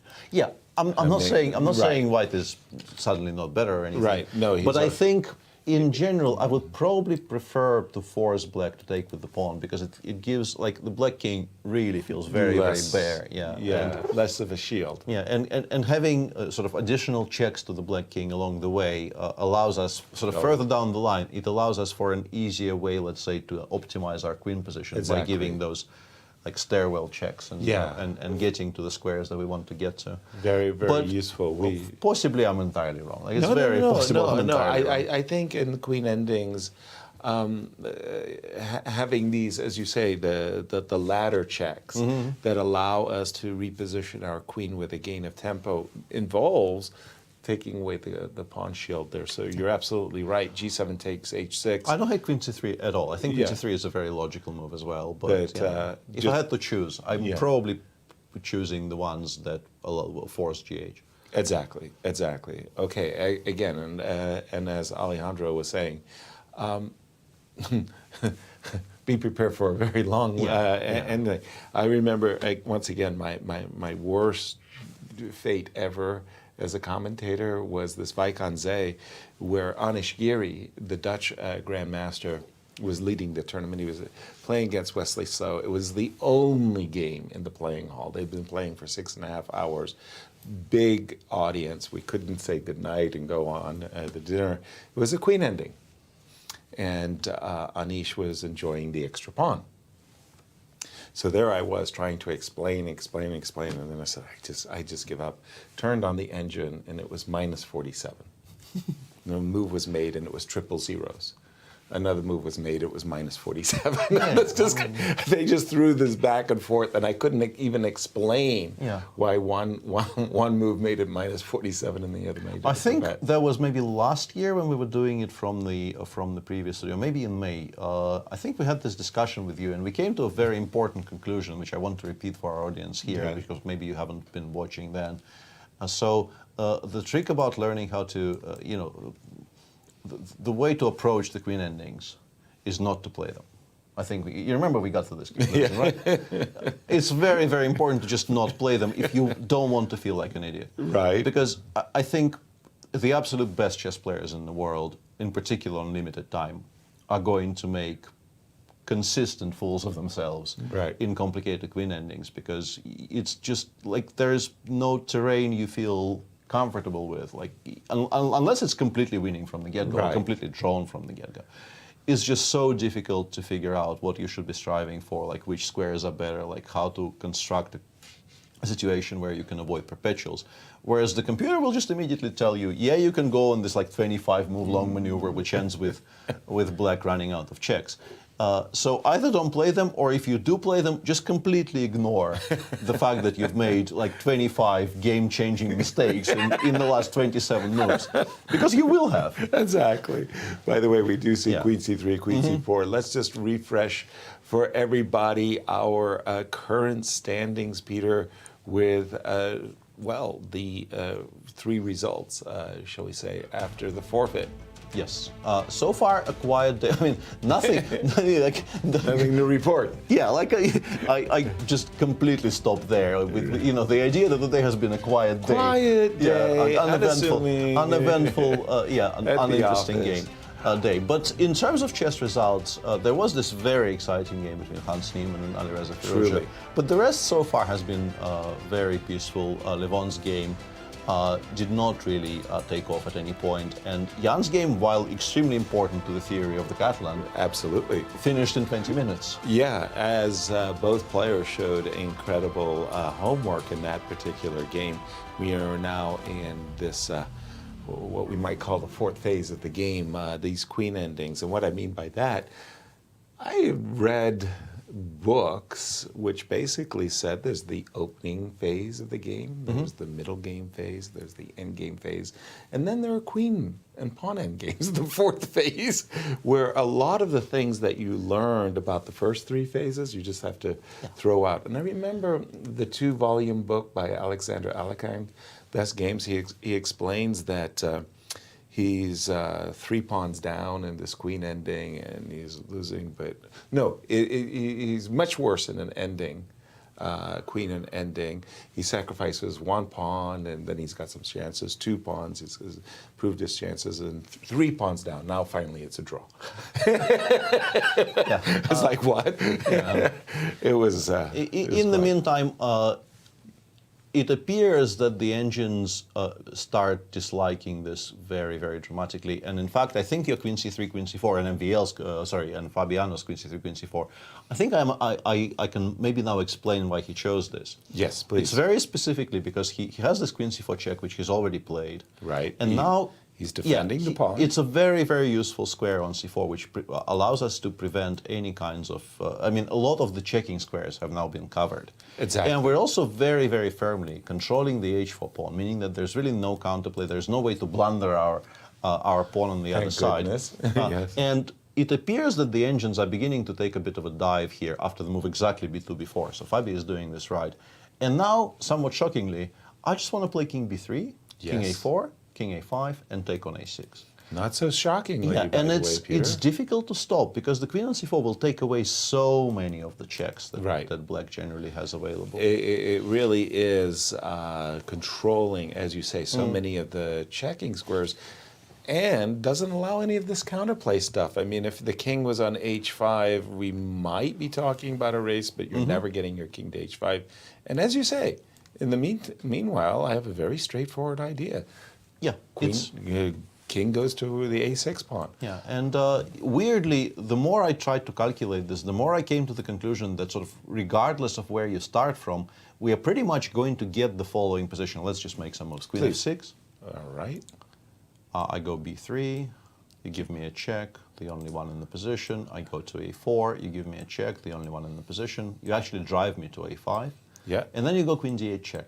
And weirdly, after king takes a6, queen a8 check, okay, it's somewhat difficult, and looks like it might just be a draw now, judging by what I see on my screen. Because king b5, queen e8 check, I think. Queen e8. Oh no, but this doesn't work. There's queen c6 there, right? Yes, I thought this was very clever. I thought I can play queen e8 and prevent you from reaching the a4 square. And and then let's say if you play king a5, I give another check from a8. Okay. You play queen a6, and I give a check from d5. Okay. And I thought maybe this is smart. But once again, on my screen there, I can see that queen d5 is exactly the same in quality as g7, g6. So, which is, and I want to refer our viewers to my previous statement about queen endings. I have already made a complete fool of myself in like every single sentence I said during this speech. I support you wholeheartedly. Yeah, like it's just. I don't like this last move though. Even b4 or king e7? b4. Push the pawns, baby. But king e7 goes against some of the things that I was taught at king endgames, which is the closer your king is to the center, which is usually great, the harder it is for you to give checks, because you will always have to worry about a counter check. Right. It feels unnatural to me to put the king further into the center. Actually, I was going through those variations. The computers wanted to force you to go all the way to the pawn hunt, actually starting with the move queen g6 anyway. But that's because they're computers and they can see far, far, far away that it's going to be difficult for white to make progress. They weren't giving zeros by any stretch of the imagination, even after capturing on a6. But this is so beyond human. You take... So they want... The engines are defending this by forcing you to take the a6 pawn. But I think that's because you haven't actually forced them to get there. Because once you get there, as I said, like at some point you interpose with the queen, and the engine says blundering a queen in one and making any other move are all the same. I think that position is lost. I think it's just that we haven't gotten there yet. And once you force the engine to calculate, it just says no perpetual. I'm sort of pretty sure about it because I can see the table based on my screen pretty much. So. I think this is done. I don't understand why it's done, but it appears to be completely dead. Like if you and MVL appears to be agreeing, like he's trying something with the king closer to the pawn, but that will just make it much harder for him to give checks. I think this is a worse try. A worse try for MVL, yeah, I think, MVL by bringing his, the king over to the queen side. I don't think this works. Yeah, I'm not really sure where he's going either. Yeah. Where the king on d7 is extremely vulnerable to a counter check. Yeah, right. I think his idea maybe actually is after king a4 to play queen h5, as the engines seem to suggest, at least stopping king a5. But you have to assume that after queen takes a6 you lose. Because I don't think you're getting, like queen h4, and yes, we know now that if the king gets to b8, that will be a draw. Yes. But is it? Yeah, should be possible to. Well, we have a table base, so we don't have to look like fools for the rest of the day. Right. This one is winning. Yeah, this one's winning, but let's play Queen B7 check. Yes. King D8, Queen takes G7, and King C8. Is it still winning? Yes. Okay. Still winning with most moves. I think the draw, and for, I know it's a difficult thing to believe, but if you start with this king on A1, this pawn on A3, and this pawn on B2, this king is already on B8. That's actually just a draw. It's surprisingly difficult for white to push both pawns. Even though they're two connected extra pass pawns in an endgame, it's very difficult for white to advance without leaving the king undefended. But in this particular position, I guess because of the particular positioning of the pieces, you're just not on time as black. And this is exactly where we're going. Queen H5 already on the board. We know that Queen A6 is winning, particularly here. But I would assume it's not the only winning attempt. That being said, it's the most direct. Right.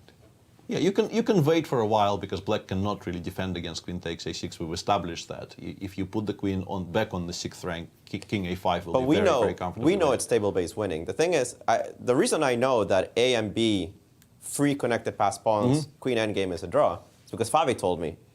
Yeah. So that's how I know that endgame is a draw. Right. And like, Favi is very well aware that sometimes those positions are a draw. He might not want to test if that particular position is a draw or not. Right. Very fair, yeah. I think he would be quite worried. But the thing is, you do at some point have to make progress. Yes.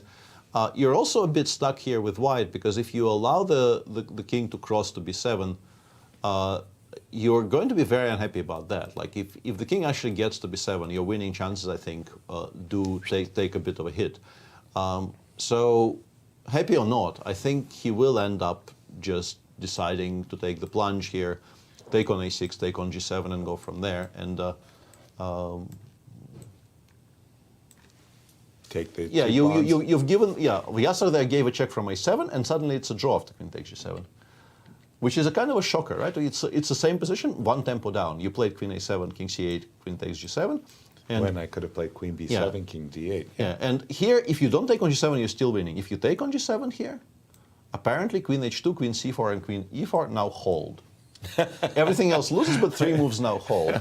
So the margins, what we were also telling our audience, the margins are unbelievably just as thin demonstrated, there. inadvertently, I might add, demonstrated by yours truly. Wow. But after queen takes, if I don't go pawn grabbing with queen takes g7... Humanly, it's very difficult not to take that pawn, because then it becomes a race. And what should I... what should I be doing? No, you should be taking, but you should be starting with queen b7.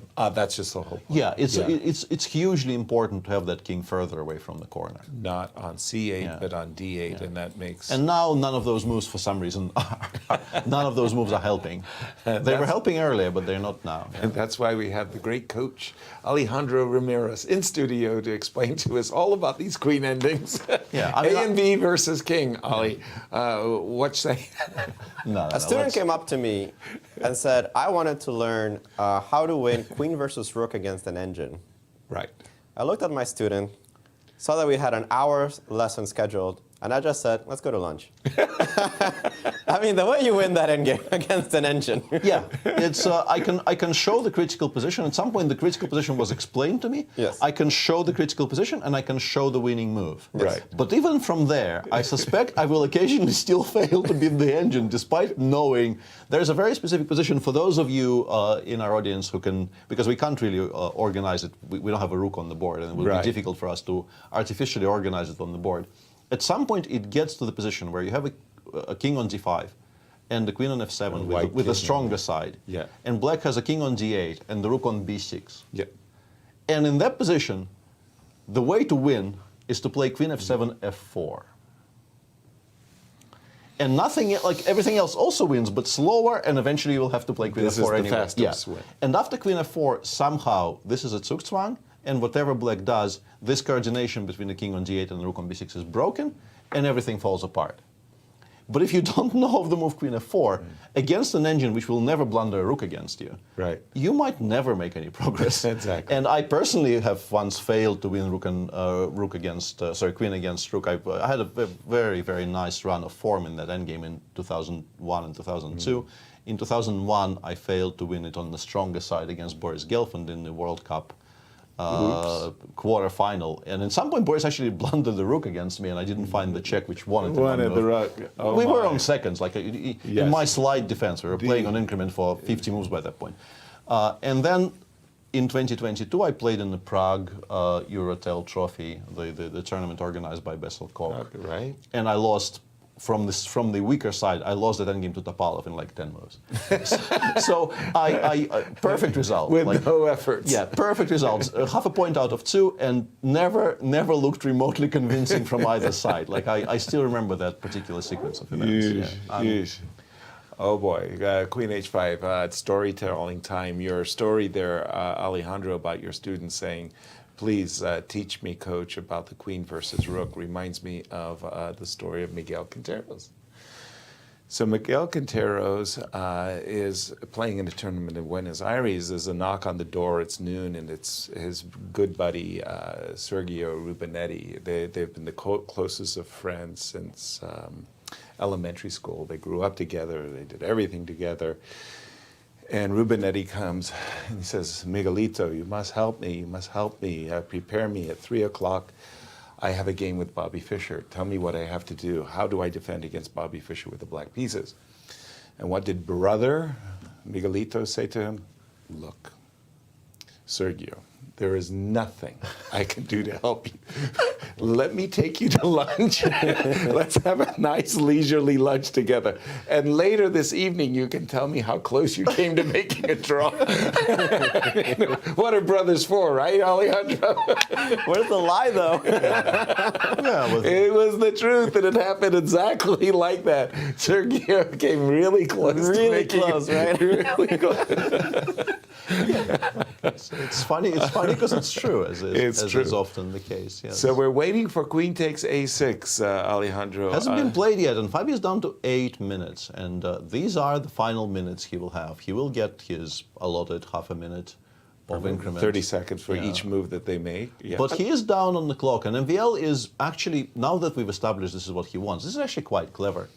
The idea of bringing the king over and then just forcing you to play that 2 against nil position. Position. Even if it's lost, you know your opponent will be freaked out by the prospect of stepping accidentally walking into a table-based draw. And he's not playing queen takes a6 to play the move a3. I was actually thinking about this move simply to pass, see what black does, and perhaps one of his pieces will fall into a worse position, right? Because at this moment, you actually have to decide what to do. King d8 or king e8? King d8 or king e8 seem to be the moves. Otherwise, because the queen is kind of zugzwang, it has to keep attacking the pawn on h4, so I don't take here, and at the same time, it has to keep my king from crossing on the 5th rank. So the queen is perfectly placed. Hang on. Nothing. That doesn't make any sense, right? That allows queen g8 check. Both of those moves. King d8 allows queen g8 check. Yes, that is true. Oh. Oops. That doesn't make any sense, right? And the engine doesn't play queen g8 check on my screen. It doesn't play queen g8 check on my screen either, because it thinks that this is just more difficult to win.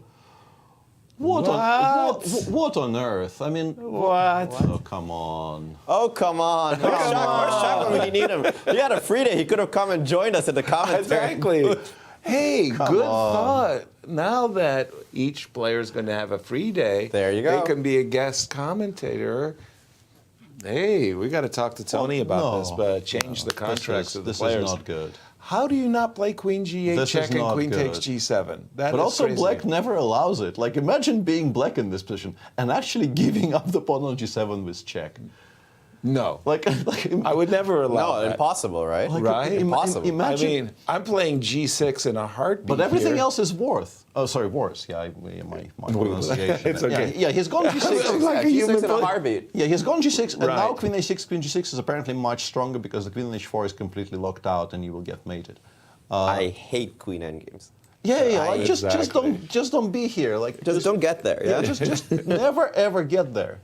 Queen c6, king c7, king b5 now, and the point is the queen on h4 is so completely out of play that we can actually go for like mating constructions. Oh my goodness. Yeah.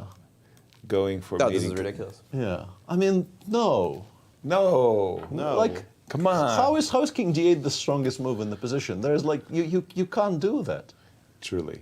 Yeah. G7, G6 You on the cannot board. do that, Ben Stokes, as the quote goes. Yeah. For those of you who didn't follow a broadcast that Peter and I had at Bucharest, it was just the most wonderful, wonderful, wonderful interview with Shakhryar Mamedyarov after his game with Nepo, where he came in and he said, "Oh, I played a wonderful game. I'm so proud. You know, all I want to do is play good chess. That's what I live for, good chess. I don't care about too much, but good chess." And then one after another, he overlooked this, he overlooked that.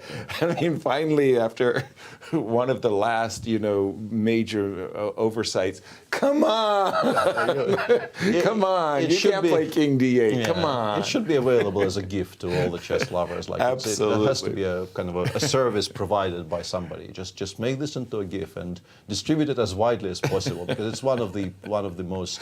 I hurt myself. One of the most wonderful moments of all of my years of chess commentary. Chess broadcasting. Yeah. Now that you've mentioned it, I have a couple of good ones.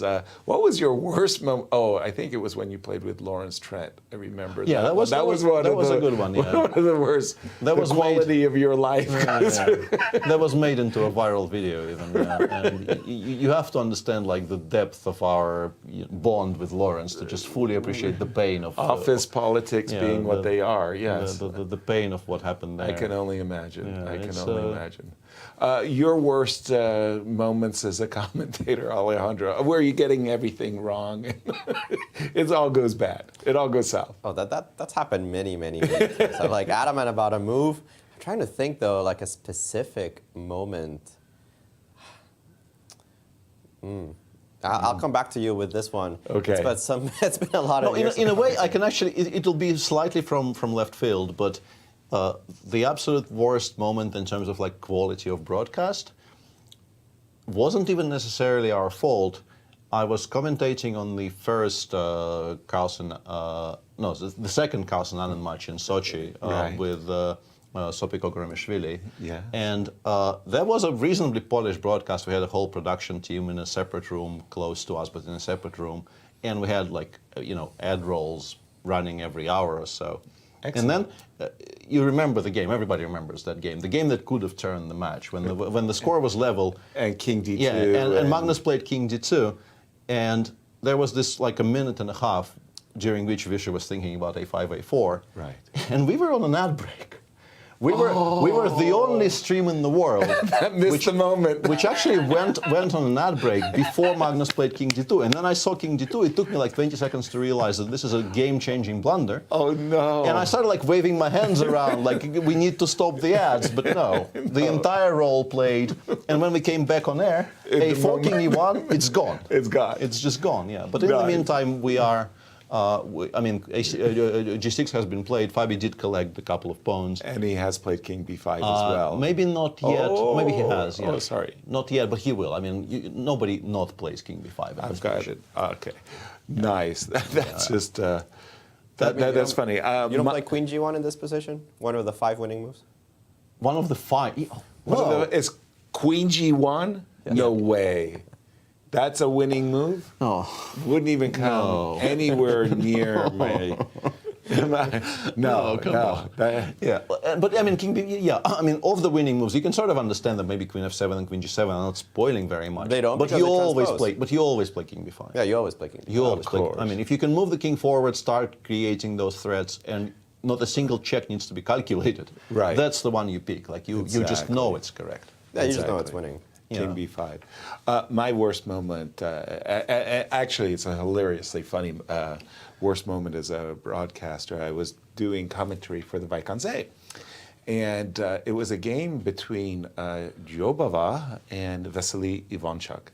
Jobava was just completely crushing him, and somehow Vasily was just holding on grimly, got himself into an equalish rook ending that was better for Jobava, and Jobava offered a trade of rooks to go into a king and pawn ending, which I was looking at it. What? Why would you trade rooks? Is this winning? And while I was trying to determine whether or not this was a good decision, it came that Vasily took the rook and Jobava immediately resigned. I think I don't remember the position. I don't remember the position, but I remember this happened. Well, what do you mean you resign? You recapture the rook, you resign later. But he resigned immediately, and I was trying to figure out why he resigned immediately, and there suddenly was Vasil. So Vasil comes in. Vasil, could you show us a game? And when the pieces are in front of him, Ivanchuk is like a dolphin in water. Yes. Everything makes perfect sense. Thank you very much. Could you explain for our audience why he resigned? And he went 13 move variation. And I said, okay, Vasil, for our audience, could you do it move by move? He said, okay, talk, talk, talk, talk, talk, talk, talk. 2 bridesmaids, you can't protect, wins. Any good grandmaster would have seen it instantly. Thank you very much, Vasil. So I say, I'm going to go on break while I take the sword out that had just been planted in my stomach. In the meantime, Ivan Sokolov is watching the show. He's dying with hilarity at my distress. The next day at breakfast, Ivan Sarich came to Ivan Sokolov and said, why did Jovova resign? Any good grandmaster would have seen it right away. So it had a ripple. It was very, very, very good. Did he play King B5? Of course he played King B5. Yeah, the only he did. logical move there. Wow. And now we have Maxime deep in thought, but the engines, well, not the engines, the table base, I don't have to ask the engines anymore, say this is winning already for the white side. We do know that sometimes when the king hides on b8 against these 2 pawns, it's a draw. The reason it's a draw is because the queen gets in time in certain structures to harass the king just in the right way. And if you sometimes force the b pawn to go ahead of the a pawn, then you start getting checks. Like for example, if I could give you a check here on d5, force you to go king a4, queen d1, king a5, queen d5, b5, then go queen d2. Sometimes those positions are drawn depending on where the king is, especially if it's on the A or B files. But right now you can't get there without getting mated. So this is probably not a difficult win for Fave, because if you get the queen to b6 and cut the king out, then that's easily winning. You never get any of those constructions. Let's pick a move. Queen f4. Just throw it out there and show me how white is going to advance and combine the checks and the pawns. So this one in particular, this is also an important moment. You could go check and drive the king away. But you could also start like this, because in this particular one, if you go here... Yeah, we have queen a6, right? Yeah, so king a6. King a6, yes. Yeah, we just have, and we just kind of give mate. Yeah, and if you're passive, you just get mated. There are no stalemate tricks, which is also important. And any check on... Yeah, so I check on f1, you queen go... b5. Queen b5. Queen b5. b5. Sorry. Yeah, queen so b5. I have to go queen f7 now to You have to go defend queen mate. f7, but now you're too passive, and now you just start pushing the pawns. Yeah, there's no immediate way to trade queens or win, but you can even play a3, a4, and A3. there's only one check on a7, and then you'll have to go away again. Yeah, I see. Yeah, move that's not winning.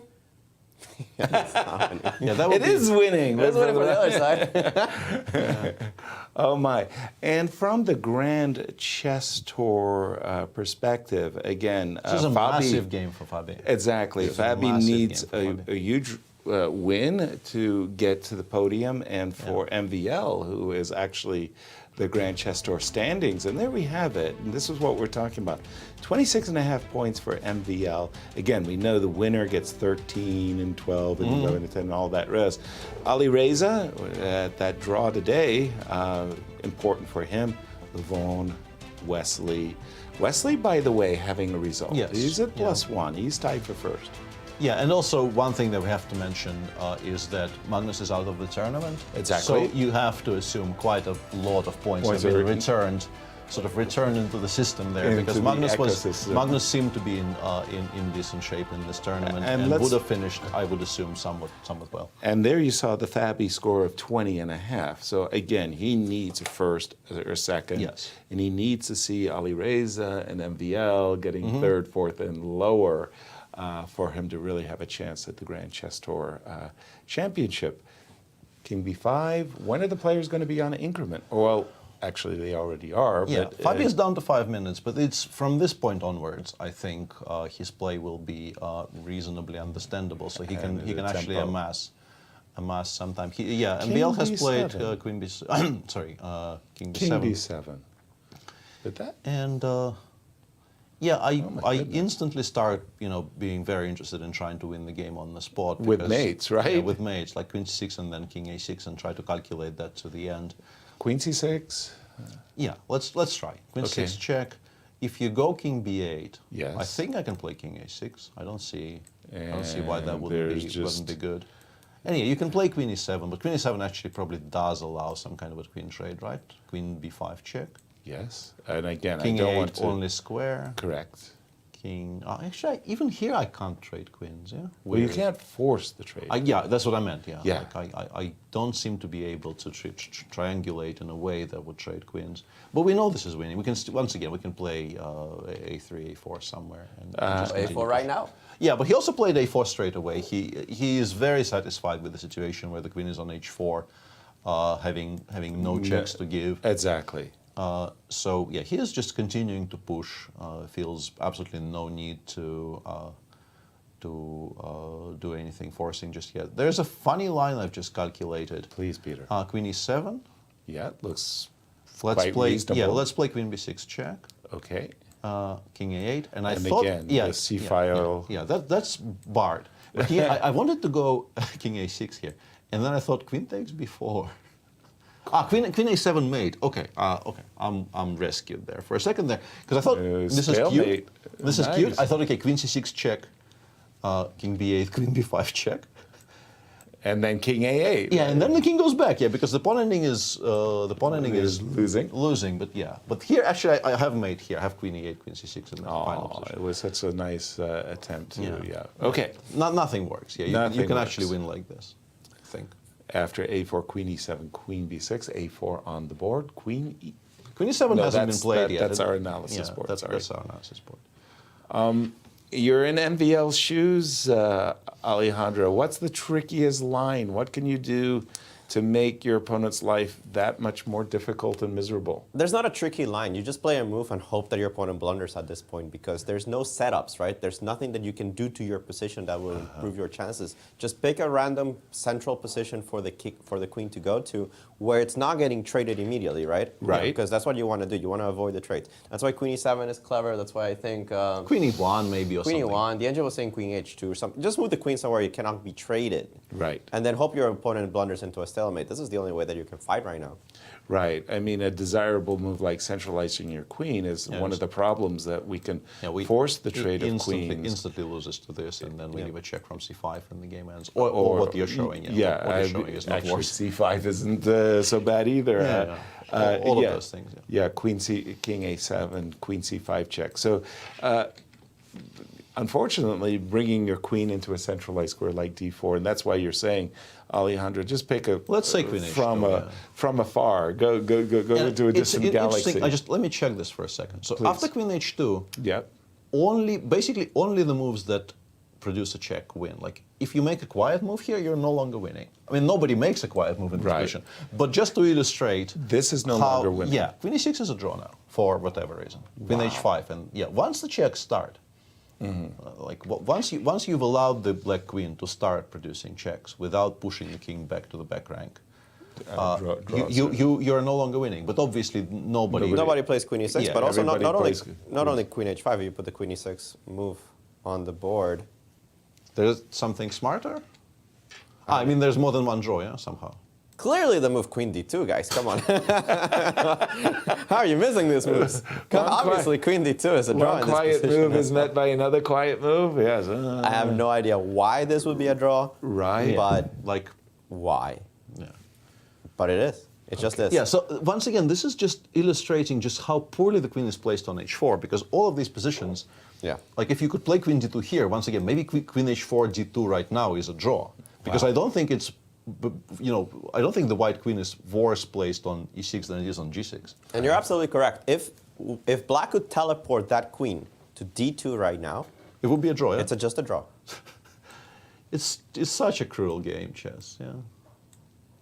This is just a draw. This is a draw. Yeah, Queen D2 draw. Draw. Thank you for coming. Yeah.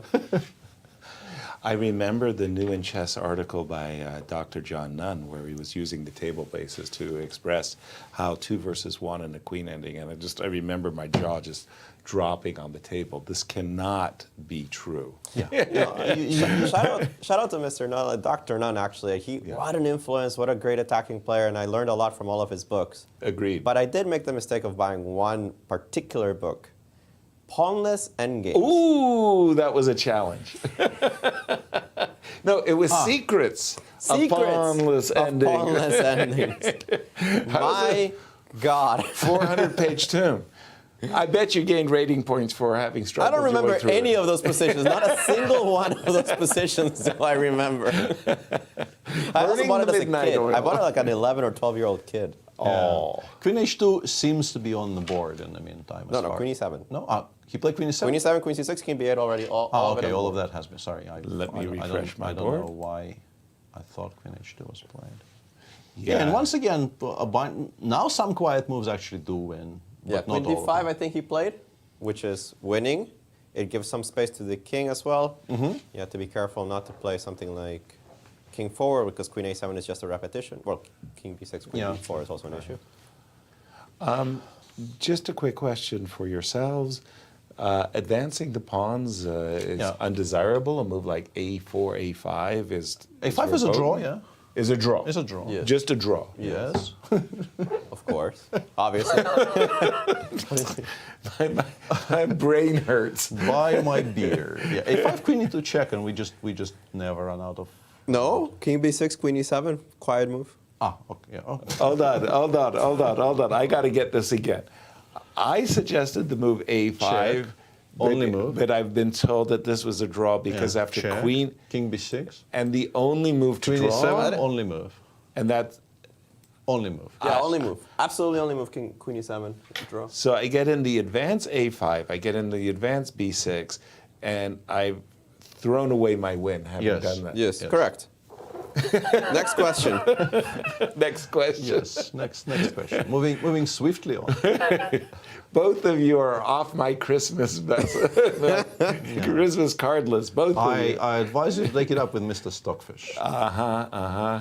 But instead, genius that he is, Queen d5 Fabi is has a nice move. played Queen d5, and this is one of the winners. Yes, this is one of the winners.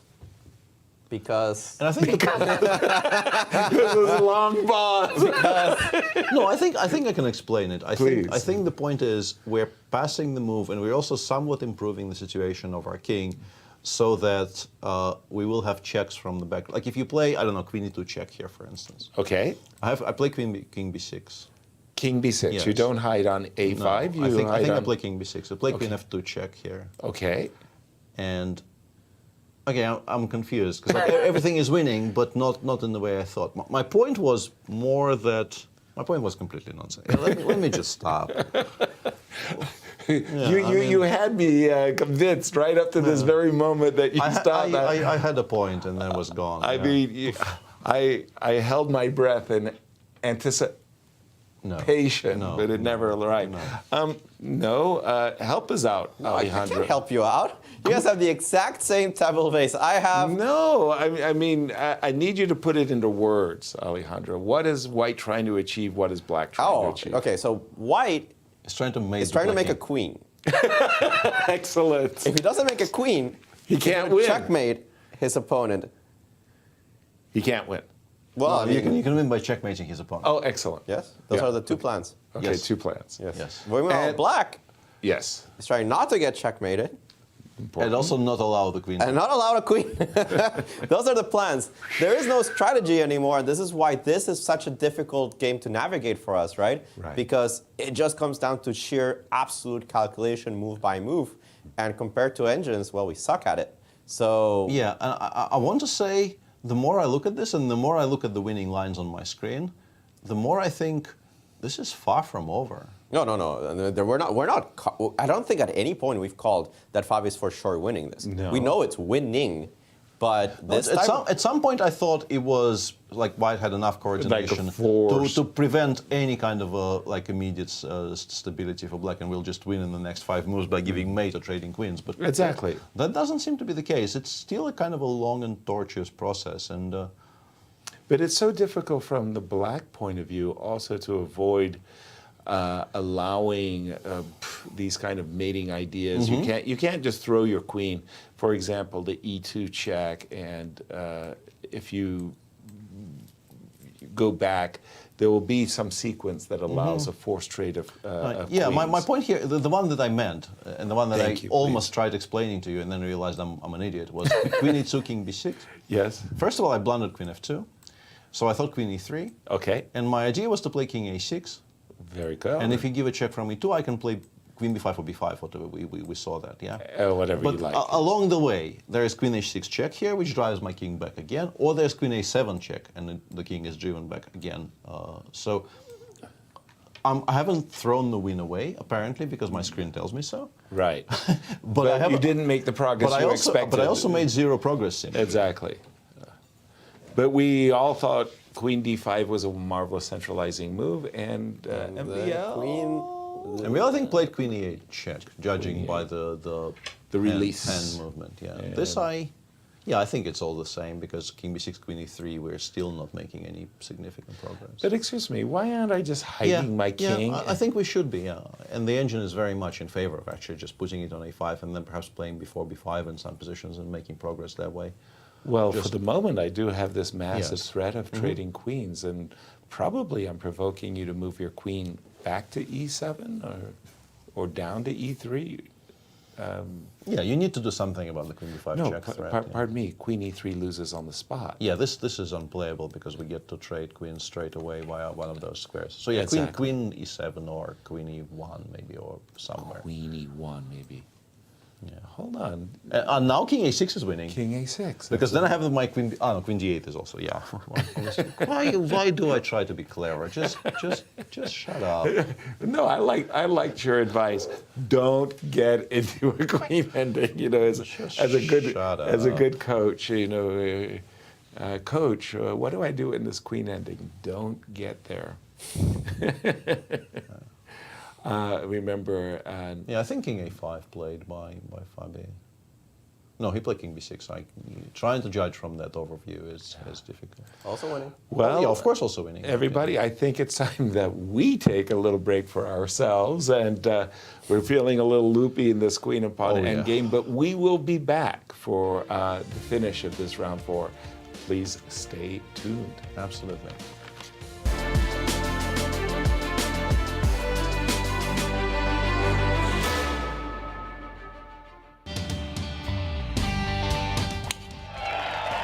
Hey St. Louis, the Ascension Charity Classic, presented by Emerson, is back this September. Don't miss the excitement. When the PGA Tour champions best compete again, all for charity, September 9th through the 11th at Norwood Hills Country Club. Pro-Am spots, hospitality packages, VIP tickets, and more. Available now at ascensioncharityclassic.com. If you have kids, you already know St. Louis has a ton of fun stuff for families to do, like the Magic House or the Science Center. And if you really want to be a stellar parent, come see all the new stuff there is to discover at St. Louis Union Station. With a new mirror maze, light shows, and the 20-story high St. Louis wheel, it's enough to make any parent feel like a star. St. Louis is always exploring.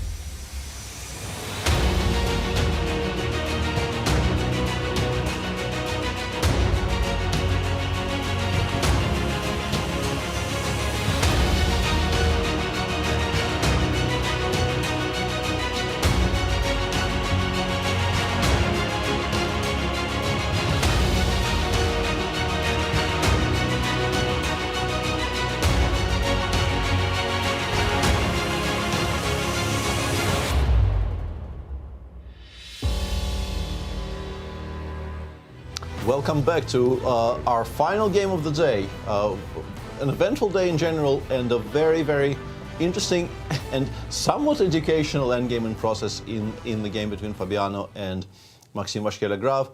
And honestly, I'm very impressed with how Fabi is treating this.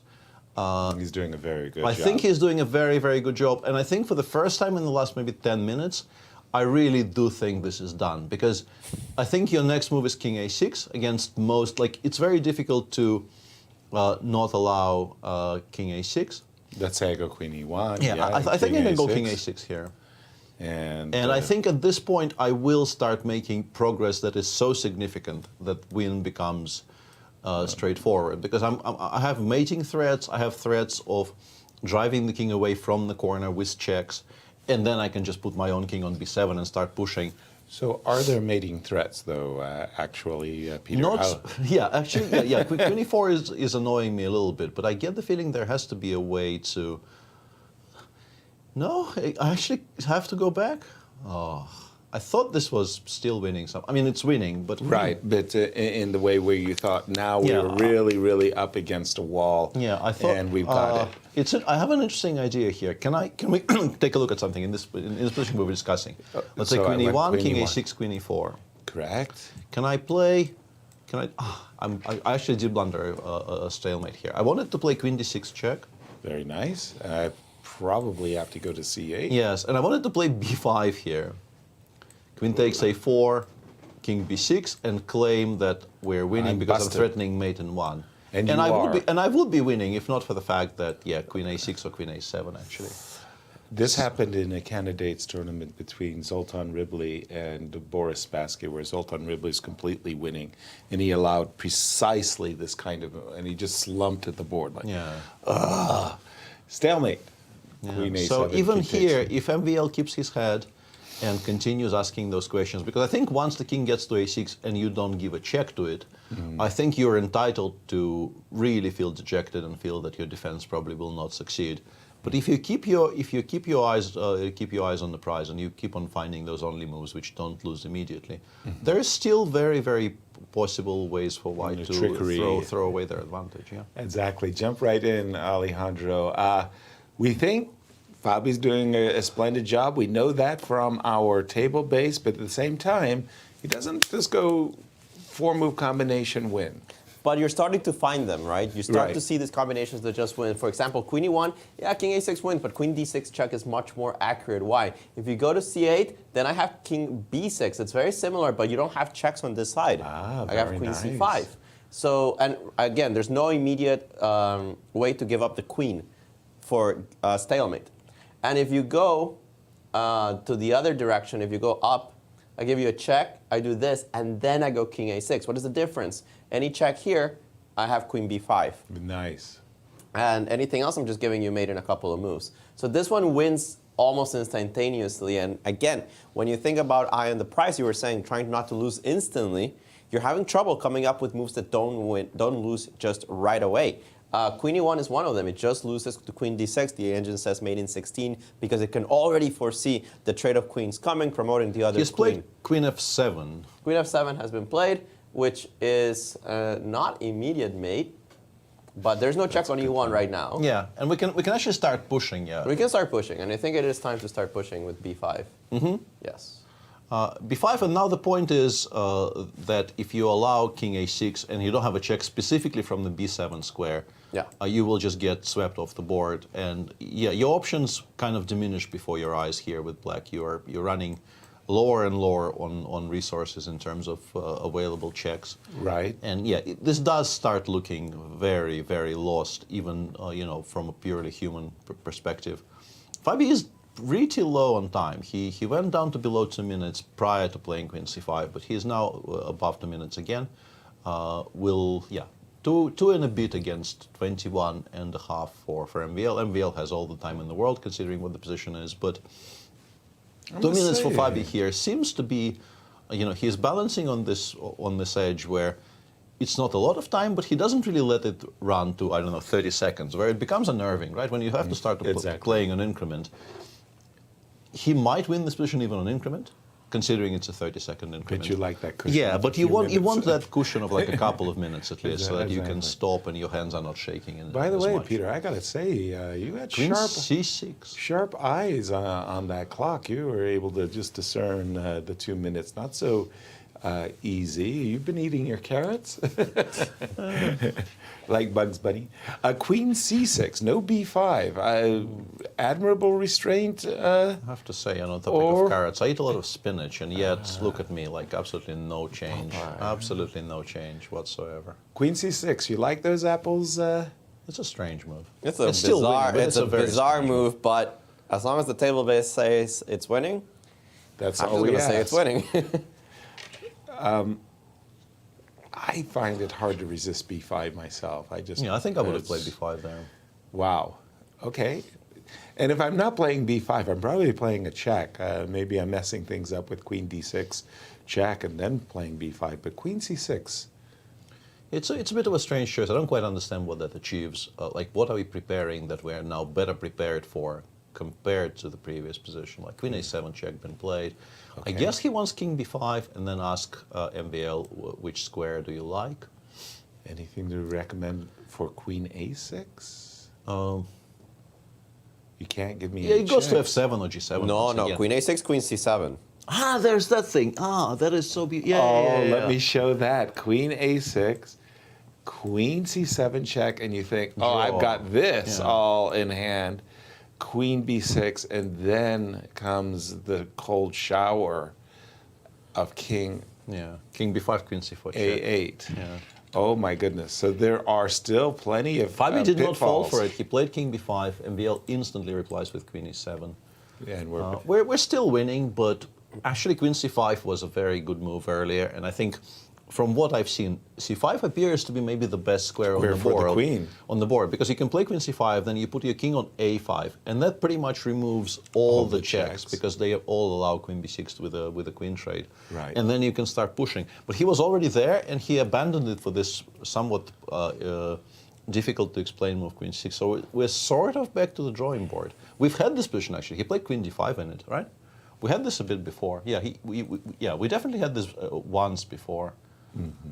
And he played Queen D5 in it. That was about 9 moves ago. So this is if he plays Queen D5 again, that's a second fold repetition. Yeah, a twofold second fold. Yeah. I mean, it's been a long day. Understood. 1 minute. Yeah. And counting down versus, is that 21? That Yeah, I've seen? 21. Technically, Fabi has made no progress in 8 moves, right? 9 moves. Well, I mean, he actually gave it away by not playing B5. He made a ton of progress, I thought. And then for some reason chose to play Queen C6, and now it's back to, I mean, we know he's still winning, but he is running way lower on time now, and yeah, he is still not really progressing. It's getting nervy time suddenly again. Yeah. So Queen B6 check. Just giving a check. King A8 will be played. Wait a second. If he plays King A8, yeah, and he plays King C6, Queen C6. Ah, whoa, Fabi. What? Queen 6, King B8 is a draw. Okay. So he goes Queen C5 now. Returning to a good square. We endorse it. And there's no repetition because the king is on a different square, Peter. Yeah, I don't think C5 was necessarily even such a landmine square in terms of repetitions. It's on C6. But It's drawn. It's drawn. Oh. Table-based draw. Queen B7, the only move to draw. Because, no, why? Because Queen C7 check. King A5, Queen C7 check. King A5, Queen C7 check, which is something that we had actually just pointed out a moment ago. Oh my. But also Queen D7 apparently. Yeah, also Queen D7, but yeah, so, but everything else loses. MVL has to play Queen B7 here and go from there. Oh my. Oh my. And again, for the Grand Chess Tour points, this is huge. But you just feel this will be just so heartbreaking for Fabi because Absolutely. he was completely winning against Linier. Played a really nice game against Linier, did not win.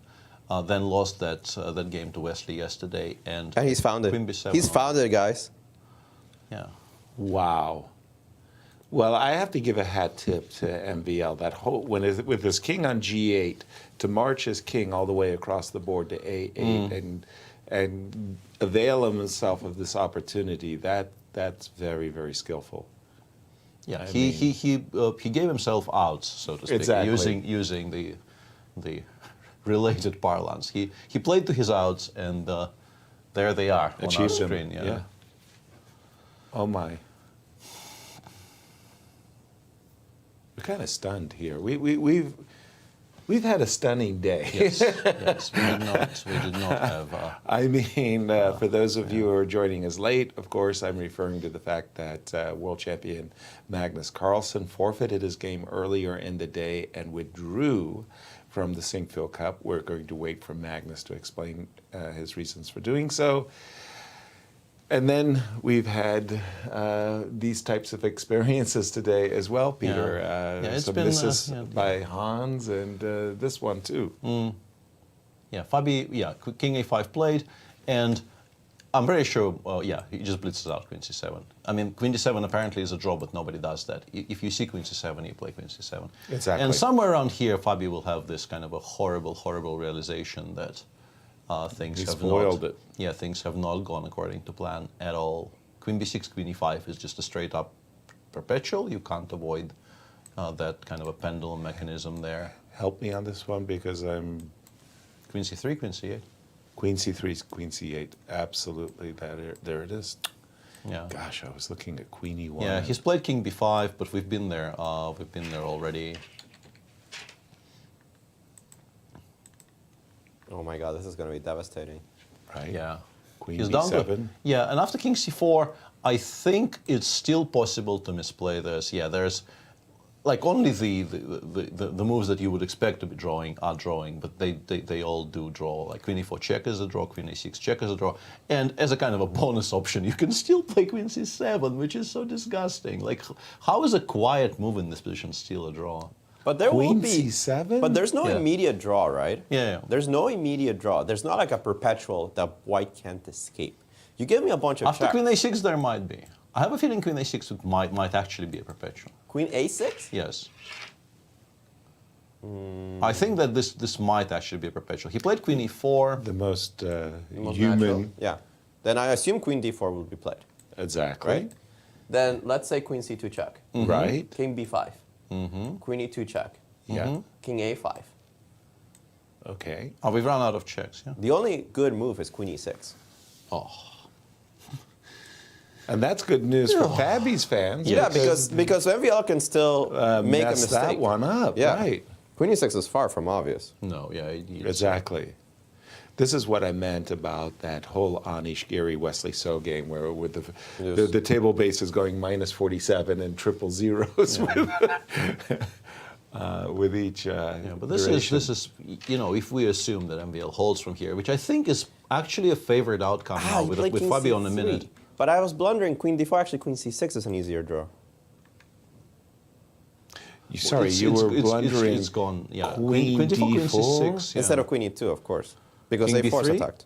Yeah, Queen B3. And then we continue Queen F3. No, Queen H1. It says like Queen H1. H1 is the only. No, not the only, but like the checks will run out after Queen F3, Queen C3. King C3, I go to A3. The checks run out. It's just that this is a draw. Yeah, we just know this is a draw because it's a draw. But like, Good explanation. This is, but that's all our knowledge of this position, really. Yeah, pretty much. Wow. We know it's a draw because it's a draw. It's a draw. Yeah. I mean, what else can I say? We've given our speeches by this point. yeah, Exactly. and we are actually, for a change, being vindicated. Yes. Live on air. Just don't play these endgames because I mean Right. these are two incredible players. Right. And they're making a hash. I mean, they're passing the hot potato honestly, between themselves. MVL actually isn't making a hash of it. MVL is producing perfect defense so far. He was losing for much of it because the position was lost. But so far, very, very little criticism can be found, I think, of the way MVL has been treating this endgame. Exactly. But Fabi, yeah. Missing the B5 moment. I remember the great quote by Viswanathan Anand after he defeated Boris Gelfand in the tie breaks to win the World Championship match. He said, "I won because I won." I mean, it was such a close match. Yes. Yeah. King C3. So he's going to hide his king on A3. I guess, yeah. What else? And then it's going to be 2 pawns, and then it's a draw because it's a draw. But Yeah. Okay. But then game kind of restarts, and he can also, I guess, win some time giving random checks on like the 8th and the 7th rank, so that he could go from like a minute to 4 minutes, right, and start thinking again. But he will know that. B2 on the board. He will know that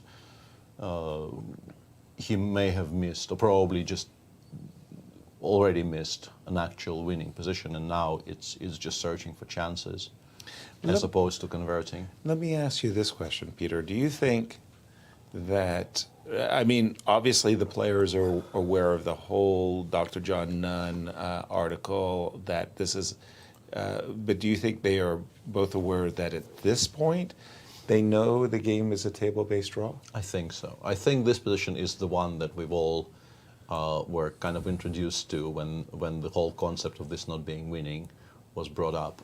It was exactly this case, like pawns on, I don't know, G4 and H4, or A4 and B4. The king specifically in the corner, and the white king behind the pawns. And yeah, I think by this point people are aware that as long as you don't blunder into a queen trade, exactly, you always have enough checks if you calculate cleanly. Which is, I mean, all of those are rather large ifs. Right. You know, calculating cleanly is not a given after 6 hours of this. For sure. But yeah, I think they know. I think both of them by this point have recognized that market improvement has been achieved by black. At this point, when I think about the classical chess, no adjournments possible anymore, I think of I don't know how to say it, a marathon. The players are getting exhausted. We're getting exhausted, and we're just calling the action. We've got engines. They've been thinking and ferociously over each and every decision, a decision that could cost them the point just like that. Aren't they getting exhausted? I mean, chess is... I mean, the answer is very simply yes, but they're both, I think, sort of, it is very well understood by this point that chess, among other things, is an endurance game, and you have to be fit. Well, I'm thinking classical chess in particular. No, honestly, actually no. I think... Just chess in principle, whether it be blitz or rapid or... Well, the point about blitz and rapid is that major events in particular, Sinquefield Cup in that respect is maybe slightly more leisurely than some of the other competitions, because in Sinquefield, the rapid and blitz tournaments during the GCT, I didn't mean Sinquefield Cup. Right. You play 3 rapid games per day or 9 blitz games per day. That's a lot. It's tough, but compared to the World Rapid and Blitz, which is 4 or sometimes even 5 rapid games per day and a 15-round Blitz Swiss. Right, over 2 days. No, like you play 15 and then 15. Yeah. Or, I mean, no, these days it's shorter, right? These days I think it's 12 and 9 maybe. Okay. I think it's 21 rounds these days. I think it's 11 and 10, but yeah. It used to be longer. It used to be, at some point it was definitely a 15 round day. And that is definitely endurance contest. Yeah, like if you think you don't need endurance for this, try it once. Actually, the original Grand Chess Tours used to be 4 rapid games one day, 5 rapid games the other. You're right. And actually it was the players that told us, how about no? Exactly. How about we had I thought it was the commentators that said, how about no? How about we do I mean, it was the commentators, but they didn't listen to us, so we threw the players into the mix. Nicely done, Alejandro. Nicely done. The union objected to those working hours. The Queen f7 is one of the moves that is drawn. Okay. Why this is drawn, whereas, for example, the move Queen f1 was losing, bit of a mystery, but it is what it is. This one still preserves the draw. Again, Alejandro, I know it's a challenge, but in words, obviously we're trying to checkmate, obviously we're trying to win a pawn, but what is the, how do I put it? What are we trying to achieve? With white? Yeah. We're trying to get some kind of a setup which would allow us to play A5, King A4, and start pushing without running into some kind of an immediate kind of a pendulum. So why didn't we play A5 immediately? I don't know. I guess we chose to put the queen on the light square so that perhaps we control some of the checks from like... because the way you get checked, I think, is very often exactly using the D1 square. Once you go King A4, the check from D1 becomes maybe incredibly crucial. So he goes Queen D3, to control that square and to perhaps hope to start pushing with a5. And we push with a5 and not b5 because if we push with b5, we're exposing our. I think we're exposing our king more to the elements compared to a5. Makes sense. But it's I think it's an incredibly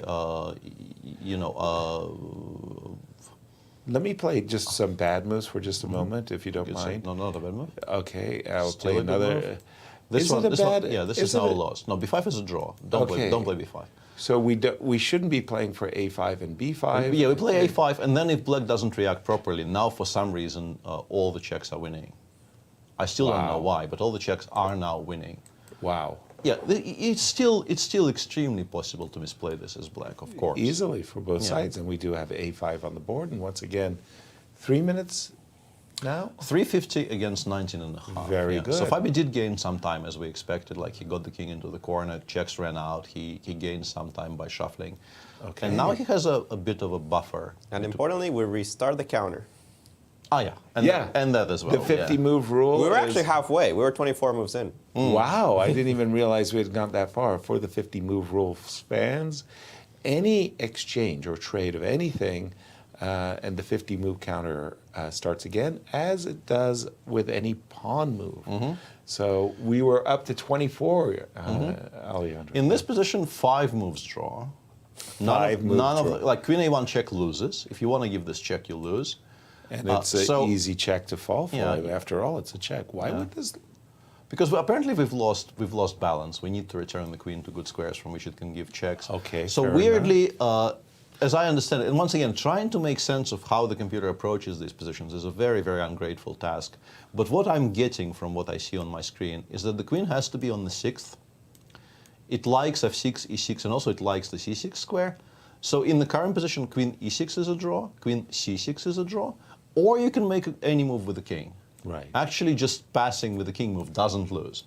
But removing the queen from the optimal squares, and there are 3 optimal squares on the board so far available to that queen. If you f6, e6, and c6 is with the queen on d3. I assume with the queen on c3 it would be like e6, d6, and something. A change of guard. Yeah, but it's very, very difficult to try and put into words what the table we're trying to achieve. With this move a5, I mean, I'm assuming we were threatening to play king a4. That's why I would be attracted to the c6 square for these 2 reasons. And then the whole point is we're not. Well, at this point, queen c6 is supposedly a draw. We're not trying to achieve b5, Peter. You will really enjoy the fact that in this position you can go back to f6 and it's still a draw. You will really enjoy this, I'm sure. Yes. I'm happy. I mean, queen c1 was a draw. I mean, any person of kind of normal persuasion will play queen c1 check here. Right. But you can actually just go back to f6. It really likes the queen on f6, the engine. Really, really likes it. Yeah. Okay, I know it's getting late, but why is queen c1 check a draw? Okay, actually, I was absolutely I should take back my normal, queen f6 normal claim. Yeah, because queen c1, king b3, there are no more checks. But aren't we trying to do this? Aren't we trying to play a5, b5, a6, king a4, and creepy crawly in? Yes, but it's just not. Are we bothered? As you know, the question is, are we bothered? And apparently, the answer is no if we're black here, and if we're also a machine. So a5 if those 2 conditions are met, we are not bothered in the slightest. But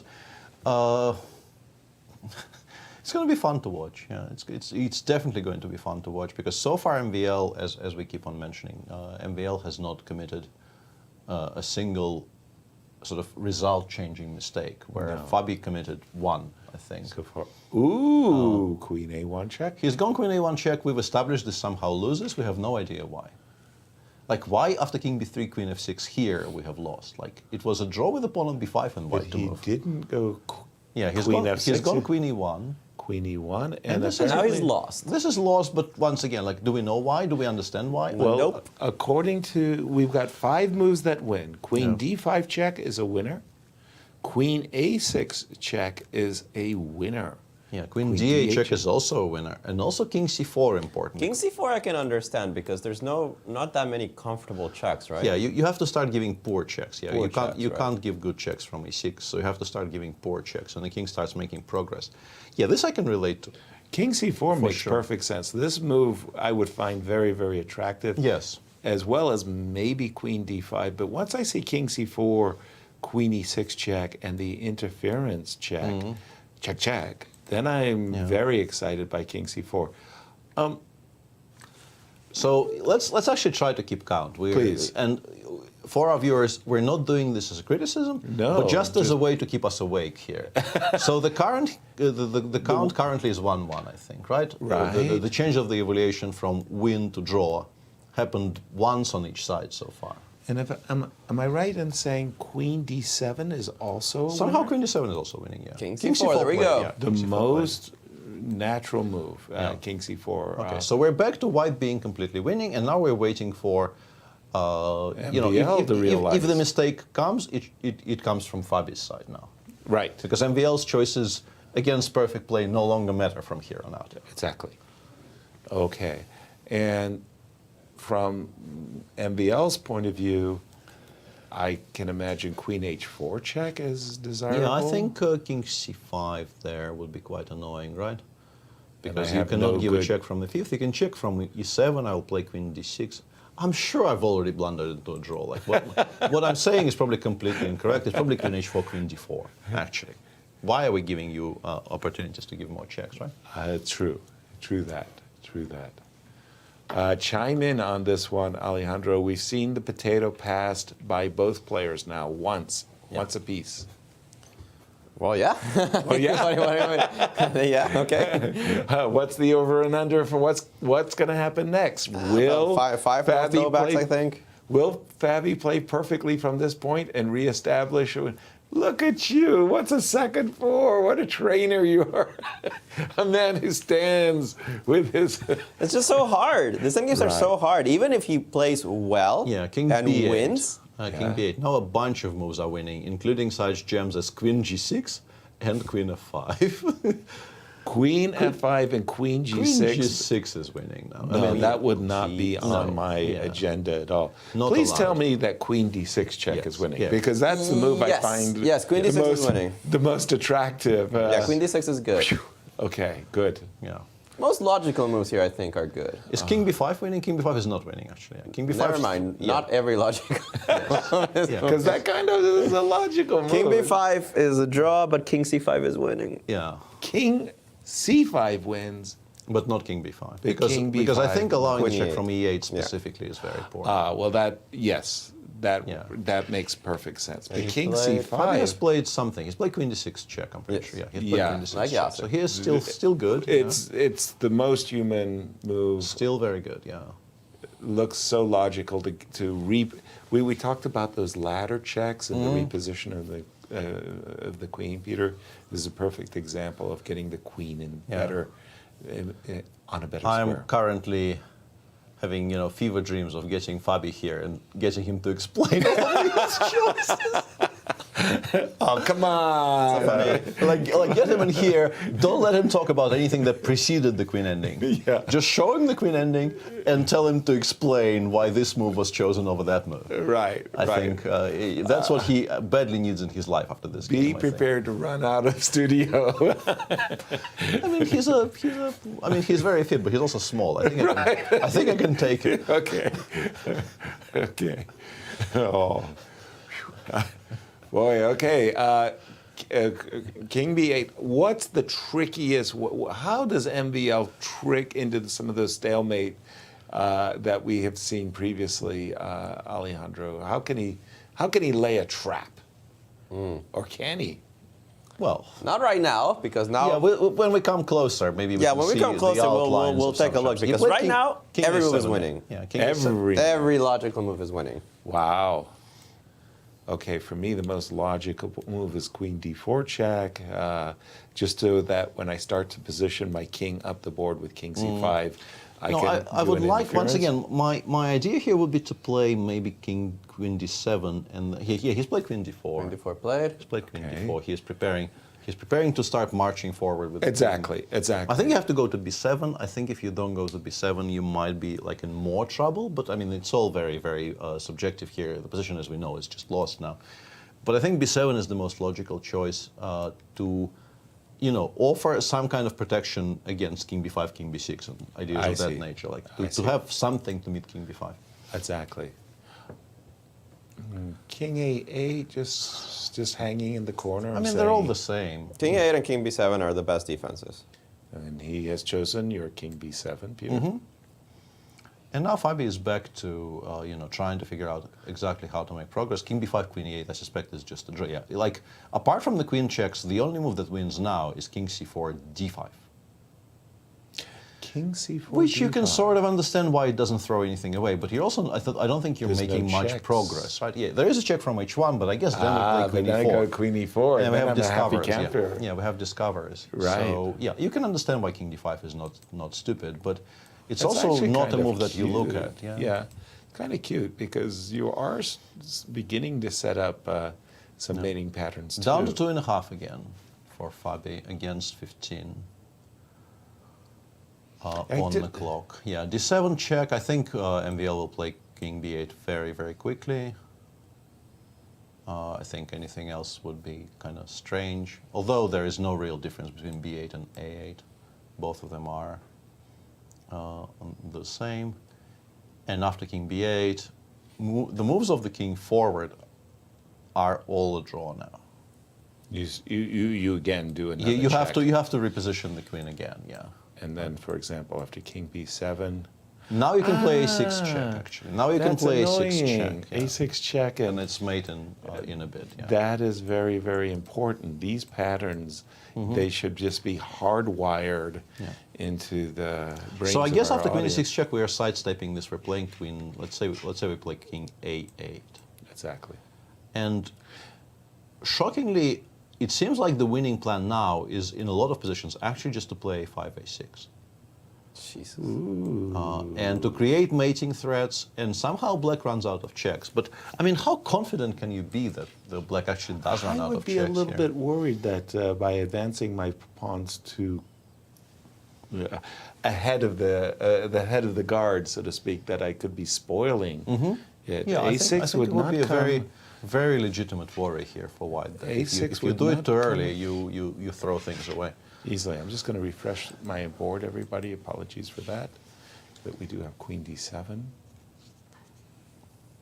Slowly, MVL's time is also, I mean, he was up 20, 40 minutes, whatever he had when he started, is now down to, okay, still a comfortable 13, am I seeing that right? Yeah, king b8 played. We have to assume Fabi goes queen d6 because it's a very useful check. It's one of the best squares on the board.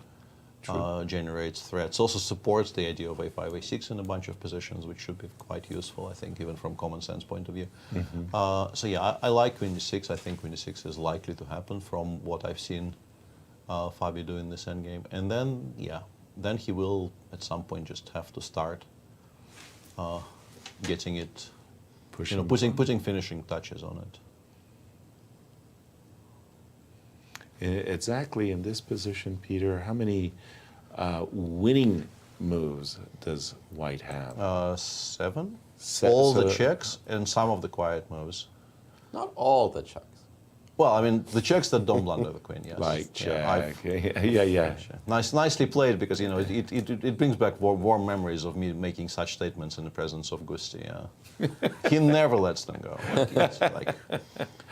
Whenever I try to make a generalization like this, he just... He's a real charmer. Yeah, no. These are the 3 exceptions to the statement you just made, Peter. Yes. Thank you very much, Gusti. Nice. Okay. And, you know, despite years of that treatment, I still, as we've just seen, I still stumble into it. I was about to say you withstood it. Whoa. Queen d4. Well, it's also winning. I don't get it, but it's winning. Good move, but why? Like, the commentary here has to be, I mean, just as good as any other move, seemingly. Right. But why this square and not some other square? Also, king b7 is a repetition. Ah, yeah, we've been there, actually. We've been there. King b7 now is a twofold. Yes. Oh dear.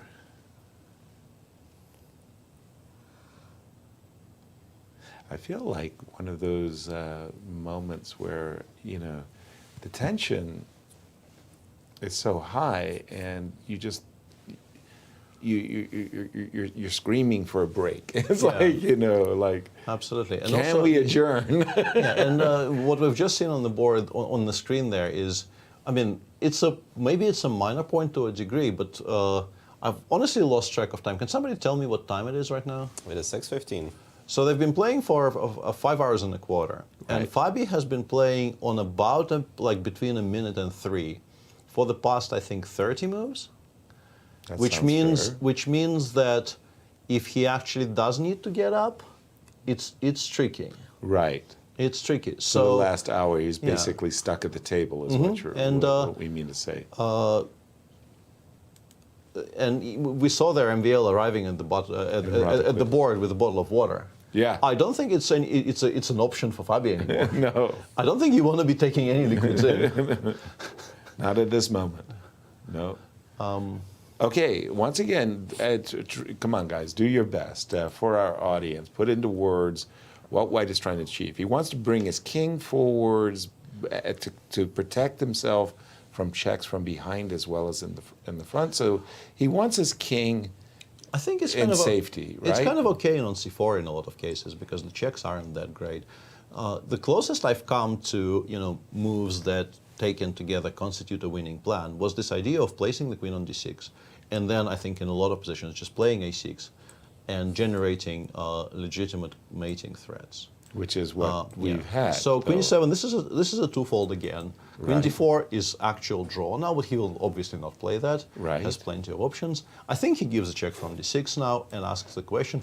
And one thing I didn't really like about queen d4 is that you're not asking a strict enough question with the move queen d7, d4 without the check. I think you should always start with queen d6 and just sort of pass the decision on to, wow, okay, a6, this is a draw, right? That is a draw. That is a draw.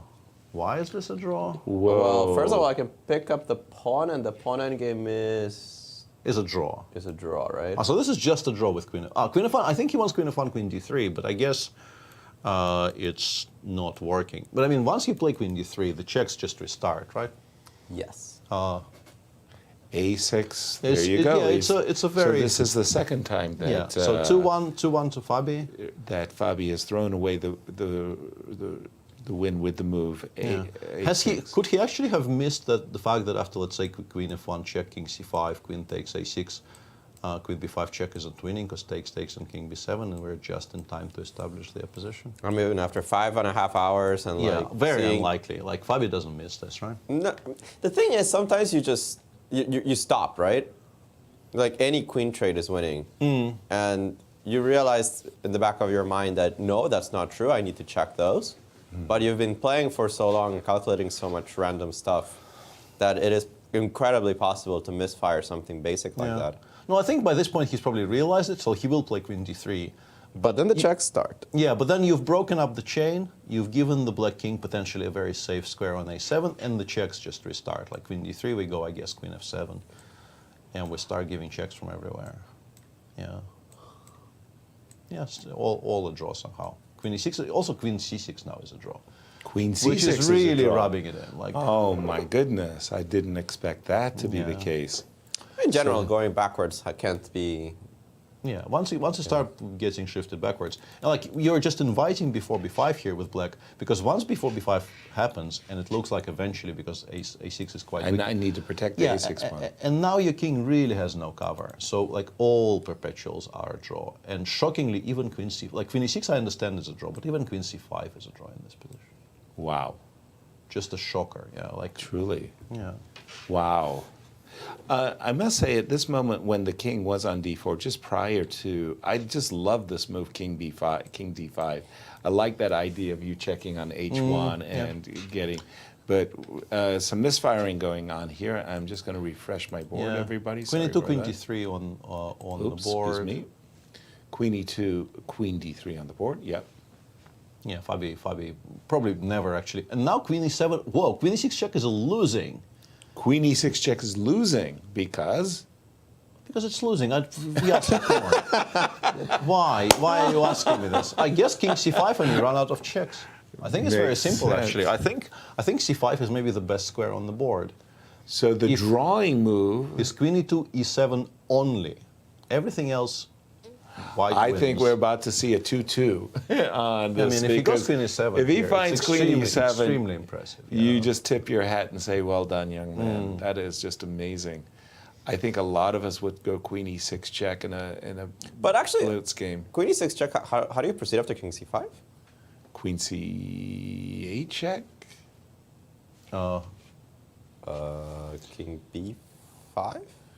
I'm just trying to make I think checks. I don't know what I'm trying to do. I think we're hiding on a5. So queen e6 check. Yeah, king c5 forces you to go to c8. Forces me to go to c8. Because the moment you see this check is so awkward. And then we go king b5, king a5. And actually, at that point, the checks do run out. Yeah, queen e8, king a5, and you can no longer give a sensible check, or really a check of any kind. Yeah, and with this configuration, I'm going to trade queens by force. Yeah, and this looks losing now. This really does look completely lost. I just love these assertions. No, but here I can trade queens. I can go queen b5, queen b7.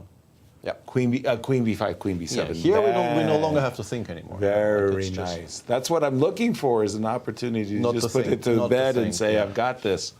I've got and this. Vail down to single digits on the And clock, he has finally. to find queen e7. Yeah. As only moves go, it's a tough one, I think. Right. It's a very, very tough decision to come to. Oh, my word. Because it allows, all the things that white generally wants to play, like queen d5 or, I don't know, queen f3. I had one queen ending like this, the game that couldn't devour China. Had like 5 adjournments. Okay. Queen Back to winning. 2-2. 2-2. Let's see. King c5, only winning move. Okay, but that one actually is easy easy one. Yeah, I think that one is fine. Yeah, because we're ready to meet queen e7 check with a check of our own. Not that I understand why king b5 wouldn't be. I think... Don't go there. Yeah. Don't ask, Alejandro. King c5 on the board. So we're back in business, as Judith Polgar would say. So e5 a1 there or something, yeah? Here we have queen d5, I'm pretty sure, right? Yeah, that's the difference. Yeah, I'm talking to Alejandro Alejandro there without really us seeing the board, which is yeah, the question was unfair to the difference. viewers, The difference is that on queen e5 check, like for example, if you place queen e5 check right now, queen d5 is the only winning move, but it's sufficient. Yeah, it's a goodie. Yeah, and that is the difference between king c5 and king b5. After king b5, queen e5 check would have held. Because you can't really get anything in the way, and king a4, queen a1 restarts the... No, king a7 here, queen a1 is losing again. King a7. Unfair. All of this is just so unfair. Very good. But the difference is that Fabi did make the good choice of king c5, so that after he's ready, he's now ready and prepared to block a queen check with queen d5. Yeah, and after queen c8, as we've established, we go b5, a5. The checks run out, and once again, once it lands on a5, you're home, This is home the and last, dry. Yeah. the last of the checks is met by the interposing queen b5 check. Yeah, and it's almost but not quite the stalemate if the king goes to the a file and we take on e5, and the b8 square is gone, but the other a7 is available. a7/a8 is still available. Here we go. Queen Here we e5, go, Fabi should play everybody. queen d5 quite quickly. I think it's by far the most natural decision here. Also, even without knowing it's the only move that wins, I think you always play queen d5. But just the fact that queen b5 will also establish a threat of our own. And it will win pretty much next move, because let's say, after queen c7 the checks run out, after queen c3 the checks run out. He can check from e7, but once again I can go b5, a5, and the checks run out. Check from e3. Yeah. King b5, I assume. e2, a5, and there's no check A5. from a2. The dominating queen on d5. That is pretty, right? That is very pretty. I mean, the geometry of it is very, very clean, yeah. Yeah, we want to stop the check, but we also want to deliver a mate. Yes. So we do have queen d5 on the board. And it looks like the count will stop it too, frankly. I don't want to jinx Fabi, but from here, I think from 2 here, to 2. From here the calculations become like a 3-move, very, very straightforward calculations, which you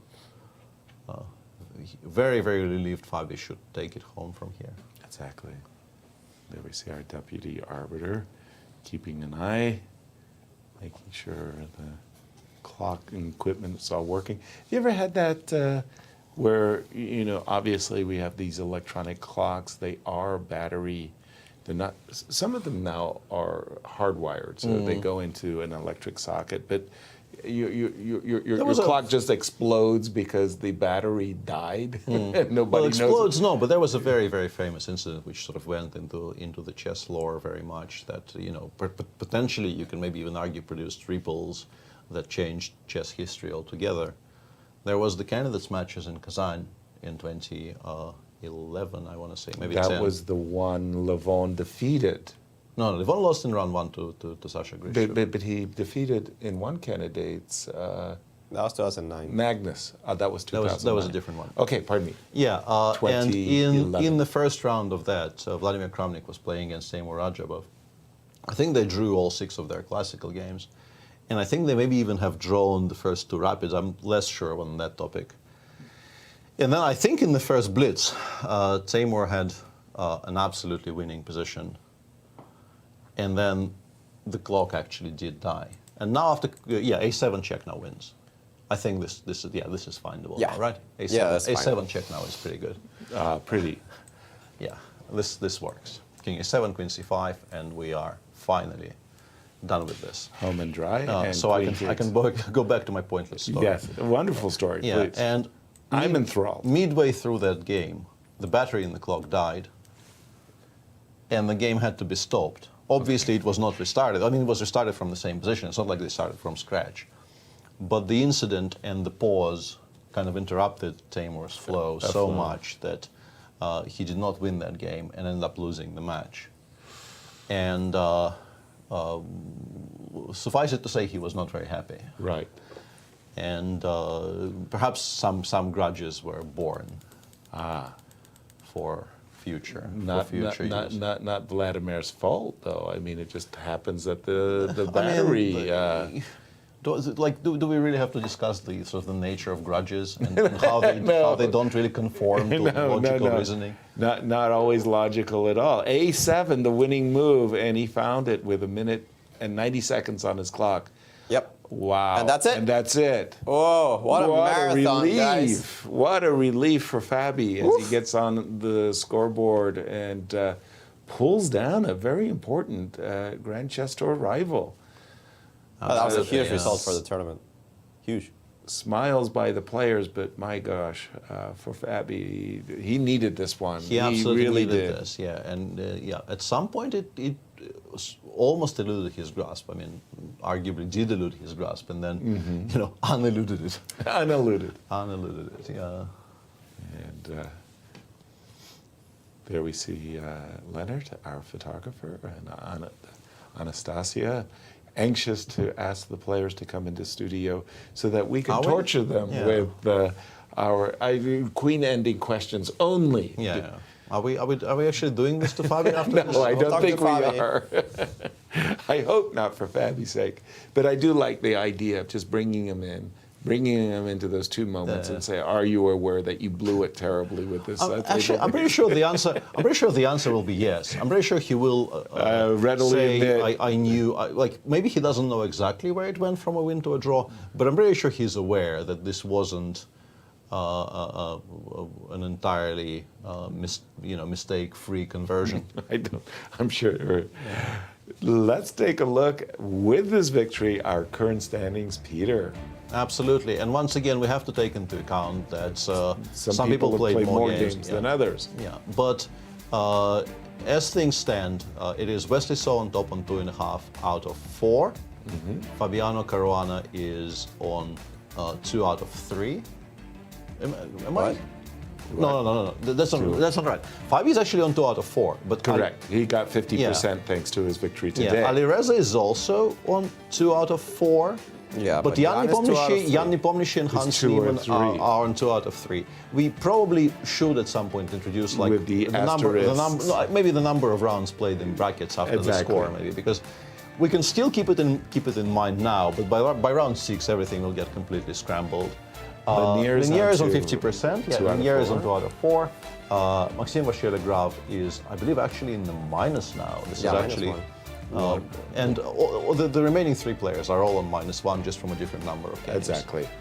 And let's just take a look at peek at what we can expect tomorrow's games, Peter. Yeah, be honored. Let's take a look at this. Shahriar Mamedyarov plays against the victor of this really, really difficult queen ending marathon. Fabiano Caruana. Linier Dominguez is white against Hans Niemann. Wesley So is white against Levon Aronian. MVL will aim to bounce back from this loss in a white game against Jan Nepomniachtchi. And Alireza will get a free day. Yeah, a new part of our graphic. There will be one co-commentator per day. Exactly. We're just gonna usurp him. Write this into the contract midway through the tournament that the player who is not playing has to do a stint in the studio, schooling us on the. I can't wait for you to give us your final thoughts of a very, very eventful day and how you're going to phrase it all, Alejandro. You're prepared to wrap up our show for today. I'm prepared for Fabi to start walking this way. Oh, no. He will have to go through security, by the way, as he leaves the plane. David Sedgwick had called for additional security measures, including leaving. So what do you think? I mean, what a day, guys. Yeah. I mean, it's not every day you see. I mean, it's the first time ever. Magnus Carlsen just doesn't show up for a game, and this is going to have everybody talking about it. We had some interesting games of chess. I mean, Levon and Lanier played some interesting game of chess, but it's definitely not going to make the headlines. Nep and Wesley got out of there pretty quickly, and we had 2 epic matches. I mean, I thought the Hans Firouzja game was fantastic. It had a lot of content. Right. Absolutely, Let's put it that way. And then, well, this one had 2. This one had 92 moves of content, guys. Yes. That was a lot. That was a lot of fun. Always this queen endgame is very tricky, but, well, they want to keep the commentators on their toes, and here we are. They did. They did. Yes. Achieved. Well, once again, I mean, history in the making, as I've never seen Magnus step away from a game, forfeit, I mean. We're in very, very unknown territory here, but perhaps this situation will get, there will be some development, some further statements by perhaps the Magnus side. Sure, we're going to hear a lot of them. Let me just inform that we do have upcoming events as well. Absolutely. After the Sinquefield Cup, we have the ultimate moves, the trash talking challenge that takes place after the Sinquefield Cup. It's very nice. Bring your A kibitzes. Absolutely, and it's a kind of a lighter chess-related entertainment. Totally. Always welcome here. Then we have 3 days of Fischer Random / Chess 9LX, with a lot of very illustrious players playing in that. And then a small break in proceedings here, followed up by another marquee event of the year, of course, the US Open and the US Women's Chess Championship starting on October the 3rd. Right? The national championships are so strong, Peter. It's just fantastic. And what can I say? But we have to take a look at our prophecies, our commentators' pick. Who's going to win the Sinquefield Cup?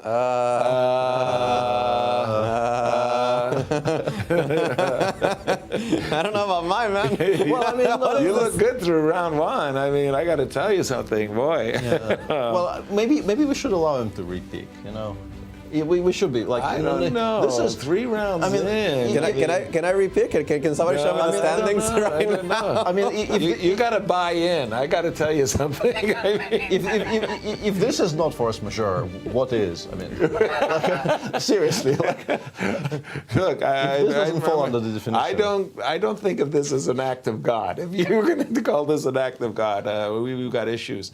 But buy-ins are, and it goes into a pool. Goes into a Nikitsi, yeah. Exactly. Okay, we're going to allow you a buy-in. It's $1,000 buy-in. Thank you, Yasser. Appreciate it. Friends.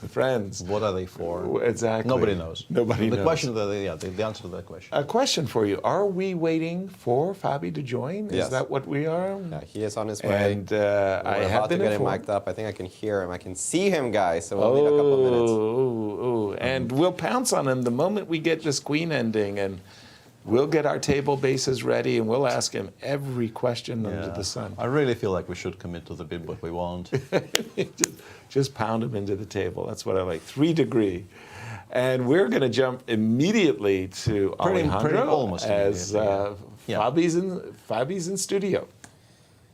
Fabiano Caruana, nice short game here. Take us through every single move of the queen endgame, if you could, where you thought you had an advantage and where you thought it was a draw. I can't tell if you're joking or not. I am joking.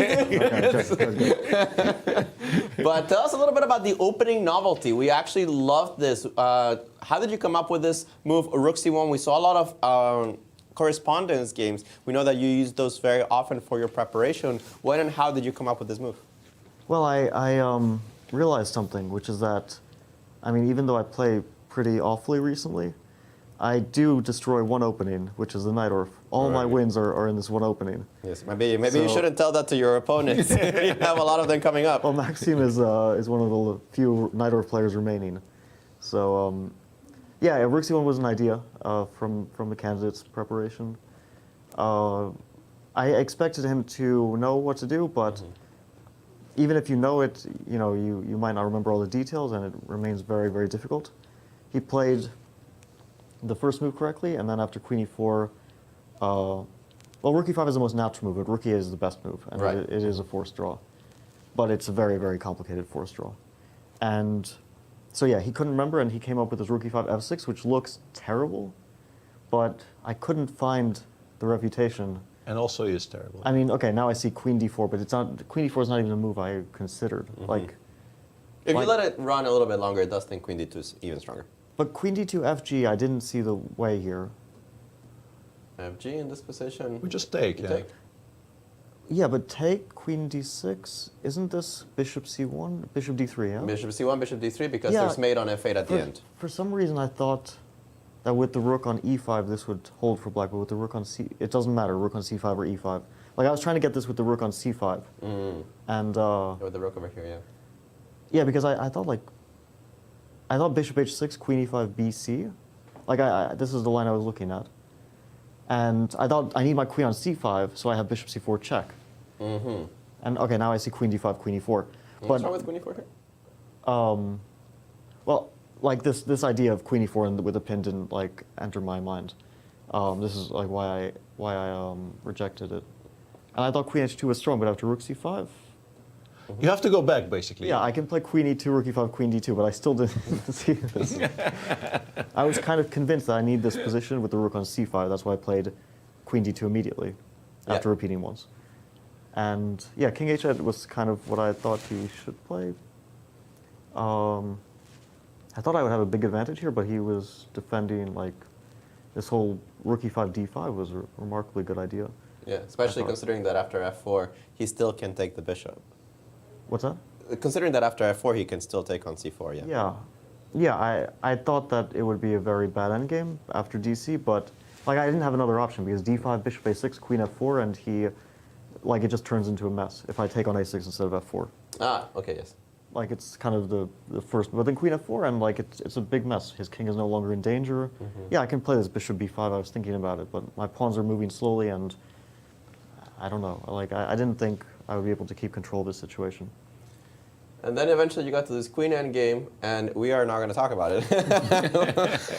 Well, okay, so generally with like the 2 pawns up, there's a lot of positions which are drawn, yes, and a lot of positions which are winning, and they all kind of look the same. Yes. But after G6, I just didn't see what else to do. No, you were playing perfectly until very late on. Winning, but I just didn't like find the way to do it. We just kept the tally. The tally was 2-2. Two times you gave up the win, and 2 times he gave up the draw. But which is not too bad considering the complexity of the endgame. Well, once my king was forced back, then it's a draw. Yes. But I mean, this I figured, but I had no choice because. No, Otherwise, specifically- he just like has a perpetual. Right. But I assume that like at some point I play a5, a6 in this configuration, but I just couldn't find the moment to do it. And I was kind of trying to like play some moves to gain time on the clock and wait around a bit, which is, I guess, why I also missed the win. Yeah, really the only confusing moment, everything else is very explicable, but the only confusing moment was move 64, I think. Very, very specifically, where we thought you played perfectly until that moment. Yes. Like every single decision was absolutely spot on. But before b5 here, we assumed what must have been very attractive, and we thought this was sort of Yeah, b5 was my first intention, and then after like king b7, I couldn't like find, I don't know, and I was worried that I'm, you know, pushing the b pawn is not the right way. Normally, you push the a pawn, but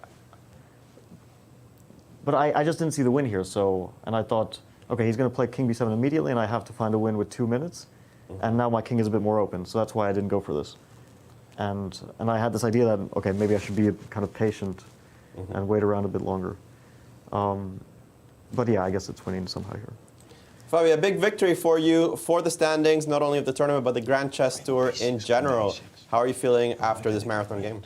No, I mean, this was great. This was exactly what I needed after yesterday.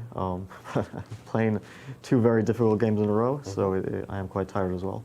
I know that it was already a while ago, but you must have noticed a certain Magnus Carlsen missing in the playing hall today. Your thoughts? Well, I mean, I guess there's a lot of rumors already, and I assume he hasn't given the reason yet why he decided not to play, but probably some people have a decent idea of what he's alluding to, or what he has a problem with. I don't know, but I'm not going to say anything else about it. Sounds good. Well, Fabio, it was a long day, so we want you to get out of here so we can get out of here. Congratulations on your win. Thank you. Indeed, a very, very important victory for Fabi. You know, sometimes you just go through these periods where, you know, things aren't going your way, and then suddenly it's sort of like somebody turned a light switch, and that's what happened for Fabi today. Important victory, Peter. Oh yeah, this as he said, he absolutely needed that. The tournament really wasn't going his way. Some opportunities were missed, and then Wesley played a really, really good game against him yesterday. But this should restore at least some of the confidence, because, I mean, the mistakes he made in the queen ending really don't count. Yeah, you know, to a large degree they don't count. Yeah, and of course we can't overlook the fact that social media must be exploding with what has happened in today, and Anastasiya's with Alejandro to give her perspective. Over to you, Anastasiya. Yeah, you are absolutely right, Yasser. Social media is talking, of course, only about Magnus and his withdrawal from the tournament. Many comments, people keep talking about it. They say it's a drama.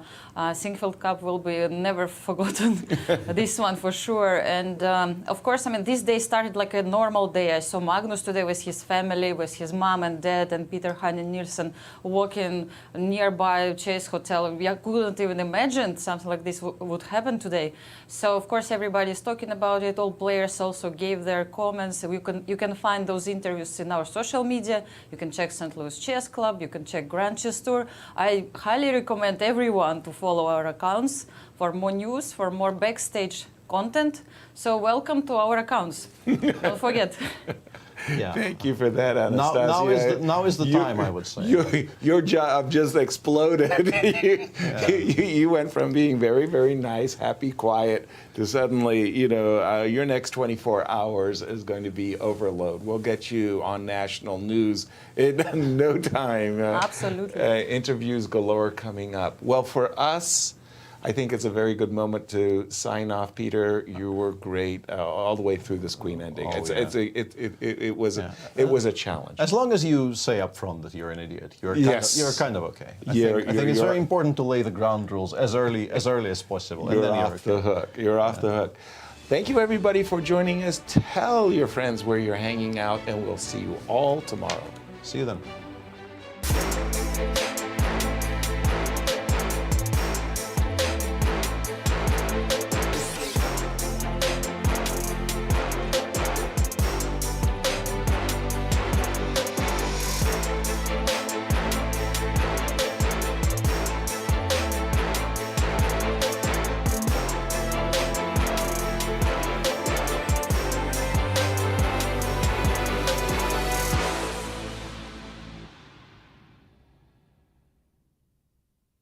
This has been a presentation of the St. Louis Chess Club. Any reproduction or distribution of this content without the express written consent of the St. Louis Chess Club is prohibited.